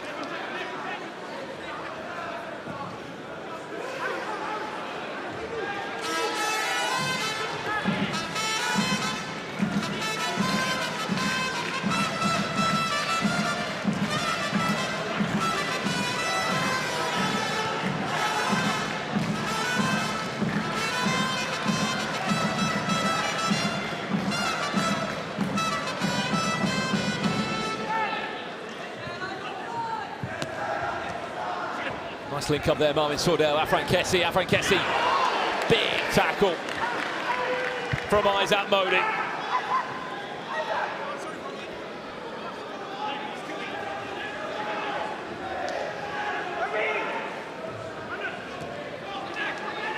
Not enough sting on that one from Nimbele. Short change, Kieran Clark.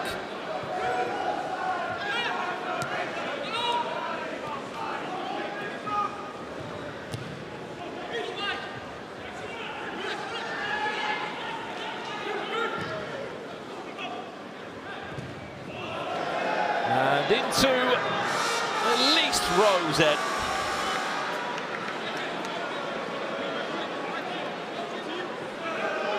Tough day in the office for Micah and Daniel Sturridge.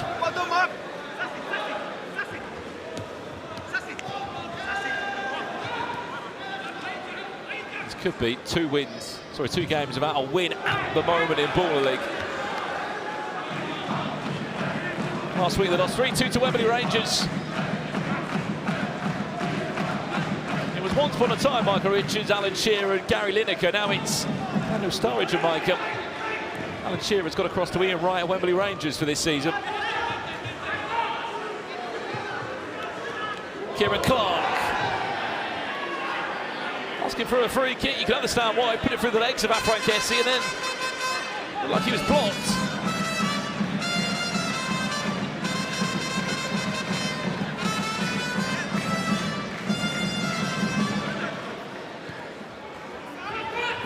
Sordell, can he find the cutback? McConnell, oh, what a finish! Jack McConnell with a pile driver! And come on!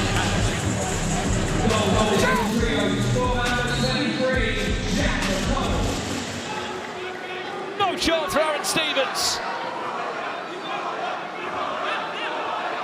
3-2, game on!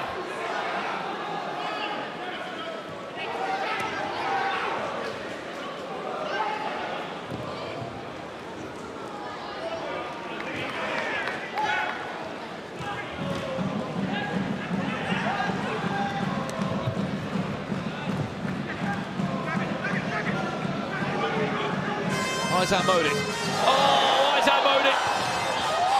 too wide off the line, Everton.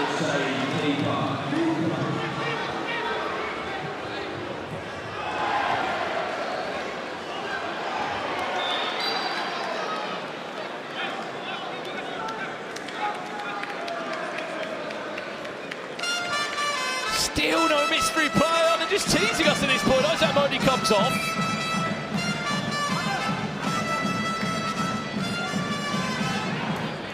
Here comes Casabrate.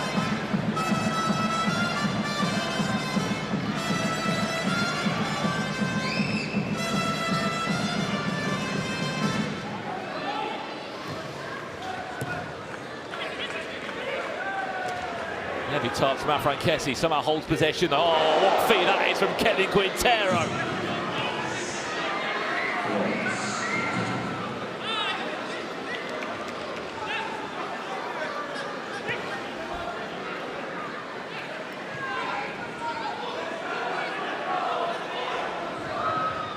Afrankesi off target.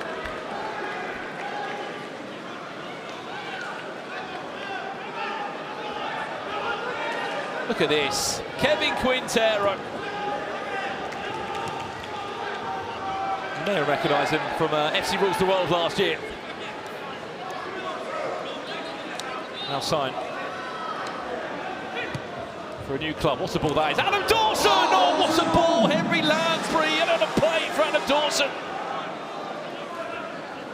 Stephen Ireland thought they scored. So did I. Adam Dawson for a second chance is a bit too heavy.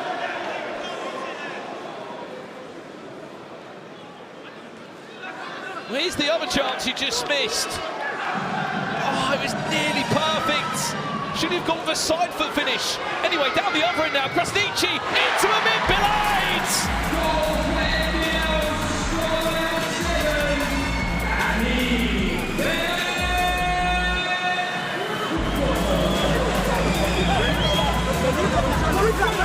They're not happy.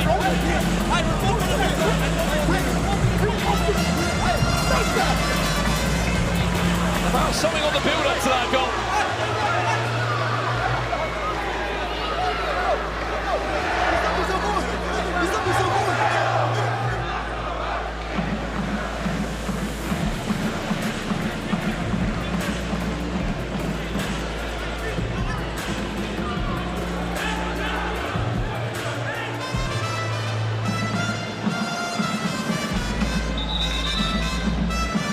Goal will stand. Even if there was anything to challenge about for Deportrio, which there isn't, they've already used their ref challenge. 4-2 NDL.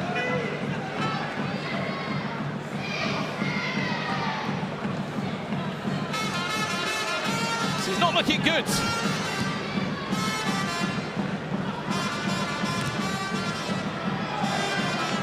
What a difference as well this has been for NDL. 7 days ago, they looked a bit lost in ball league, I can't lie.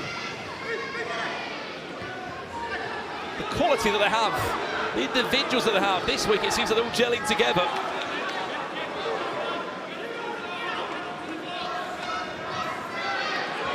Deportrio. Henry Lansbury scuffs the finish.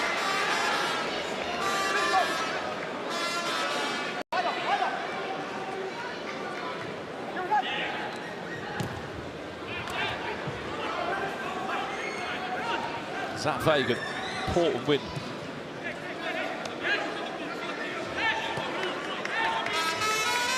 Maybe they are missing Mampolo today, Deportrio.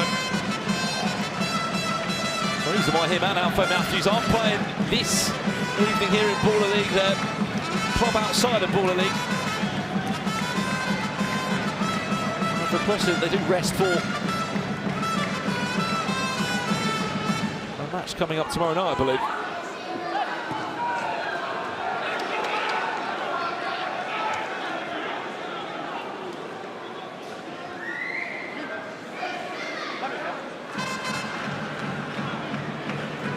There isn't any confusion as well about what happened there. Michael Richards and Daniel Sturridge on the pitch. They were unsure why that man there, Krasniqi, was on the pitch. There was a substitution made. in the build-up to that goal, which was completely legal, nothing wrong with it. And speaking of substitutions, it's the mystery player. He's back. Who is he? Good news. One, two. He's had the same amount of touches as he did last week. Anything on from this is a positive.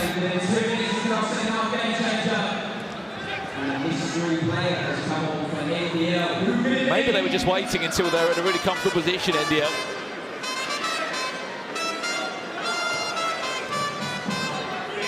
He is on. He wears the number 14 shirt. He's a wild card, but nobody knows who on earth he is.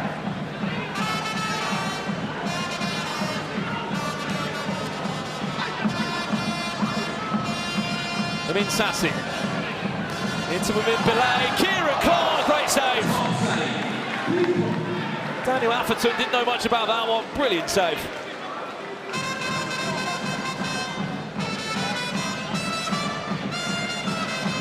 The famous chant ringing around the call box arena. Nico's at the wheel.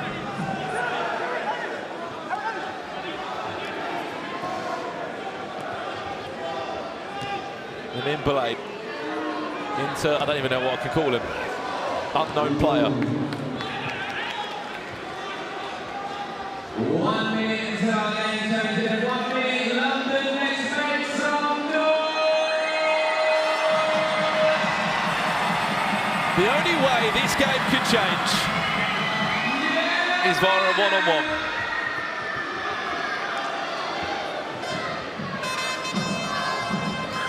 We are 35 seconds away from our second half game change. Look at the space for Tyler Winters to go and grab a fifth.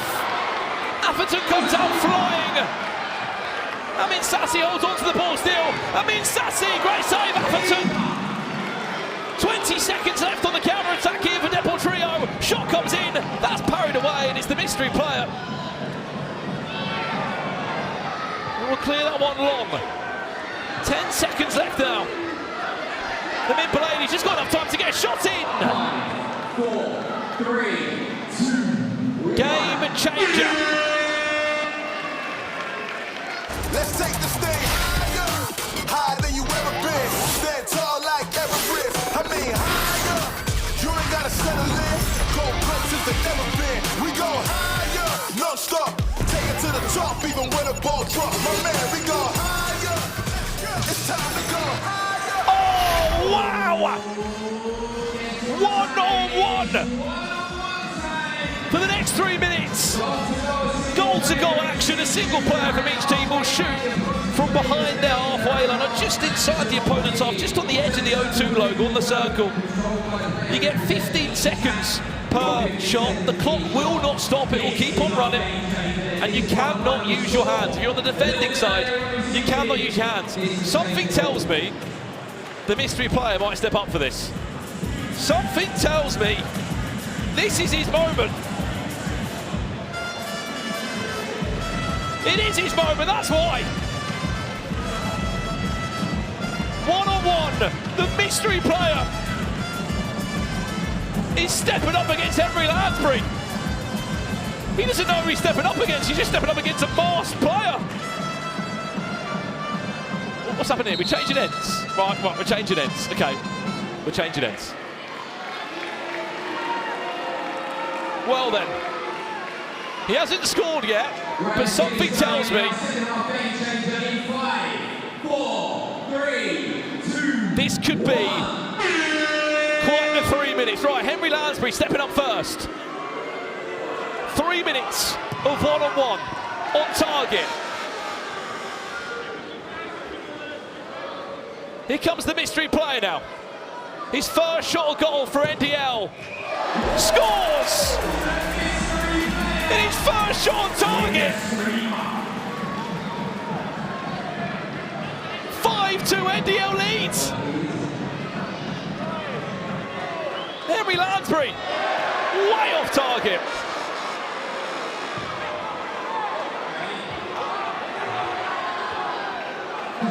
Here comes the mystery player again, surely not 2 from 2. Oh, off the bar! It's going to come back! Oh no, he might get lobbed! No! He's taking his time. Back to you, mystery player of NDL. Off target.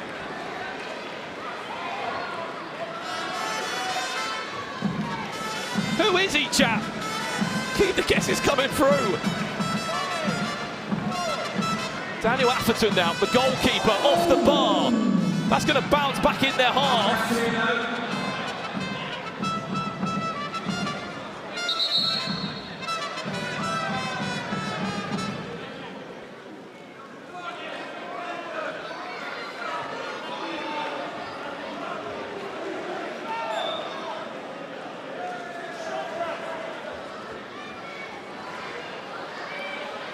Well, Daniel Atherton. Oh, mystery player who's just bagged another. The reason why that was reset in play.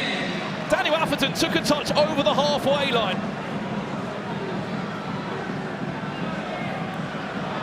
Shot must come in from your own half, or if it does go in your opponent's half, it can only be in the centre circle here. Afran Kessie scores. Goal for Deportrio, score number 4, Rangers. Surely not 3 goals. Was he going to bag a third? No.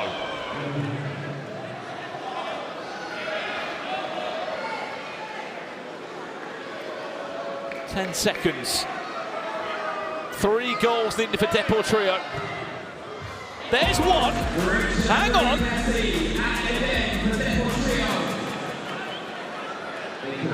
This mystery player has played all 3 minutes of the game changer. Here he comes again. Was there? He's got to keep it in his half. He does keep it in his half. Now it's a 1-on-1. No. He scores. The mystery player's got that one wrong, hasn't he?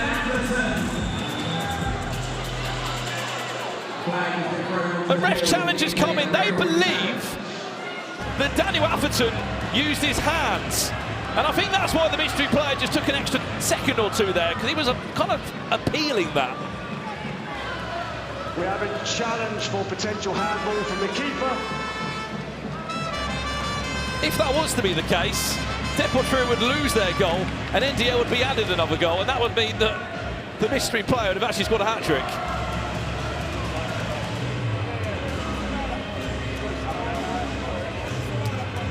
Did he use his hand or his arm? Kind of looks like a shoulder to me. Was it the back of his arm? Challenge unsuccessful. The ball has hit the shoulder of the goalkeeper, therefore the goal is awarded. There we have it. However, this should be game over. There shouldn't be enough time. If the mystery player just takes all 15 seconds in, it's game over anyway. NDL are having a win in Baller League, their first win. Nico Milana will stay in the job for another week at least. And the mystery player has just bagged a hat-trick. NDL are here in Baller League. And that man is still in the job.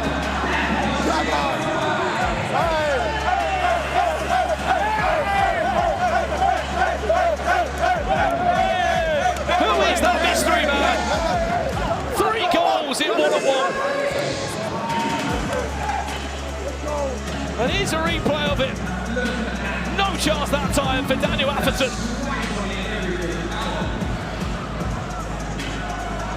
The biggest scoreline so far in Baller League. 7 goals to 5. 12 goals between the 2. And NDL are up there on the table now. Deportrio though, it is not looking good for Daniel Sturridge or Micah Richards. 2 games played, 0 points on the board.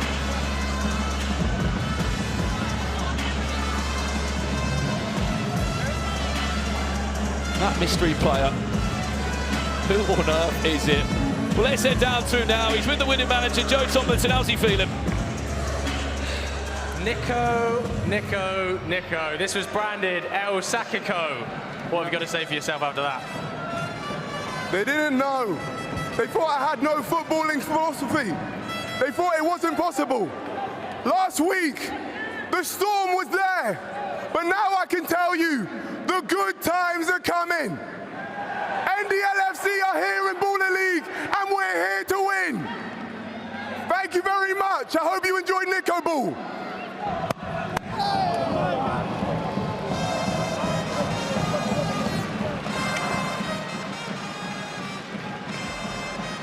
Rob, Sam Cox from Ginge. Some people can't be bought. Loyalty's key. He did want to come, but Clearly not. maybe in future seasons.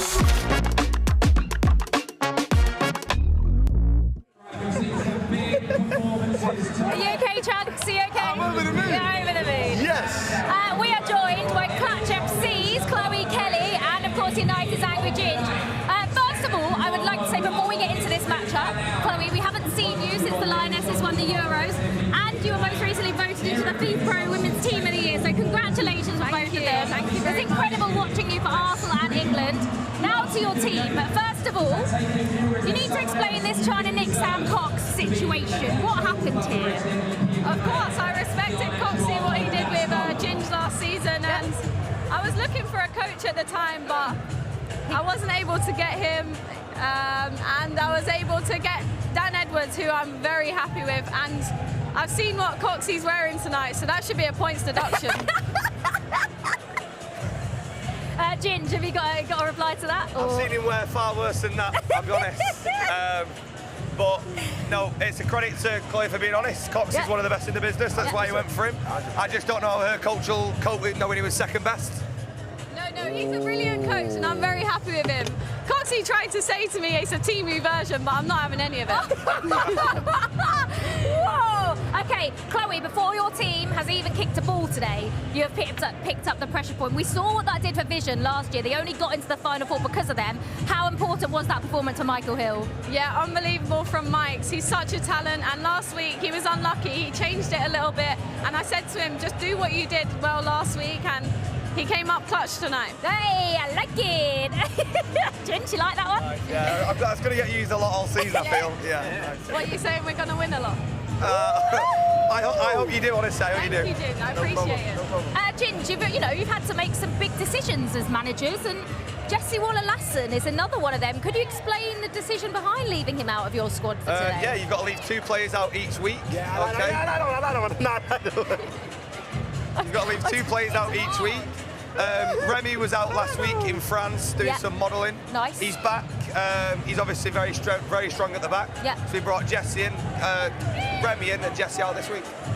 So was it anything to do with his performance in match week 1? Were you happy with it? Were you okay with it as his manager? I think Jesse himself knows about his own performance, but we know the sort of player he is. He's miles better than he was. Yeah, and I'm sure it will only make him stronger. The type of player Jesse is, he'll go away, he'll work on it, and he'll come back better, and that's all you can do. Can I just say, proper gaffer he is, Yeah. He's learned from the best. He's learned from the best in Alex. Get him into that Carrington right now. I like it. A little bit of, would you say, pressure, Chloe, because your team lost last. I suppose both your teams lost last week, didn't they? So both of you want to come into match week 2 winning. Yeah, of course. We want to get the 3 points tonight, as does Ginge. I've got a lot of respect for what he did last season. He played great football and it was enjoyable to watch, but hopefully tonight we're able to do the job and both teams battling out for the first lot of points. And Ginge, what did you make of Clutch's performance in match week 1? Obviously they lost. Yeah, I thought they got very unlucky last week, I'll be honest. If it came down to game changers, as games do, I'll be honest, as we got harshly done last season, the first 12 minutes of each half are irrelevant. It's the 6 minutes at the end of each half that matter. Yeah, but we saw that with 26s against N5. Yeah, exactly. Was the perfect example of that. Guys, I will let you go because Thank you very much. need to go and lead your teams out. We are very, very excited for this one. Bye, Ginge. Bye, Chloe. Best of luck. This is exciting. Clutch against United. Both teams lost in match week 1. Both of them need a win. Which one of those two, if any, are going to be walking away with 3 points? Brandon, it's over to you. Thank you so much, Liv. Just about got myself back together after that NDL result. The band, the mystery player, a one-on-one that gave us loads of goals and even a couple of ref challenges in there. Just what's that, a little bit more Baller League drama that we love. Only in week 2, by the way, 11 weeks of league play action before we even think about our final 4. This is game 5 of the evening. It's Yanited of Angry Ginge and Chloe Kelly's brand new Clutch FC. Both teams about a win here. Let's bring them out. Right, here we go then. Please welcome your teams, led by Angry Ginge, Yanited, and led by Chloe Kelly, Clutch FC. Well, in case you've missed it, there's been a lot of talk between Chloe Kelly and Angry Ginge, especially in some media days coming up into season 2. Chloe Kelly actually wanted to try and pinch Sam Cox, the manager of Yanited. However, he stayed loyal to Yanited and instead was able to pick up good friend Dan Edwards.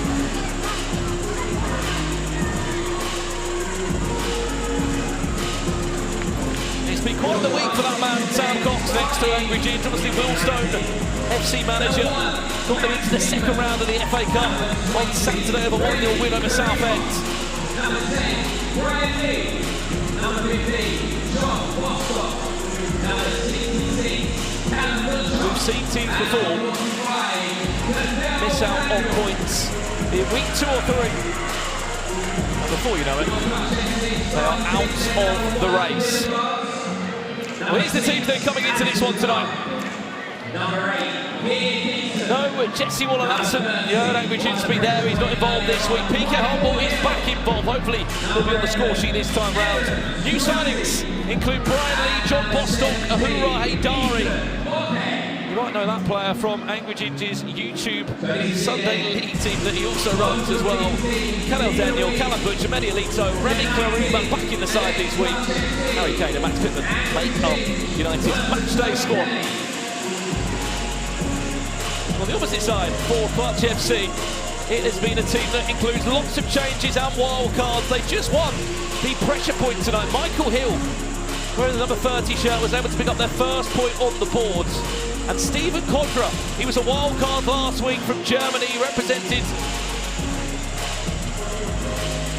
one of the German Baller League sides highly. They loved him that much, Clutch. They've invited him back again today. He isn't too hard to miss, but he's dyed his hair pink. You can just see him on the sub bench behind Chloe Kelly right now. There he is. Thought he scored his opening goal in Baller League last week. He even had a top one underneath his shirt, but the goal was disallowed. He'll be hoping this week he could turn it round. Chat, you are in control as always. Let us know who you think will come out on top in this game. Who will pick up their first win in Baller League for season 2? Will it be Yanited or will it be Clutch FC? 5, 4, 3, 2, 1. Here we go then. Underway for game 5. Addison Garnett back in the side. For the tee-off, you will recognise quite a few of these players from FC Rules to World last season. Quite a few of them were drafted across to Clutch FC.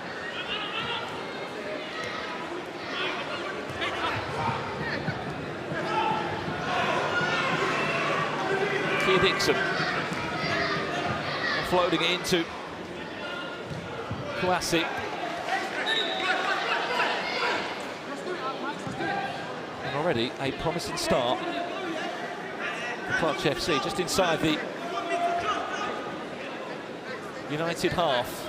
Briley does start this game, but he opened up his account last week. He was the signing of the summer, you could argue, coming into season 2. All the eyes were on him.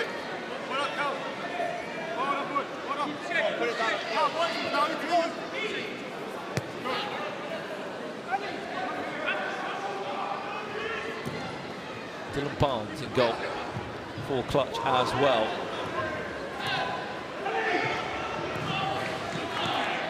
Remy Clarima getting his first couple of touches for season 2. John Bostock had quite the pro career. That'll be a finish that He won't want to see it again. Did score a free kick last week for United. You may remember that famous free kick that he scored for Notts County against Wrexham during that season, that both teams were challenging for promotion into the Football League.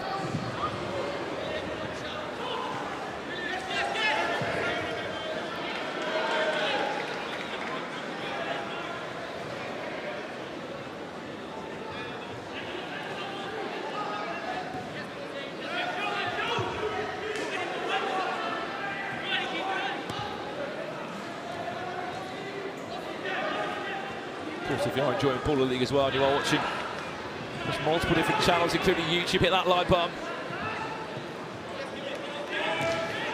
Get yourself down into the copper box every Monday.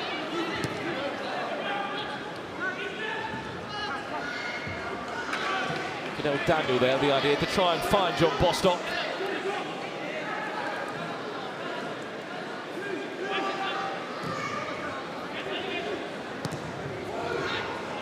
And here's one for the chat. Who do you think will be the top goal scorer this season in Baller League?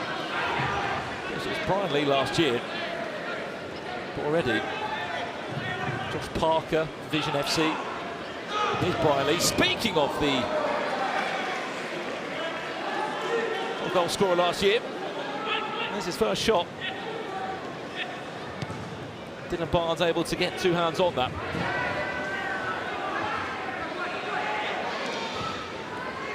Then it's Kouassi. Unfortunately, we'll run that one off the pitch. No corner, just a goal kick.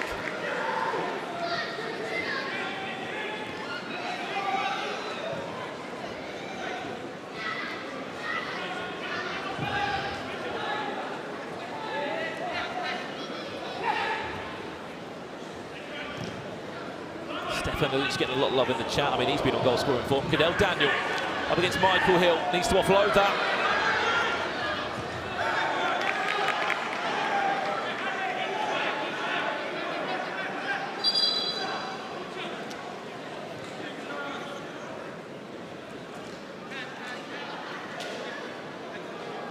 Michael will be getting substitution there, just a bit of treatment on whatever's happened to him.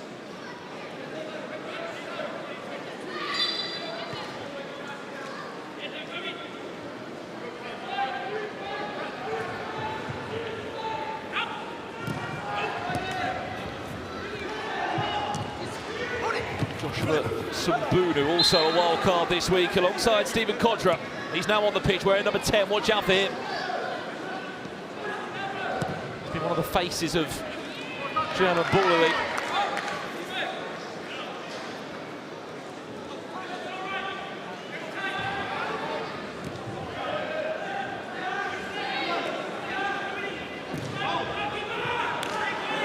He's flown in from Germany to play here on a Monday night. That shows the commitment that Clutch have made to having him in their side.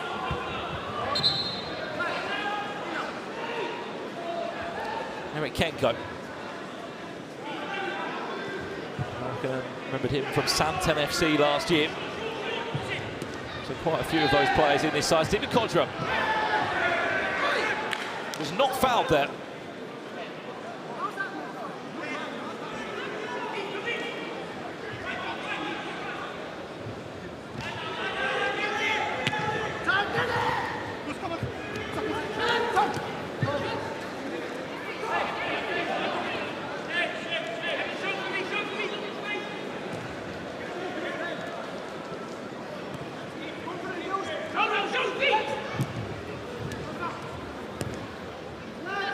Kouassi scored last week. Dispossessed there to Tarima. Into Brian Lee. Second shot of the game.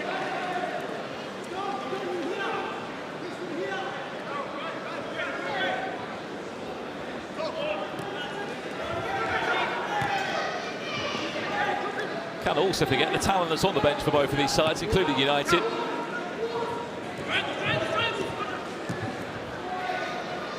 We've got Haydari, Harry Kane, Mehdi Alito and PK Humble waiting on the sidelines. Here's another one of those subs. Jordan Lazenbury on the pitch. Oh! Callum Butcher! his right foot through that one, didn't it? Fancies another shot. Great hands there, Dylan Barnes.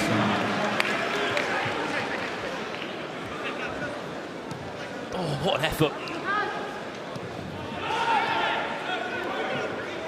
Jordan Lazenbury, he can hit them.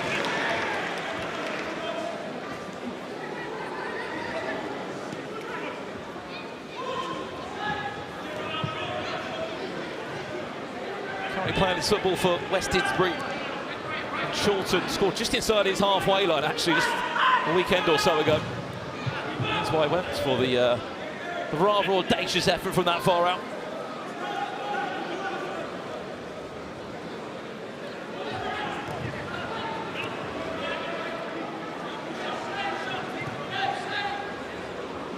Stephen Codra, that one's gone a bit too far. Tries to hook it back across to get to Lazenbury. Michael Hill will win his team a free kick. Cannot fault the commitment from Stephen Codra there to keep the ball in play.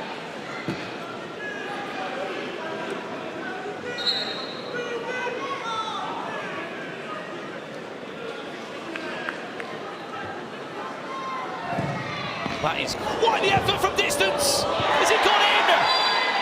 It has. Lazenbury will take the goal. But Max Pittman might want to see that one again in a hurry. The second save, before he got on the right side, he looked like he did, and some of the balls bounced up back over him. And United find themselves one goal down.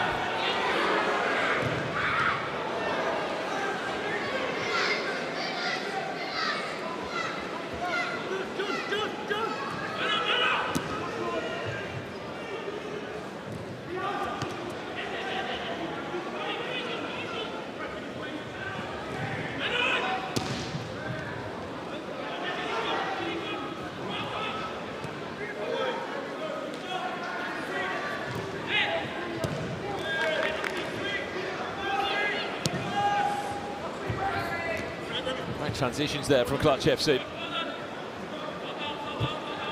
Remember Dan Edwards and Chloe Kelly have been able to install into this side. Certainly looks a lot better than week one.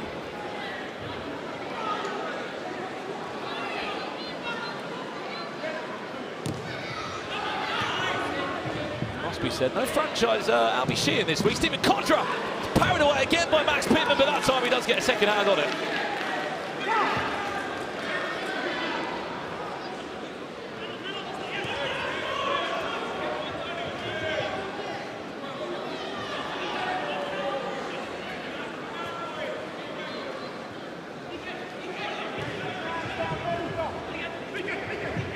PK Humble on the pitch, wins his first free kick.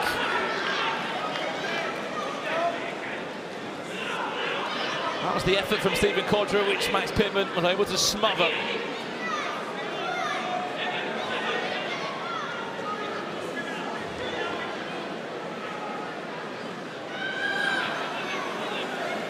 He's still got a smile on his face, although he's 1-0 down. Right, John Bostock scored from this area last week. Will he score again? Not that time. Harry Kane also on the pitch now too, alongside PK Humble. Brian Lee off. And Cadell Daniel off as well. That was the free kick chance that Dylan Barnes was able to get two hands on.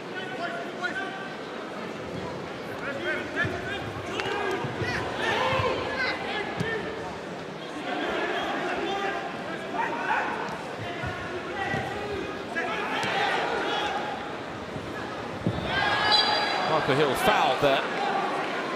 2 minutes till our game change. 2 minutes. 2 minutes away from our first half game change. That free kick taken quickly. Clary were able to switch on early enough to stop that danger.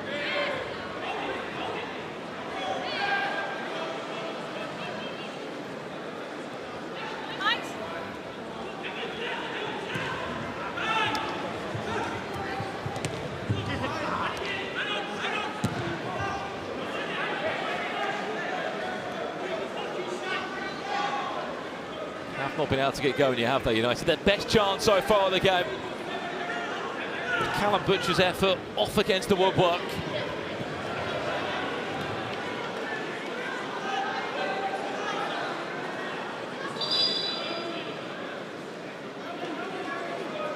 One minute into our game change, there was 60 seconds away from our first half game changer. It's a big win there from Harry Kane. Harry Kane still, that's going to fall back to Piqué on board. No, it was just over his head. Chance to break now, Eric Kenko. Mason brilliant to Kouassi was the idea. Harry Kane on the counter-attack.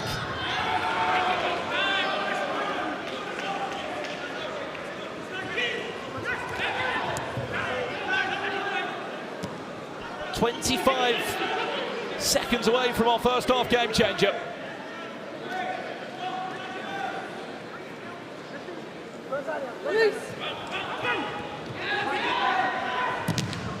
Hang on. LeBron's got away with that one. 5, 4, 3. Here we go, the game changer for the first half. Let's have a look. Let's take this thing higher than you ever been. Stand tall like Everest. I mean higher. You ain't gotta settle in. Go places that never been. We go higher, non stop.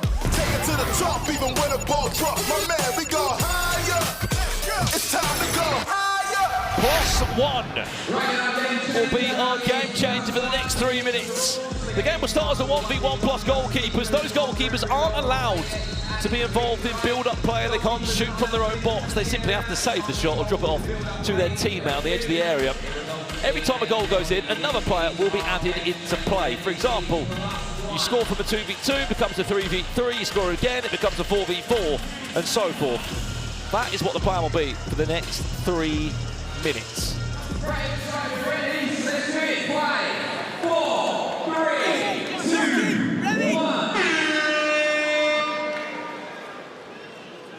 Well, here we are then.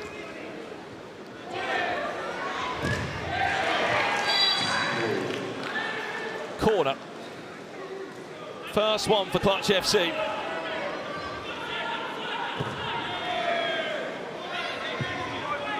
Here's the 1v1 then, Remy Clarima.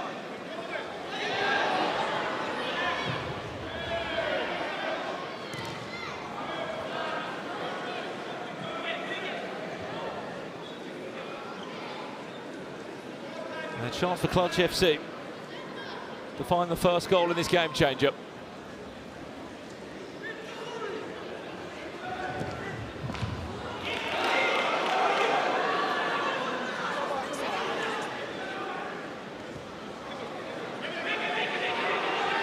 Still no goals.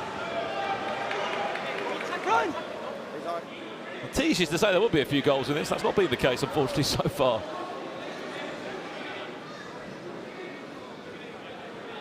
Evans Kouassi is on. It's actually a kick in the corner for Callum Butcher to resume play for United. Obviously, there's no one else on the pitch, so he has to play it to himself.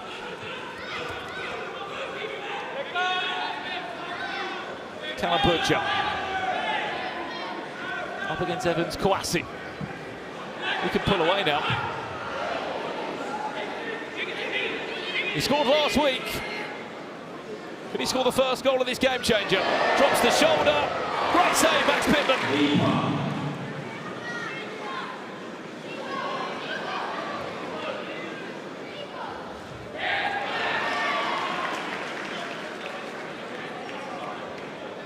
Did a great job there of getting around him. Max Pittman, great save.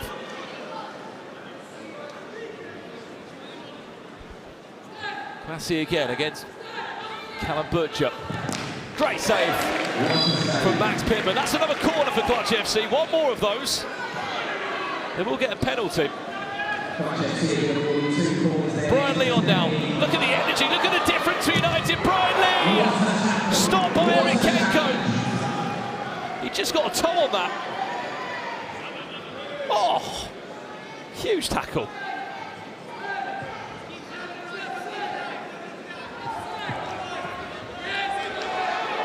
Brian Lee off balance, Eric Kenko!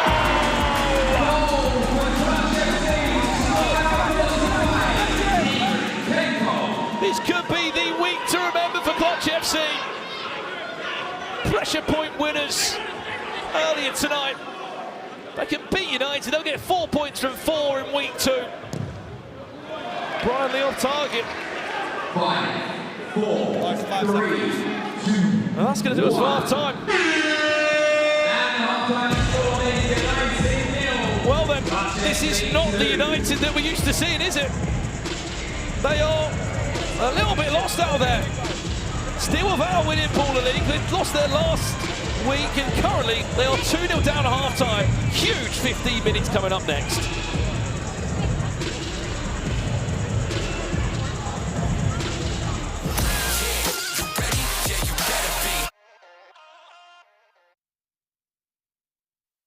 My friends, get your Baller League tickets now. Come and watch us live. It'll be good. It'll be good fun. Come through.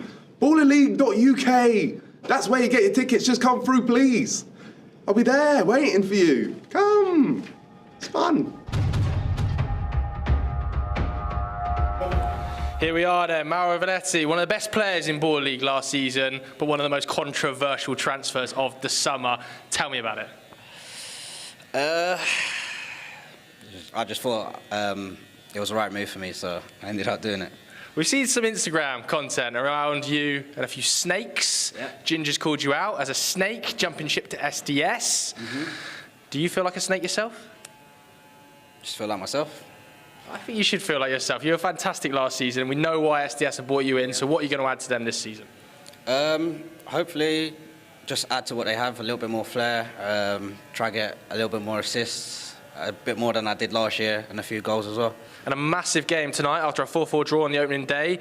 What's changed? What are you expecting to come up against this week?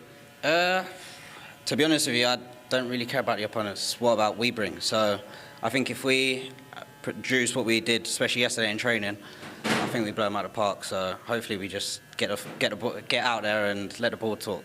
This guy's got a special celebration coming your way in a couple of weeks as well, so keep your eye on him. Oh, looking forward to that celebration. It is time, as always, every week here on Baller League to vote for your head and shoulders MVP of the night so far. Did Tyler Winter score a hat-trick, Chunks? Because we have 4 players that have scored a hat-trick tonight. Good to know you've been watching, Chunks. All you've got to do is scan the QR code on your screen to vote for your head and shoulders MVP. Emmanuel Rowe scored a hat-trick. Yeah, they lost. Mystery player scored a hat-trick. 1v1. Martin Waghorn scored a hat-trick. 1v1. And Joshua Parker. That's the deserving So winner. you're thinking Joshua Parker? That's what I'm thinking. What? Wait, do goals in game changers not count? I'd score 1v1. Huh? I'd score 3 and out and then 1v1. I've seen you do a 1v1 and If they rolled that tape there and then, I would have ran off the stage. Do you but remember luckily, that? yes, they don't have the footage and I scored a hat-trick. Okay, yeah, we'll go with that. They scored a hat-trick. Mystery player, obviously, he stepped up in the 1v1. We didn't get much of a glimpse of him in match week 1. Whereas... Nothing.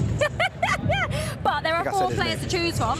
Let's quickly touch on the game we've just seen because it's not going well for Angry Ginge. 2-0 down to Clutch FC. What's going on? I told you about United, man. They thought I was a hater. They're not United. They're not United. You know what I mean? I'll be honest, I haven't been impressed with them this season so far. Angry Ginge is going to be very angry Ginge. I was going to say he's got reasons to be angry after that now he performance. does, because I can't lie to you. You can tell, like, look, right now, look at his face, lackluster. He's defeated. He doesn't know what's going on. He's confused. But I'll be honest, Clutch are a great team. Clutch have turned up. Clutch. Does that make sense? No? No, Okay. just leave it to me. I'll leave that to you. Clutch has turned up Clutch, I'll be honest. Cheers for that. Yeah. Whatever. Okay, well, it is a big second half coming up for Angry Ginge. His side are 2-0 down at half-time to Chloe Kelly's Clutch FC. What is going to happen in the second half? Huh? Can United beat Clutch? No, that's me.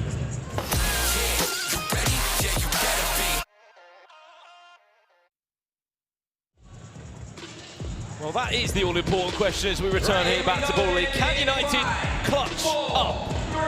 They are 2-0 down against Clutch FC, a new side here in Baller League Season 2. And it hasn't looked like the typical United by Sam Cox and Angry Ginge's standards. Well, one player that can change that is Ahura Haidari, who's now on the pitch. He came on last week and he looked Quite dangerous, in fact. Scored 4 goals, I believe, in his debut as a wild card last season in week 11. Made a permanent move this year.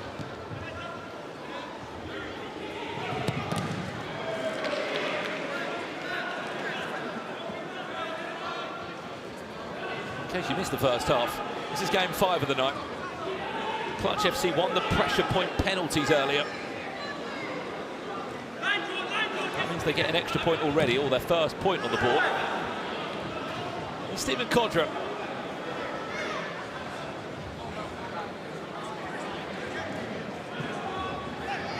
Finds Keir Dixon.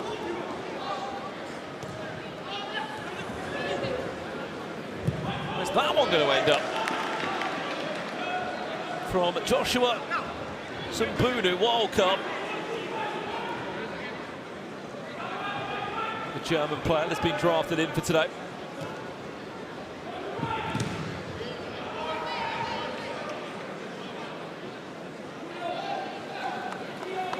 She must be happy with what she's seen so far, Chloe Kelly. She wasn't able to be here in week 1 due to international duty. The Lionesses, oh my days, where's that one ended up? That came flying off the post.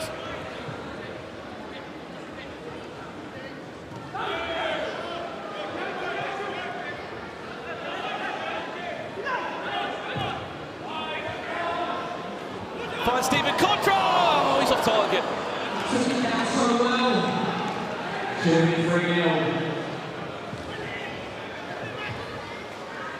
He thought that was it.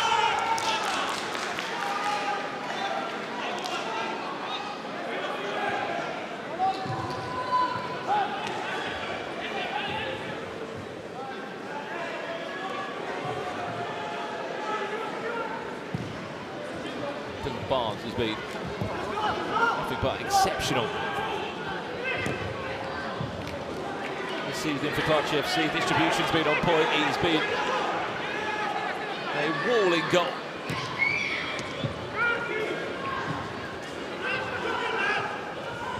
Hidari. Well, the interchange. Stephen Kodra gets his first goal. Stephen Kodra.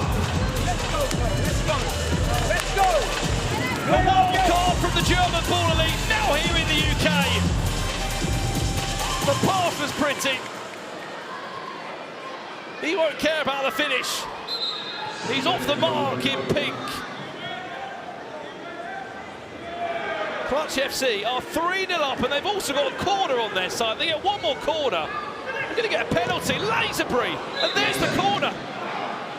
This couldn't go any better for Chloe Kelly's side at the moment. But it has gone out for a corner. About to be 4-0 down if Michael Hill can score this. Well, Michael Hill, he won the pressure point penalties earlier tonight. He is the man for the job. Michael Hill off the post, maybe not now. Will that come back to bite Clutch FC? Couldn't convert there. Michael Hill.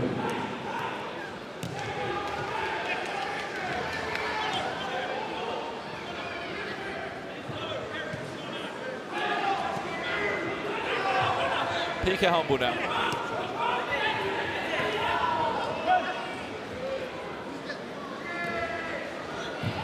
I know they've got Brian Lee United, but could you argue that they may be missing Tyler Winters as well in that mix of players? He's in fine form tonight, didn't he, for NDL? Here's Brian Lee now. There's a chance that they're going to get goals. It has to come through him.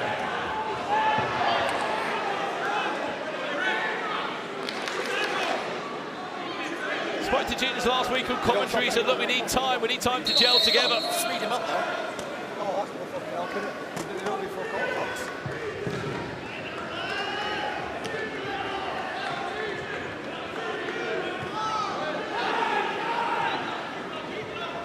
There's a chance to counter-attack for United.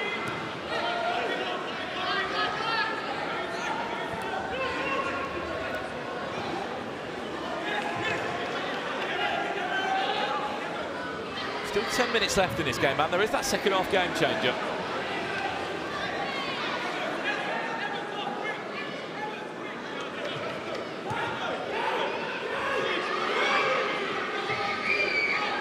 Ginge is not happy on the silence. You can hear him. Chance to break away now. Great save, Max Pittman.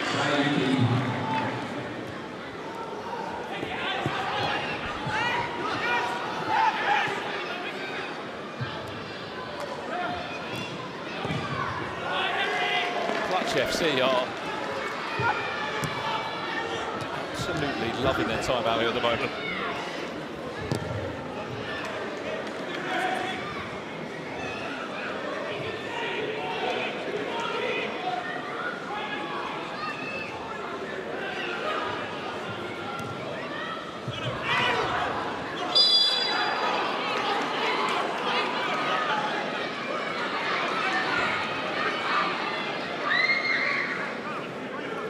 Free kick for United, Briley though.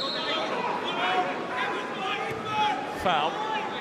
Briley on the half turn, cuts it back, Piqué humble, got to offload it. Piqué humble, giving away the foul, and team's not happy about it.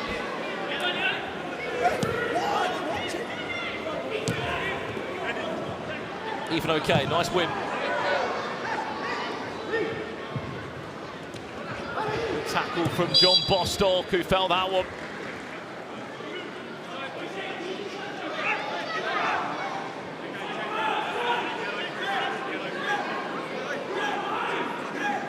As he subs himself off the pitch, Callum Butcher comes back on. What's that for?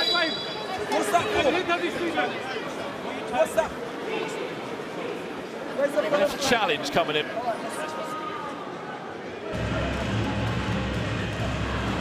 Okay, there's a challenge from Clutch on whether that was a free kick or not. Challenge. Well, look, they are 3-0 up. They decided to use the challenge now for this moment here. Was it a free kick or not?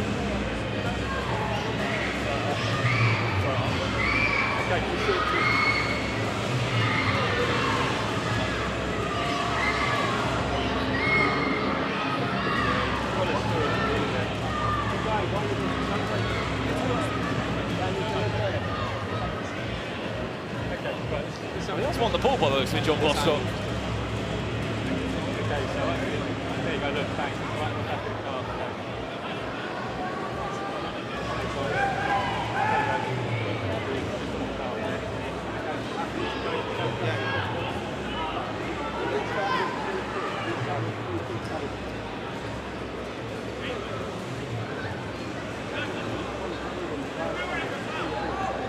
Is it a free kick to United or not?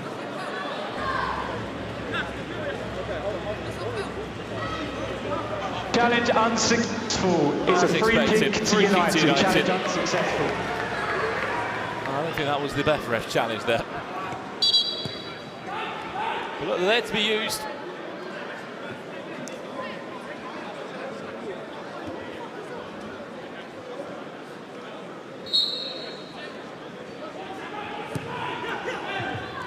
Piqué humble. Callum Butcher. No touch on that at all, and Clutch FC are looking so strong. You know, they can't break him down.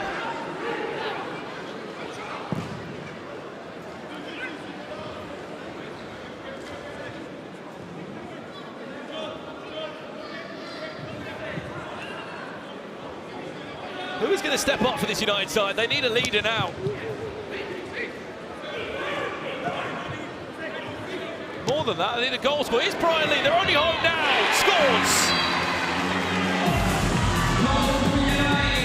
Top goal scorer of last season. He is still there, he is still in goal scoring fashion.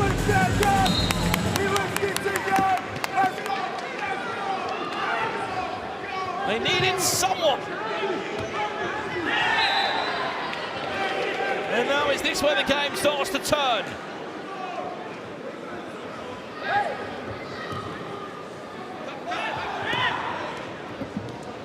Remember, still got a game changer. 27 minutes on the clock, game changer will come into play.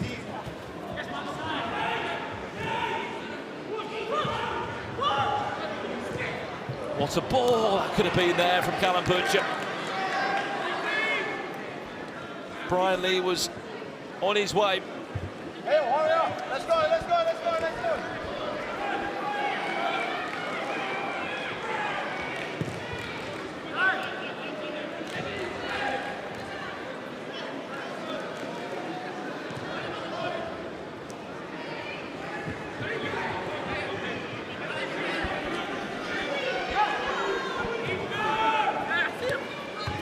I think they have to try and get Dari back on the pitch.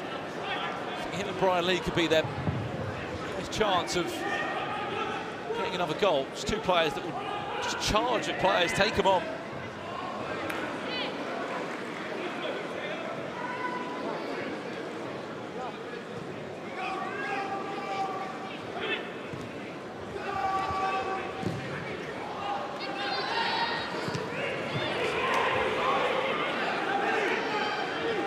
Alito now.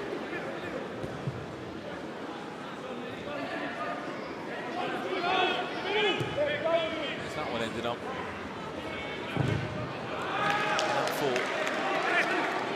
Dylan Barnes to resume play with Clutch FC.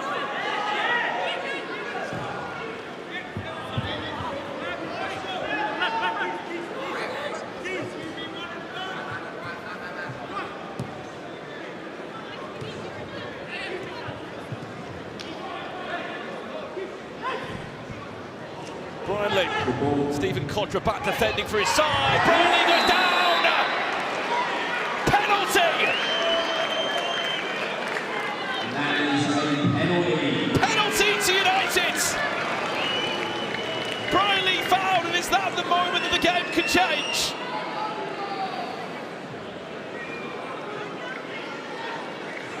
Stephen Kodra, wild card goal scorer, went swiping there and he caught the legs of Brian Lee. He won the penalty and he takes the penalty, Brian Lee. Pressure's on you. Brian Lee, can he get past in the Barnes? No, he can't. And the best chance for United to get back in this game, unfortunately, has been wasted.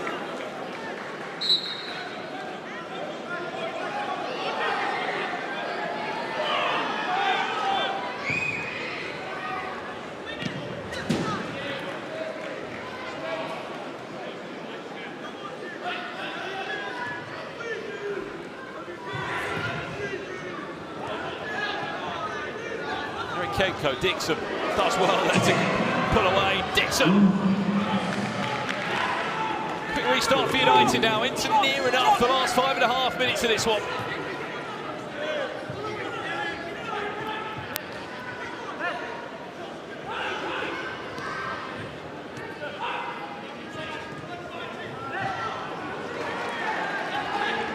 Maybe Alito couldn't find Callum Butcher there.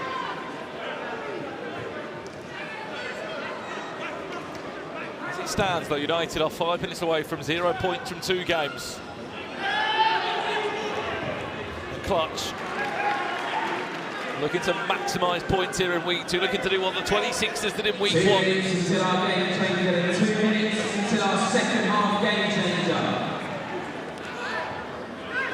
Kouassi, Evans Kouassi, good reflection, good reaction, sorry, of Max Pittman there.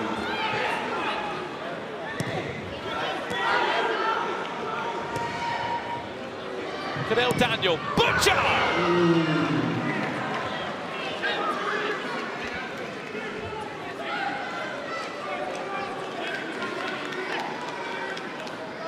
Well, that was the save. The reactions from Max Pittman.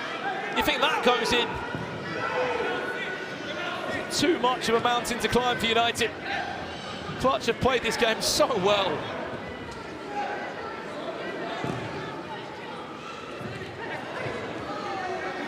Kouassi, Michael Hill, back post could be an option available. Contra! He was there, but so was Klariba. And there's an offside call. 1 minute until our game changer, then 1 minute until the second half game changer.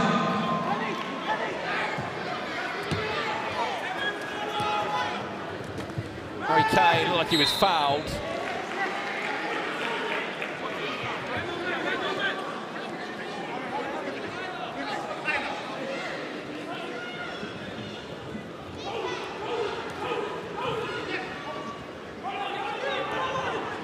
Harry Kane does well. Cadell Daniel! Great passage of play from United. Was just missing the finish. But again, Clutch FC survived to fight another day.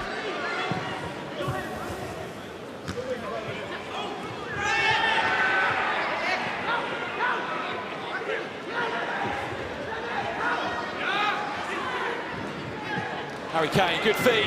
Butcher! Wide.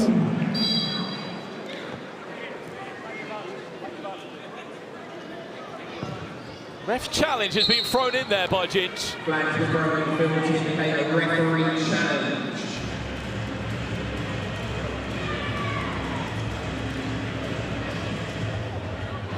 I believe they want to go back for the United free kick. challenging a potential free kick in the build-up to that play that finished with a corner being awarded. I understand what they're doing here. They're going for the free kick. The idea is they'll have a shot from the free kick. Because they're not going to be able to resume and try and build up a goal. They've got 2 seconds left.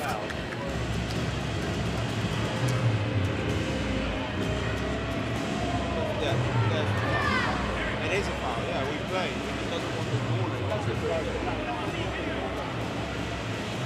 Is there a foul here on Harry Kane?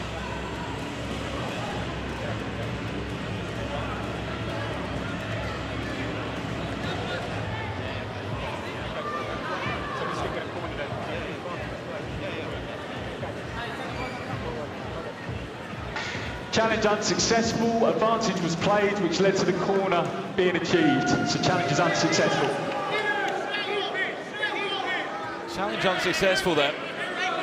I think they're also looking at the incident on Callum Butcher.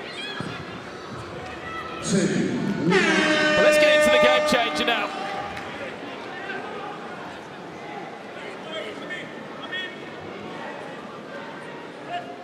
Let's take the stage higher than you ever been. Stand tall like Everest. I mean higher. You ain't gotta settle in. Go places that never been. We go higher, non-stop. Take it to the top, even when the ball drops. My man, we go higher. It's time to go higher. The line will be the game changer for the last 3 minutes. This was once upon a time a first half game changer. Basically, you can score a goal that counts as double if you score behind the offside line. The goal still, the double still applies if the ball deflects off an opponent, but as long as the shot comes in behind the offside line, regular goals will still be scored. It's still 6v6 on the pitch. And the ref challenge there for Angry Ginge was not successful. As much he will still.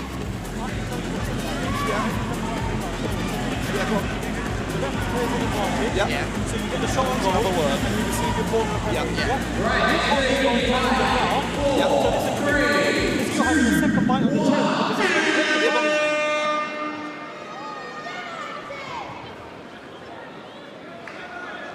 What the referee or third official was saying there was advantage played for United off the back of the incident of Harry Kane, and they also want a corner out of it too. There's the extra pass. Speaking of Harry Kane, there he is.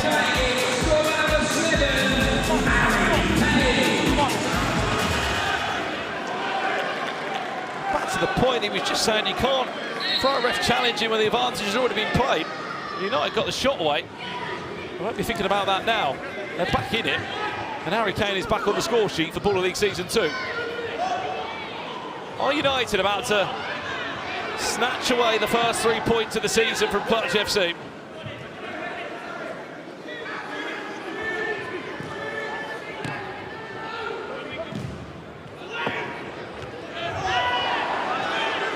Harry Kane!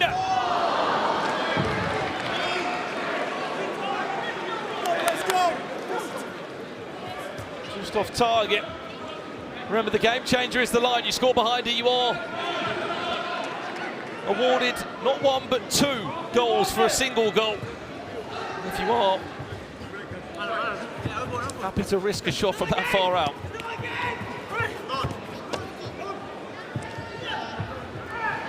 Oh, it is an obvious foul if I've seen one.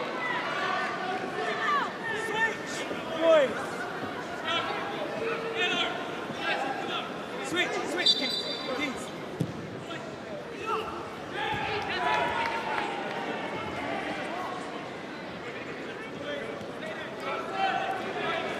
John Bostock back on now after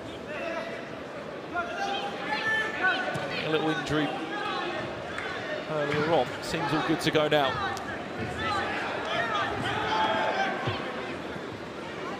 Keir Dixon. Eric Kenko, his shot off the post! That could have killed the game.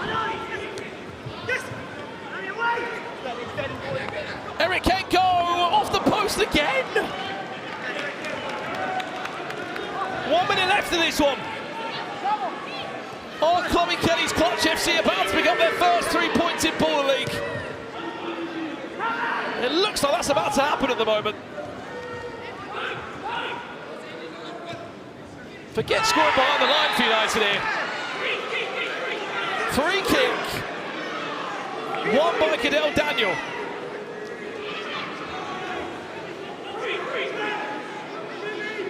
John Bostock.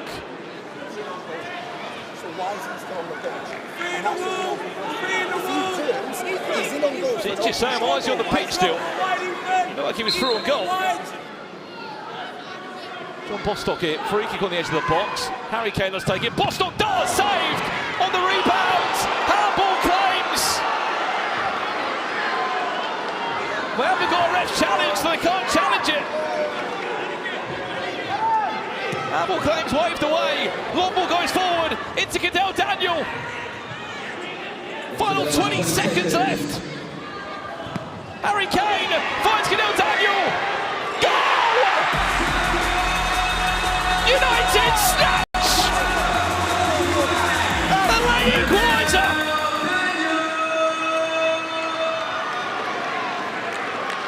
And all the hard work of Clutch FC!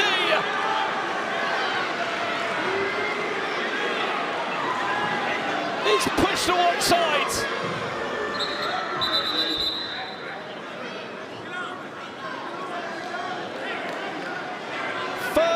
Seconds left. They're going from a shot from. They've got past the ball first before they can have a shot. 14 seconds. Ball goes forward to Stephen Kodra. Where's that last chance going to fall to? Is it going to fall to Clutch FC? 4, 2, 4 times on. United pick up their first point in Baller League. And for Chloe Kelly and Dan Edwards and their Clutch side, they'll be thinking, how have we not maximised points here in week 2? On another day, they get 4 points from 4, they win the pressure point penalties, and they should have really taken maximum points from that game. Honestly, mate, next time you should not do that. Well, at the full time, it is United that get a point on the board. Still yet to pick up a win. But at least they're off the mark in week 2.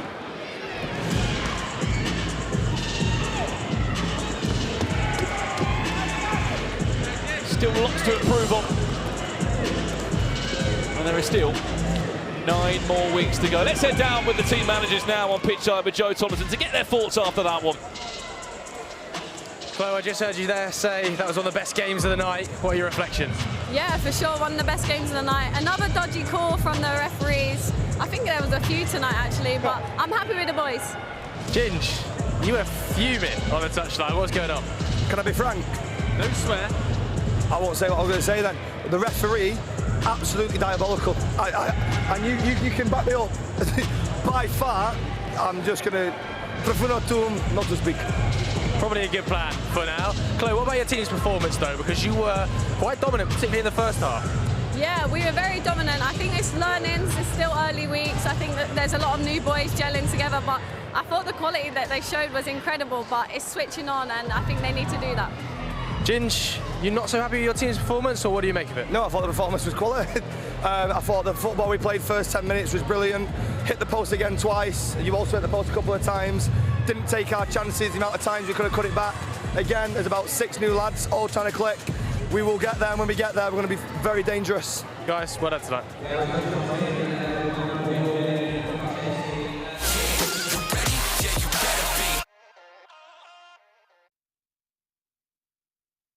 My friends, get your Baller League tickets now. Come and watch us live. It'll be good fun. Come through. ballerleague.uk. That's where you get your tickets. Just come through, please. I'll be there waiting for you. Come. It's fun.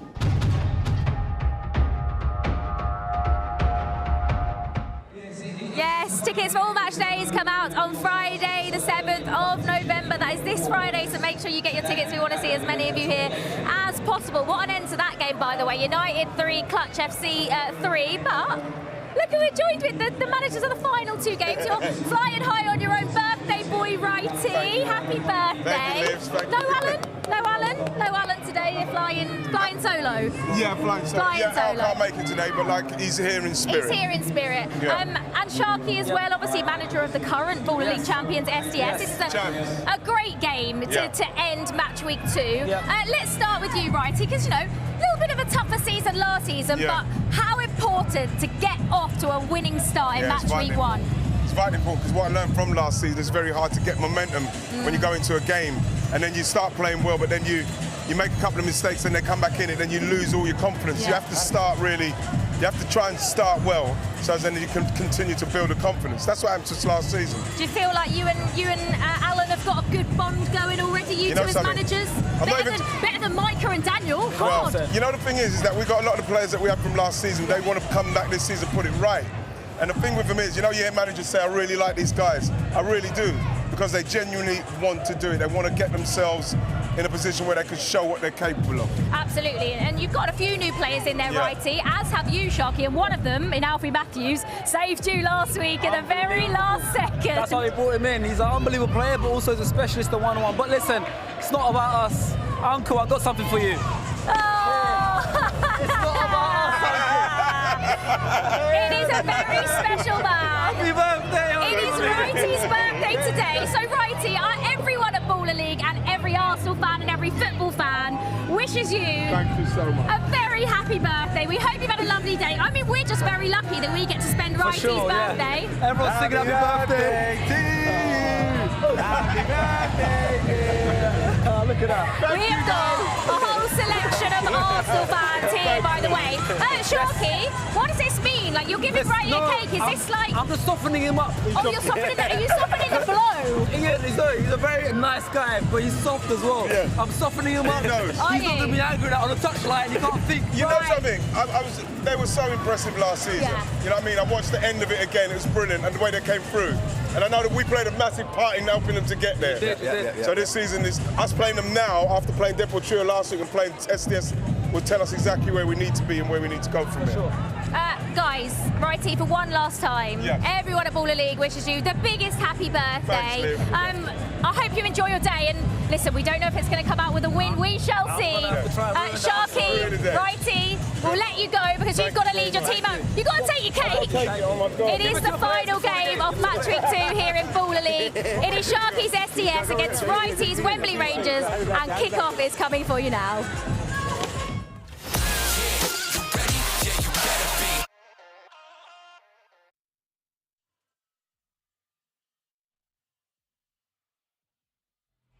Well, it's time for match 6 of the evening. The birthday boy, Ian Wright, is in town in Baller League, hoping to make his birthday that little bit more special with back-to-back wins in Baller League. His side won 3-2 last week against Deportrio. And for SDS, the defending champions here, they're also still hunting for their first win in Season 2. It was an action-packed 8-goal thriller last week against VZN FC. As they head out to the pitch to conclude game 6 here tonight. If you missed what's been happening across the other games, MVP's United 4-4 against M7 FC. VZN FC won 6-3 against Rukkas. N5 back-to-back wins against John Terry's 26ers. NDL, their boss Nico Milana stays in the job for another week. They beat Deportrio 7-5, and if you just missed United against Clutch, it was a 3-3 last-minute equaliser from Angry Gingers United. Well, let's have a look at the teams that are on the pitch now. It seems like a very different Wembley Rangers this year. And this is partly why. Their number 8, Charles Yadom Kanadu, was superb last week. They've also gone big on players such as Sandro Kamara, who once upon a time played for FC Rules the World. They wildcarded their goalkeeper again this week with Ibi, known as Ibrahim Igrada, and top goal scorer for them last season. Domingos Pires features alongside Czech Tiab. It's a really strong team full of six-a-side ballers. On the opposite side for SDS, the champions of Baller League Season 1, that completed the impossible. Familiar faces, Kazaya Sterling, MVP of last season, does feature alongside another Krasniqi. Number 13, Arjanik Krasniqi features, and he gets his debut. Yusuf Shentov in the squad after missing out last week. Signed for FC Rules the World. And one appearance for Wigan Athletic in the Championship, believe it or not. See how he can get on this evening. Well, he's not in town this evening, is Alan Shearer. He is also the newest member of the managerial side for Wembley Rangers. Steve Hughes and Dan Cook guiding us through our final match of the evening here tonight. For one final time, chat, who do you reckon wins this game? It could.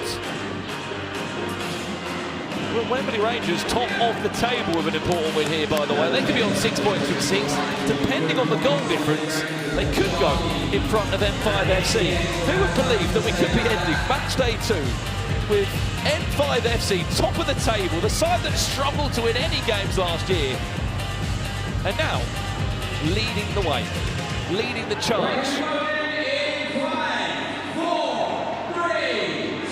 But there we go then, for one final time tonight.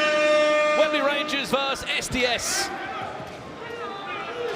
is underway. Don Pires getting a start.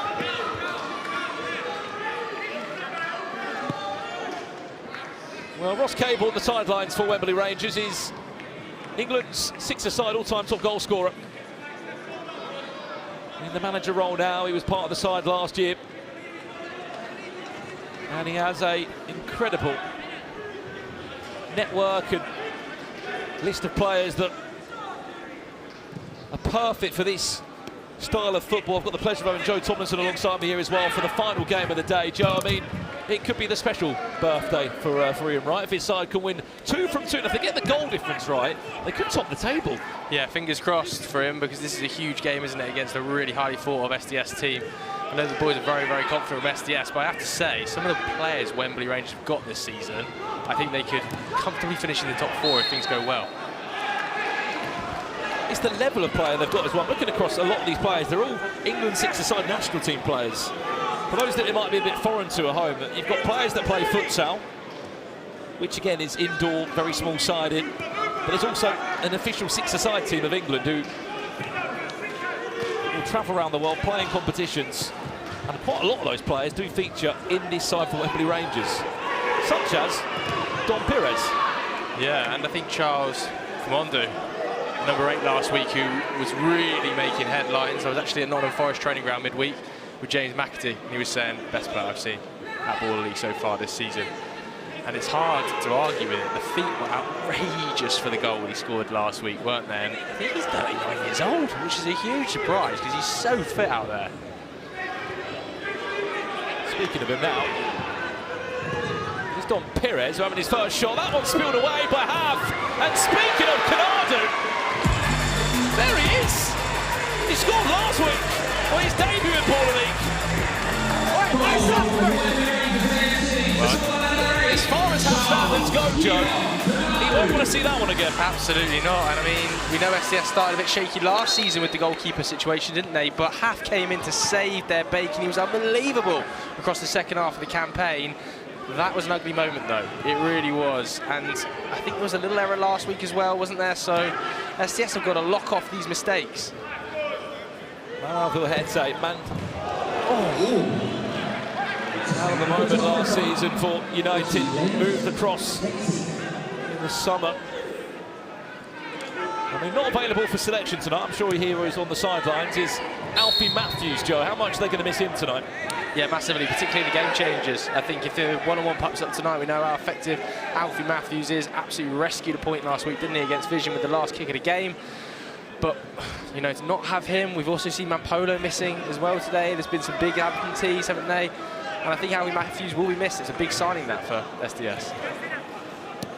Camilo Restrepo as well, coming so close to winning that pressure point for SDS. Michael Falevi, the captain. It was nearly the perfect day for Clutch, wasn't it? They were seconds away from the perfect day today. It really was. And both teams were really unhappy with the refereeing decisions there. And, you know, maybe fair enough. I thought there were some slightly controversial ones, but also some controversial challenges, I thought.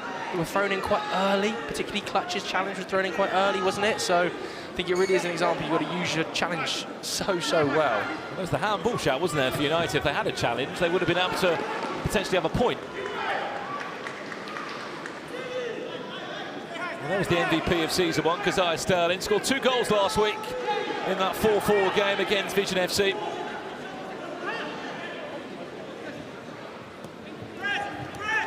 Here's that man again, Charles Canado. Look, he's so strong on the ball in those tight spaces. Such a dangerous player.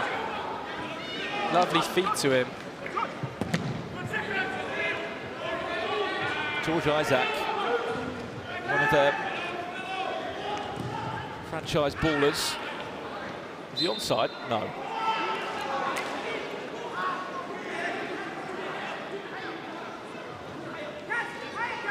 Another important player for SDS, Joe, is Nia Kirby, under-17s World Cup champion of England.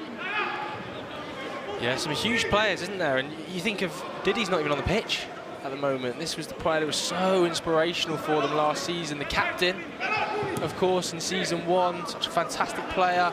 And that really, I think, shows the level of the quality of squads you're seeing across the league at the moment. The transfer of a player like Mario Valletti to SDS. You know, I was speaking to him in one of my pre-game interviews. He is such a good player. And he was one of United's best players last season. So to take him is no small feat. I know he's got a celebration. Nia Kirby. Oh, where's keeper. that one going? What's happened there? Cuts it back on the edge of the box, potentially for another shot. Michael Falevi with him. Oh, keeper bailed one out there, didn't he? Deary me. Who's got a celebration for us? Mario Valletti. I was speaking to him specifically, I think, for the game against United. There's a celebration loaded up. Can't wait to see that, as he said. I think it will ruffle a few feathers. Can't wait for that game, Joe. I know.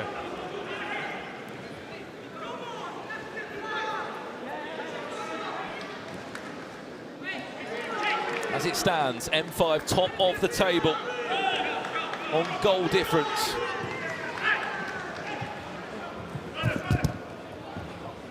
Wembley Rangers also in second, just 1 goal off them. Don Perez, how many goals is he going to back this year? How good was mystery players? Oh, wow. Scored 3. One-on-one. He scored 3 on one-on-one. Who is this guy? Who is he? I was stood on the sidelines, actually, with the rest of the players. The players were genuinely in just stunned silence. They didn't know what to think, didn't know what to say. I think when the last one hit the top bins, some players just walked down the tunnel. Ended the game perfectly, and it was the last second. We are speaking about the mystery player, by the way, of NDL. Good news for them, Joe. They've got a manager next week. Nico's still in the job. They do, and how good was the Yellow Army today? They were good. There's about 12 of them, but they were great, weren't they? They're making some serious noise. Making some serious noise up there. And fair play to Nico, you know, he came out after the match, took the mic, told a lot of people a lot of things.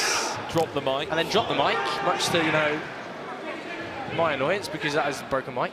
So, well done, Nico.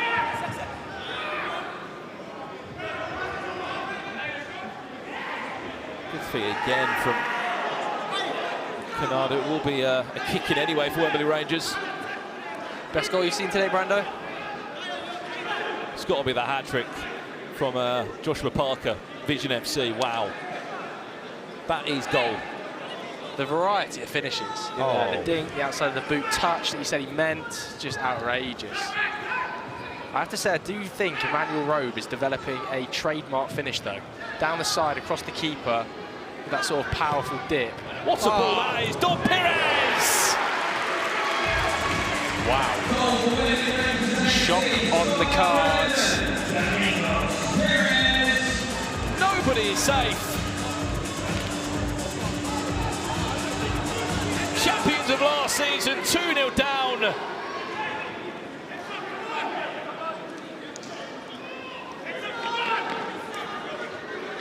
Don Perez off the mark. Baller League Season 2. How about that for a birthday present for Ian Wright? Really well worked goal. Excellent passing move out on that left-hand side. Good cut across the box, and Don Perez doing what he does really well. His finishing was excellent in Season 1. Continues to be so in Season 2. SDS got off to another slow start here. It was a slow start last week. It was a slow start last season. I don't think they'll be able to afford to do it again. It has to be spoken about, Joe. This is a Wembley Rangers side that won 3 games in 11 weeks last week. I know that this is a long way left in this game, but they win this game. Same goes for M5. They're having a better season by week 3, let alone after 11 weeks. Do you think there's something in the fact that there's a lot of the same players from last season? I do think a lot of the teams that have had major turnover, you know, United have got so many new players, 6 new players they're trying to bed in. A lot of the best teams that have, from last season, that have brought in new faces are struggling at the start because they're not gelling. It's definitely worth a mention, isn't it? Ginger last week when commentary was saying that we needed a bit more time to gel together. At one point, Joe, I'm sitting there thinking United are going to be on 0 points from their first 2 weeks. I know. But then SDS have got a lot of similar players out there. You think a lot of these boys, Kaz and Half and Diddy and Restrepo, they all played Season 1 together out on the same pitch. The only real addition out there now is Maro. I think if anything as well this year, Joe, teams are training more. There's more prep going in. There's more prep, there's a lot more tactical work going in. I know that for a fact that teams are really focusing in WhatsApp groups and group calls on how they set up their team from the start. Some of the chat just went, where's Pika Humble? Have they done the dance tonight? That dance has not made a return for a little while, has it? It hasn't. PK struggled a couple of weeks, I think. He hasn't quite found his rhythm. Last season was such an effective player. I think he will bounce back. We want to see the old PK. Well, he's Didi's on the pitch now, and so is Ben Long.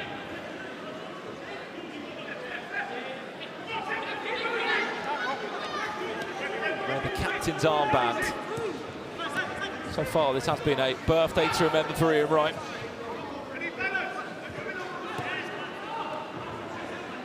Two minutes until our game changer. 2 minutes until our first half game changer. Just forcing it a bit at the moment, SDS. Let's get Kaz on the ball more. Sterling wins a corner. That's the first one. 3 corners, remember, will be a penalty. If you win 3 corners, you also get a penalty. That's the first one.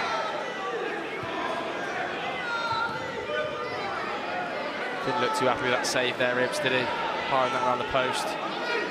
1 or 2 of those in the nicest way, Joe, where balls come at him, he's just sort of parried it away. Yeah, it's difficult on this pitch, I think, for goalkeepers to read the bounce of the ball, especially because it's quite sticky, the turf. It can spin quite heavily. So I think it is quite difficult for a goalkeeper out there. But that's, you know, to say that they shouldn't be just saving everything. 1 minute until game changer. 1 minute until game changer. 1 minute away from our first half game changer here in game 6. Do you know what? Just mentioning the game changers. How good was it to the line work effectively? Game changer 2 moved out from game changer 1 position last season. Game changer 2 ended in a 4-4 draw because of the line. The fact that you can score a goal from the line, Joe, puts you into a history book. I don't think there'll be more than 10 players in about 4 seasons of Baller League that will score from behind the line. It's some effort, isn't it? Absolutely, and today we had one that really did mean something because, of course, it took it back to level pegging, didn't it? And that's what you want to see from the line. You actually want to see people, when you are 2 goals down in the 3rd game changer, crack some shots off, get some shots off. Well, we are 12 seconds, just over that, away from the first half game changer. For the last 3 minutes and a half, a roll will come into play. 3, 2, Let's take this thing higher than you ever been. Stand tall like Everest. I mean higher. You ain't gotta settle in. Go places that never been. We go higher, no stop. Take it to the top, even when the ball drop. My man, we go higher. It's time to go higher. Free play will be our game changer for the next 3 minutes. Very simple instructions. The 3-on-3 players, so teams do not have to use a goalkeeper. You get 30 seconds per attack, and what you'll see here is 3 outfield players versus 2 defenders and a goalkeeper, and then a constant trains of transition and substitutions. But as I say, Joe, there is no excuse that you do not get a shot away on every phase of play. You have to. There's an overload. Yeah, this is all about creating the overloads. If they are training as regular as they say they are, this is a game changer you have to be working on, because 3v2 outfield should result in a goal nearly every time. There's no excuse because you've got so much space on the left or the right. Here's the first shot of the shoot game changer. Keeper's going to go for a half. He's going to go for a goal. Oh, half. It's a big chance, that. I promise you that is a big, big chance for a goalkeeper of half's quality with his shoe.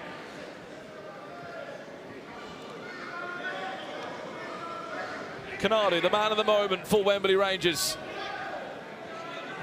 Keep shifting it. Shift it quickly. Don't want to give Don Pires a sniff. That's good movement by Pires. Cam Gardner. Canadu. They've only got 7 seconds left. They've got to get a shot away. Get your shots off now. They've worked it well. Save half. Big, big save. It's interesting, Wembley aren't. There's Ibby. He's coming on now, sprinting into position. 4 players on the pitch there, ref. They're going to play on. They're going to score. They messed that up terribly, Wembley Rangers. It's the keys to the game changer. It's their own fault, though, isn't it? We'll have to restart play from inside the goalkeeper's box. But a bit of communication there, breakdown, Joe. Suddenly you've conceded a goal. Yeah, that is shocking. It's really difficult to transition quickly between attack and defence, but you have to get your goalkeeper on. What have they done, Wembley? Check Tiam, he might be punished for it! SDS!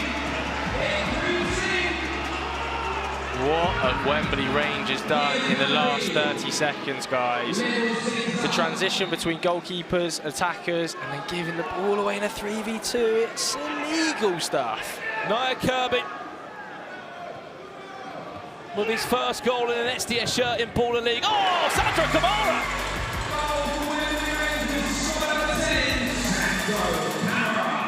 3 goals in under 1 minute 30, by the way. Yeah, much, much better. We've seen a couple of poor attempts at this today, I have to be said. Look at the space he's given Kazai Sterling it. On his left, he wants to send him on his left. It's good defending, that's such good defending. Wanted to send him on his left, knows that's his weaker foot. Vilhete off target. Rushed that bit, didn't he? Rushed that a little bit. Get the subs right. Look at, come on, Wembley.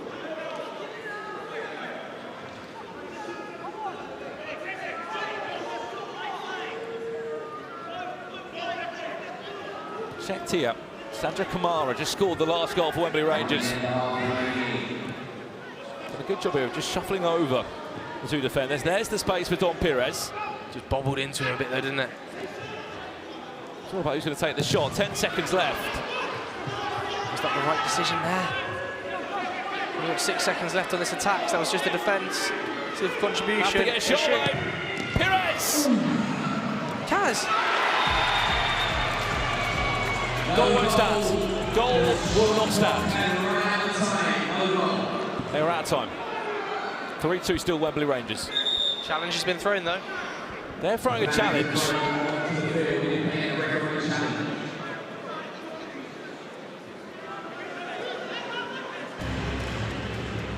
Are they going to follow through with it?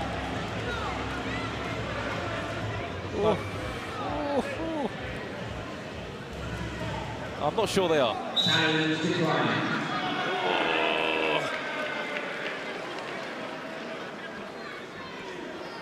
Control, boys. Oh, what's happened there? Oh my, SDS. Shouts for penalty. Kimball will take it quickly. Off target. I have to say, was that not a foul on Vilhete? There's a ref challenge now coming on the opposite side. I have to say, I didn't feel like this could well have been a foul on Mauro Velletti as he burst through. It felt like 2 hands on his back, and I think that's what Sharky's appealing for. Not in a million years. He banged his full goal. He's through a goal, he pulled him down. He's through a goal, he pulled him down. Was it the foul? Was it Kasai Sterling that they say was foul? I think Mauro Velletti burst through the middle, didn't he? There were 2 hands potentially on the back. It might be a little bit soft, but there was definitely contact that made him go down and not be able to get a shot off just before Ibi then scooped the ball up and attempted the long ranger. Tell you what, they've got a point, haven't they? I know it's soft, but he's pulling his shirt. Oh, there's definitely a shirt pull. Seen him given.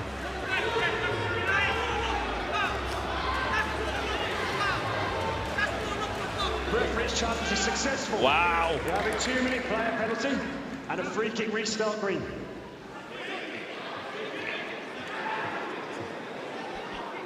It's just a personal penalty there, isn't it? Personal red card. So the player gets sent off for 2 minutes and you get a free kick, okay? No problem. And the referee tells you what the challenge is. It's a 3v1 challenge. Well, it is a personal penalty. That means that it won't affect the game changer. But 15 seconds left on the clock. Do you get a direct shot off here? Risk exposing yourself if it goes up the other end? You've not got a goalkeeper on the pitch right now. This is an interesting situation. If they go for the direct shot, they've not got time to get half on the pitch potentially. So it's a personal penalty. If a goal does go in, then the penalty's waved away. But look at it, it's a game changer. Just roll it to Kaz, no?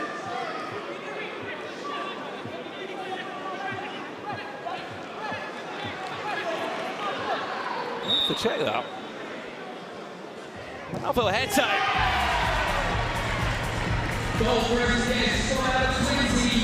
Does score, makes it 3-3. Game on. 7 seconds. 5, 4. Oh, wow!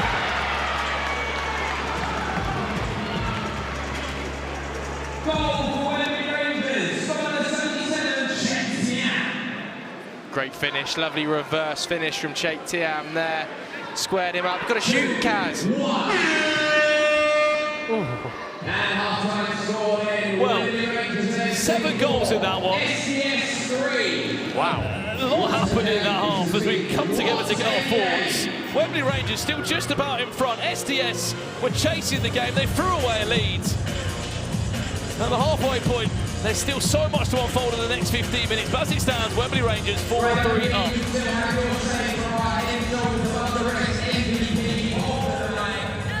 Chunks doesn't fancy, no, he's fuming, he's fuming. Don't worry, Chunks. There is still 15 minutes to go in this one, but it is currently Wembley Rangers 4, SDS 3. That's been a 7-goal thriller in that first half, Chunks.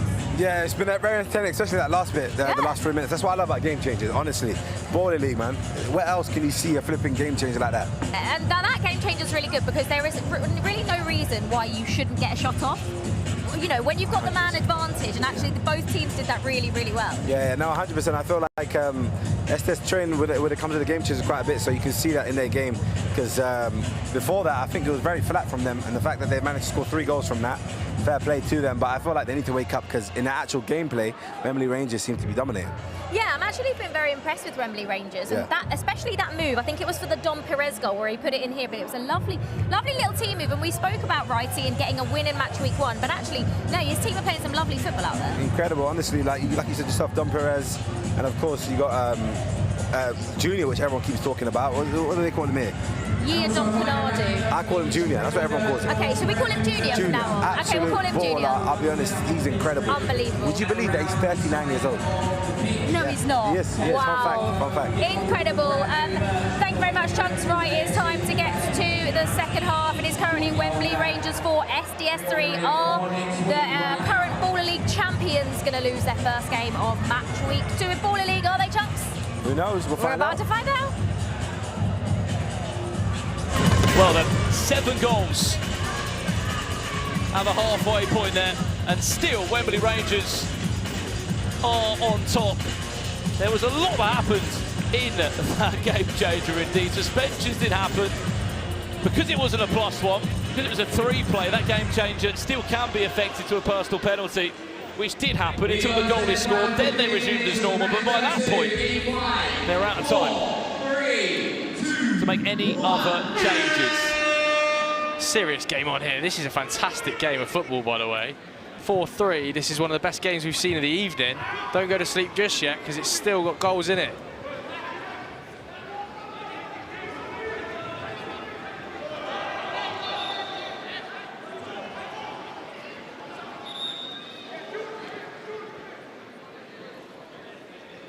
See an angry Ginge down there in the dugout as well. What's he doing in there?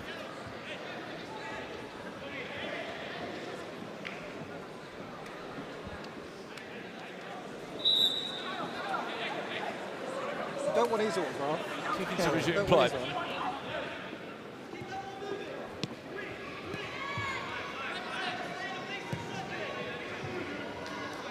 It's interesting they started this second half with no Kaz Sterling on the field. SDS, obviously MVP from last season. Need a goal, but no Kaz.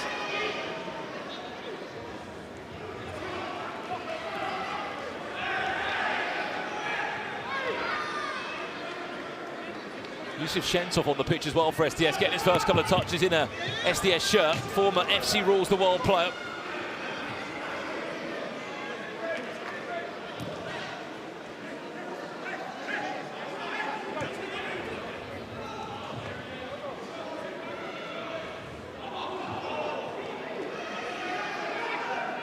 SDS just look a little flat, don't they? Look a little out of ideas at the moment.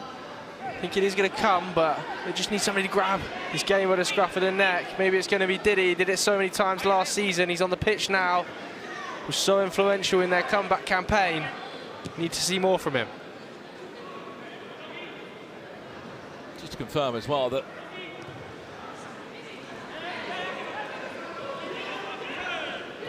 of course that goal has gone in. The suspension is then wiped. That's why it's back to a 6v6. Any 2-minute penalty if a goal goes in during that 2 minutes. The team can resume to full strength. I think Ben Long's such an important player out there for Wembley Rangers. Seems to be playing every minute of every game effectively, marshalling the entire team at that back line, captain. I know Righty and Ross Cable love him. I haven't seen a more passionate player in Ball League. So passionate, so strong defensively. They love his physicality, but also I think his leadership out there is so vital for the team. There's not much in that. Referee, no, nothing in that. Not much in that. They're going to challenge it. They'll challenge that, I guarantee it. Well, I can see a challenge on the floor.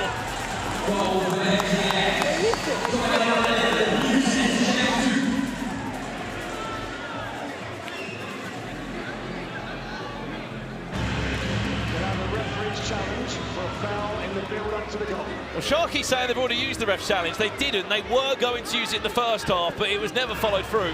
So this is their official ref challenge. Not for me, Jeff. This one looked really, really soft.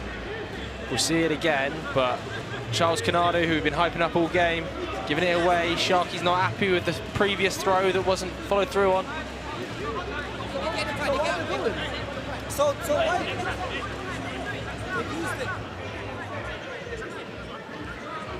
This is the official ref challenge by the looks, so we are following through with it.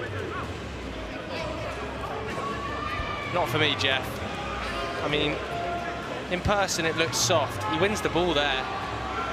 And then, no, I think he just stumbles for me. I don't know what you think, Brandon, but it looks like he loses his footing. I think he wins the ball initially.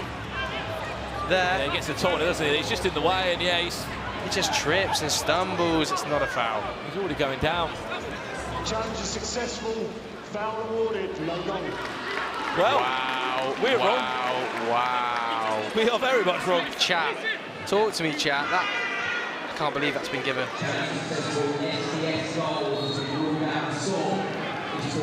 Talk to us, chat. What do you think about that refereeing decision? Goal doesn't stand. Wembley Rangers 4-3 up. Foul or no foul, chap? Chat split by the looks of it. Goodness says me. it was. Goal disallowed because they scored following that moment. The Wembley Rangers back in front 4-3. Up. Half. One of his best games today, half, is he? In the SDS net. Absolutely inspirational last season in their title-winning campaign. It's had a tough night tonight, hasn't it? Yeah. That first goal may have just knocked his confidence a little bit. To say, the chat's saying clear foul. Fair enough.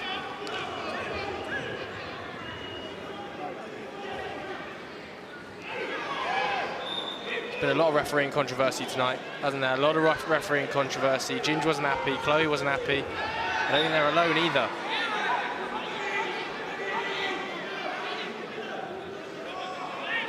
Get the spray out. What do we think of the spray? An artificial turf spray? You sure? I mean, the thing that is more interesting to me, does it just disappear? It does. Or is someone coming out to clean the spray off the turf? No, it does. It disappears after a few seconds. That ref's just bought his shaving cream, I think. Must be. Oh. Canada's nicked off. Sandra Kamara, where's the pass? Don Perez has got so much time. How have you not passed? Charles Canado again, breaking up play brilliantly in the midfield. That is a huge chance for Wembley Rangers. My goodness.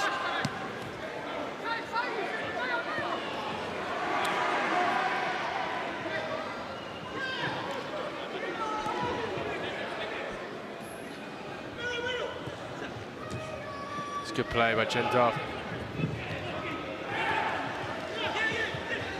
He's everywhere. Don Perez. That's going to fall back to Ben Long. Ben Long scores! He's giving it big time to Micah Richards down there in the VIP area. Captain Fantastic stands strong yet again. He deserves it really, doesn't he, Joe? He is here, there and everywhere.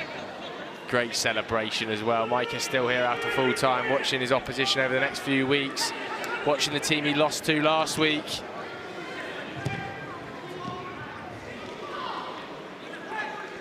I get the feeling here that SDS are going to need something from a game changer. There he is, Micah watching on. Taking note for his side, who are still without a win at the moment in Baller League. Yeah, that was Brandon El Sakiko. Will he walk? I doubt it. I mean, who does walk? Him or Daniel Sturridge? Does Alan Shearer or Gavin Licker come back?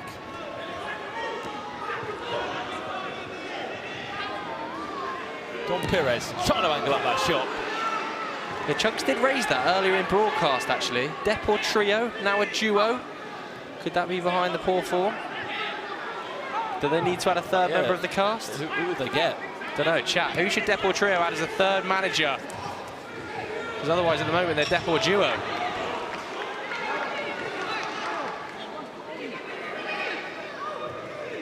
Could be their trio member. Roy Keane, whisper it. Could we get Roy Keane in?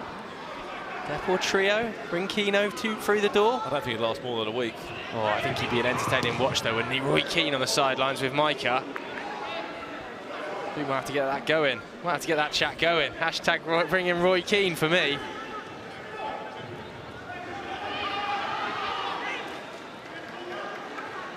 Well, as it stands on the goal difference, all goals scored. Wembley Rangers, top of the table on goals scored. It's a +3 for them and a +3 for M5. SDS are only one corner away, by the way, from a penalty.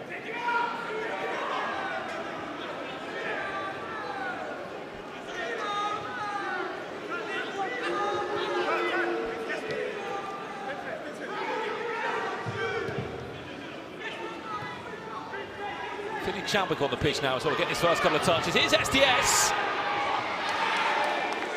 Camillo felt like he was fouled. He couldn't really put away his first shot. Rushing it a bit now, Wembley Rangers needs to stay composed. If SDS get a goal here with that corner situation, it could get a bit shaky.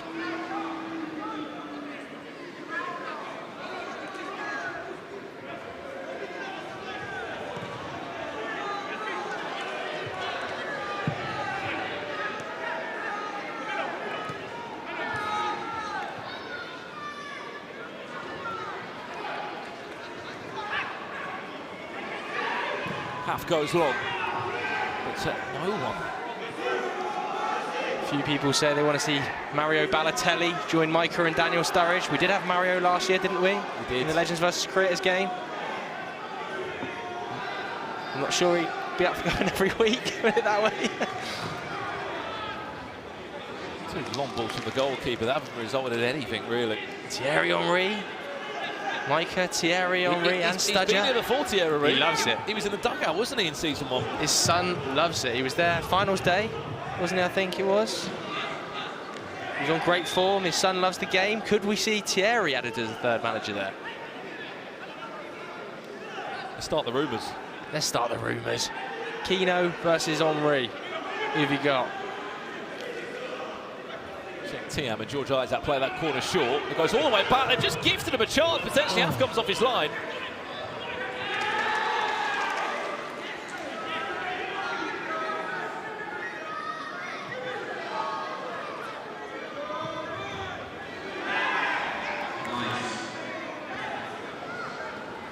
Tiam. Nice turn by Felivi. Danny Bassett dispossessed.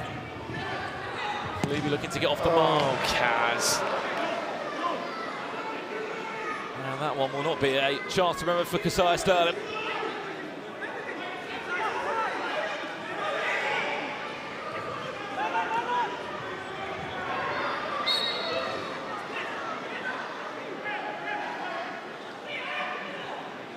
Mendes, the wild card for this evening.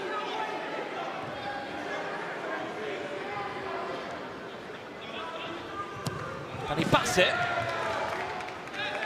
3 minutes away from our game changer, last one of week 2.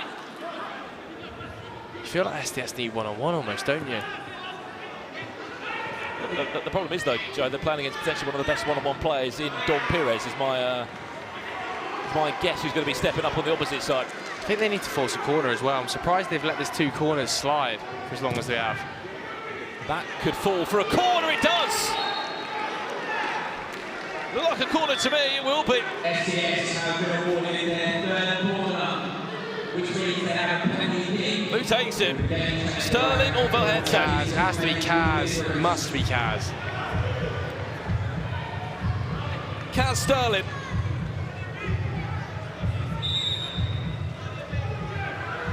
Stepping up now past Ibby. Can he pull back a goal for SDS? Yes! 5-4. Wow, game on, big time.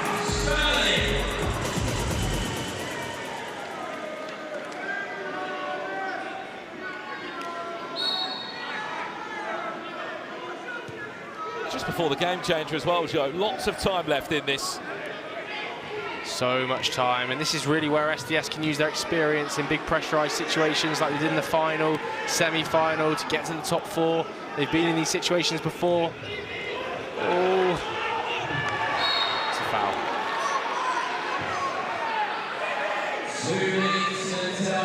Isaac and Michael Felivi there coming shoulder to shoulder.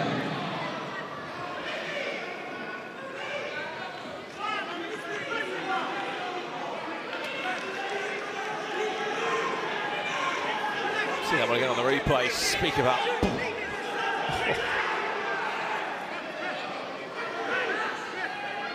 That was physical. And long back on the pitch. Wembley Rangers looking to hunker down a little bit. Captain Fantastic entered the fray. Even bagged himself a goal tonight, Ben Long. Great turn. Felivi. Off target.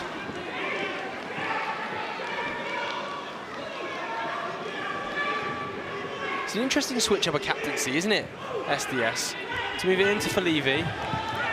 See, it did last year was so good, so influential. I wonder what the reason is. Not much in that either. Camillo.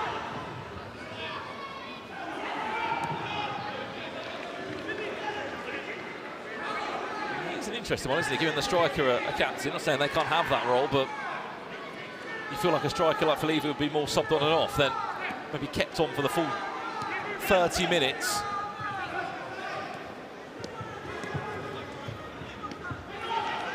Valhetta. for Levy. No free kick there. Oh my word, ref. Didn't hear the whistle. A little bit soft.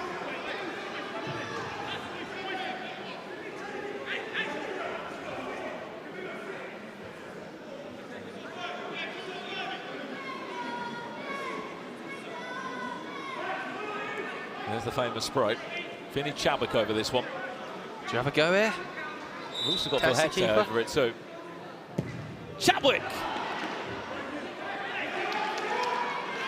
I'm not sure that was in the plan. Kaz looked pretty aghast when he hit that ball. So did Mario Valletta. He goes Ben Long again. Great challenge. That's cynical as hell.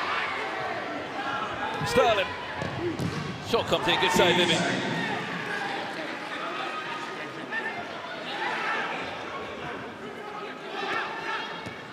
Oh, this could be big. Ben Long charging at you. And will. Cynical again, I have to say. Get a word from... Is he fortunate not to avoid a yeah, I have to personal agree on penalty that. there? Steve Hughes has a word. Pretty late.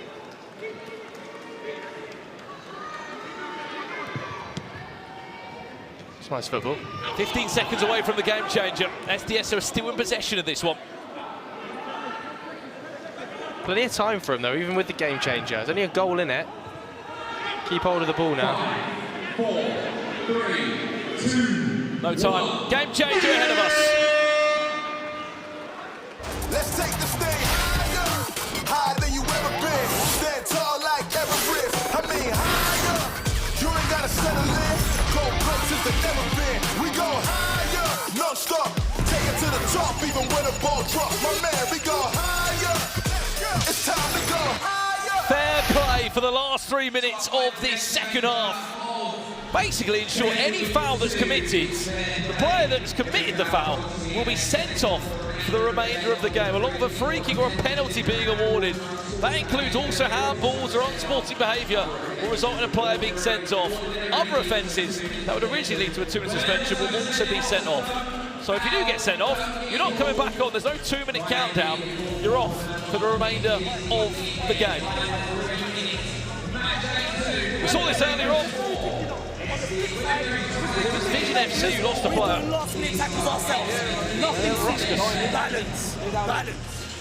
I'm not sure who this suits, honestly. I think it is quite emotional out there at the moment. I could definitely see somebody getting binned here.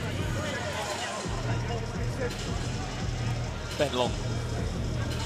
I think he's smart enough. That's a prediction. I can see Ben Long getting a red. Yeah, well, if we saw the tackle like we saw earlier happen, then yeah, definitely. But he is quite experienced, Ben Long. No, I agree. He's quite a wily operator, isn't he? I don't know whether he is the type to give away unnecessary foul in fair play. As it stands, M5 atop of the table, +3 goal difference. Wembley Rangers in second. They are the only two teams, as it stands, after 2 weeks to have won maximum points. 2 wins in a row.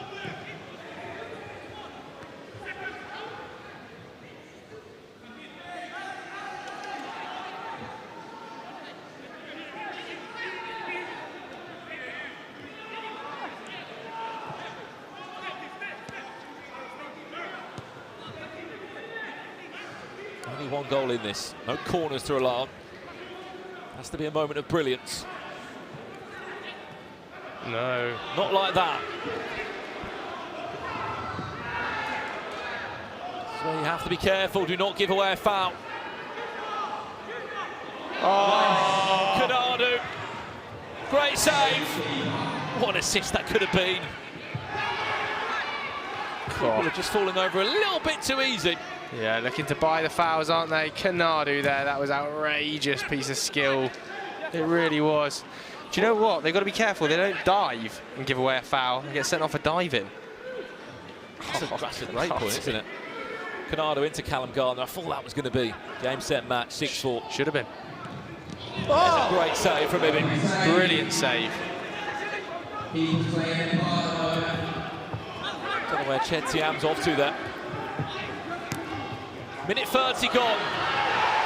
That looked too soft for me. Could that be a booking or a foul for a dive there? Could that be a foul for a dive? Referee not interested.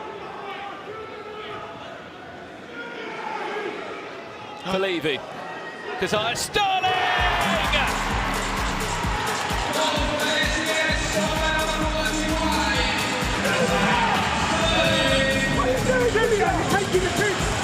Kazai Sterling back on the score sheet again in SDS colours.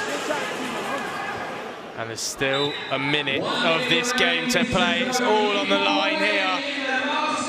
4 goals in 2 weeks.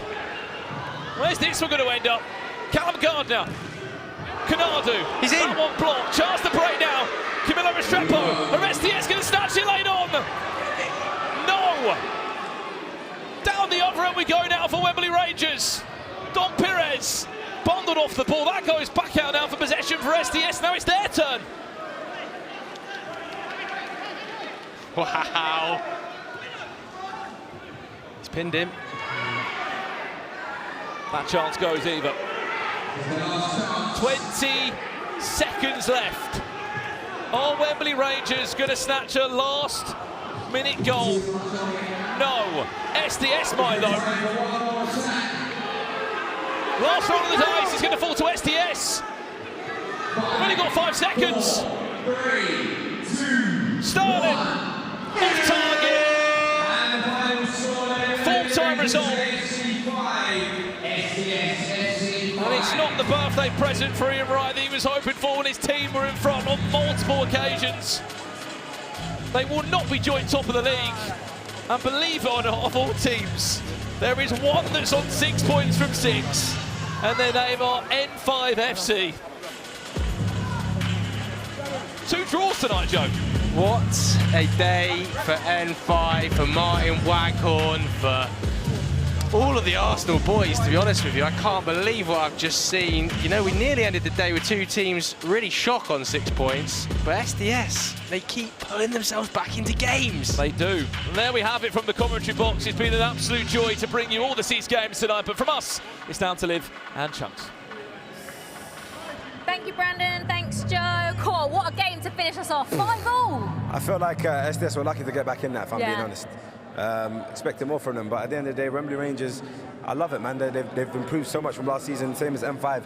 Who would have thought M5 being top of the flipping leaderboard? Well, let's take a look then at the results of match week 2 here at Baller League season 2. It all kicked off with MVP's M7. That was 4-all. Vision beating Rukkas 6-3. N5 beating 26ers 4-3. 7-5 to NDL against Deportrio. Yanited salvaging a last gasp equaliser against Clutch. And Wembley Rangers and SDS, as you just seen there, drawing 5-all. Let's then remind you off the table, like Chunk says, it is N5 that are top. They only won 1 game in the whole of last season. They have won 2 out of 2. Vision and M7 make up the top 3, and it's Yanited, Deportrio and Rukkas at the bottom there. Not looking good for Ginge, is it? No, it's not. But plenty of time still to go. We are still only on match week 2. And as always, we ask you to vote for your Head and Shoulders MVP tonight. It is Martin Waghorn. His team were 3-1 down going into the game changer, and they came back. He scored a hat-trick with N5 winning 4-3. Chunks, we've had a great time, haven't we? There's been plenty more goals. That's what we wanted for match week 2 compared to match week 1. We got it, didn't we? Exactly. We got exactly what we asked for. I feel like the football's improved as well from last season. There's much more technicality. There's much more technical players, sorry. So fair play, man. You guys absolutely smashing it. And N5. N5 have finished match week 2 top of the Baller League table. And guess what? I think it's E-Man. It might be E-Man. To be fair, he might be the good luck charm. Whatever he's doing, it is working. We'll be back, of course, same time, same place next Monday. Don't miss it. Hope to see as many of you here at the Copper Box Arena. We will see you then. Bye-bye. Take care.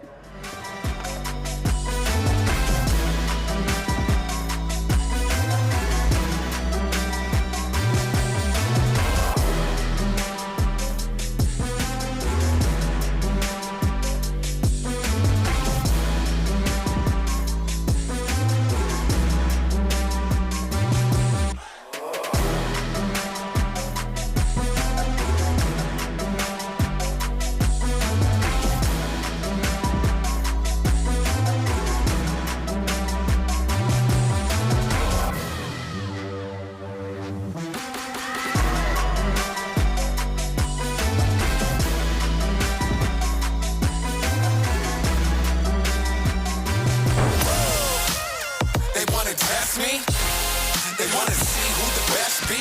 You ready? Yeah, you better be.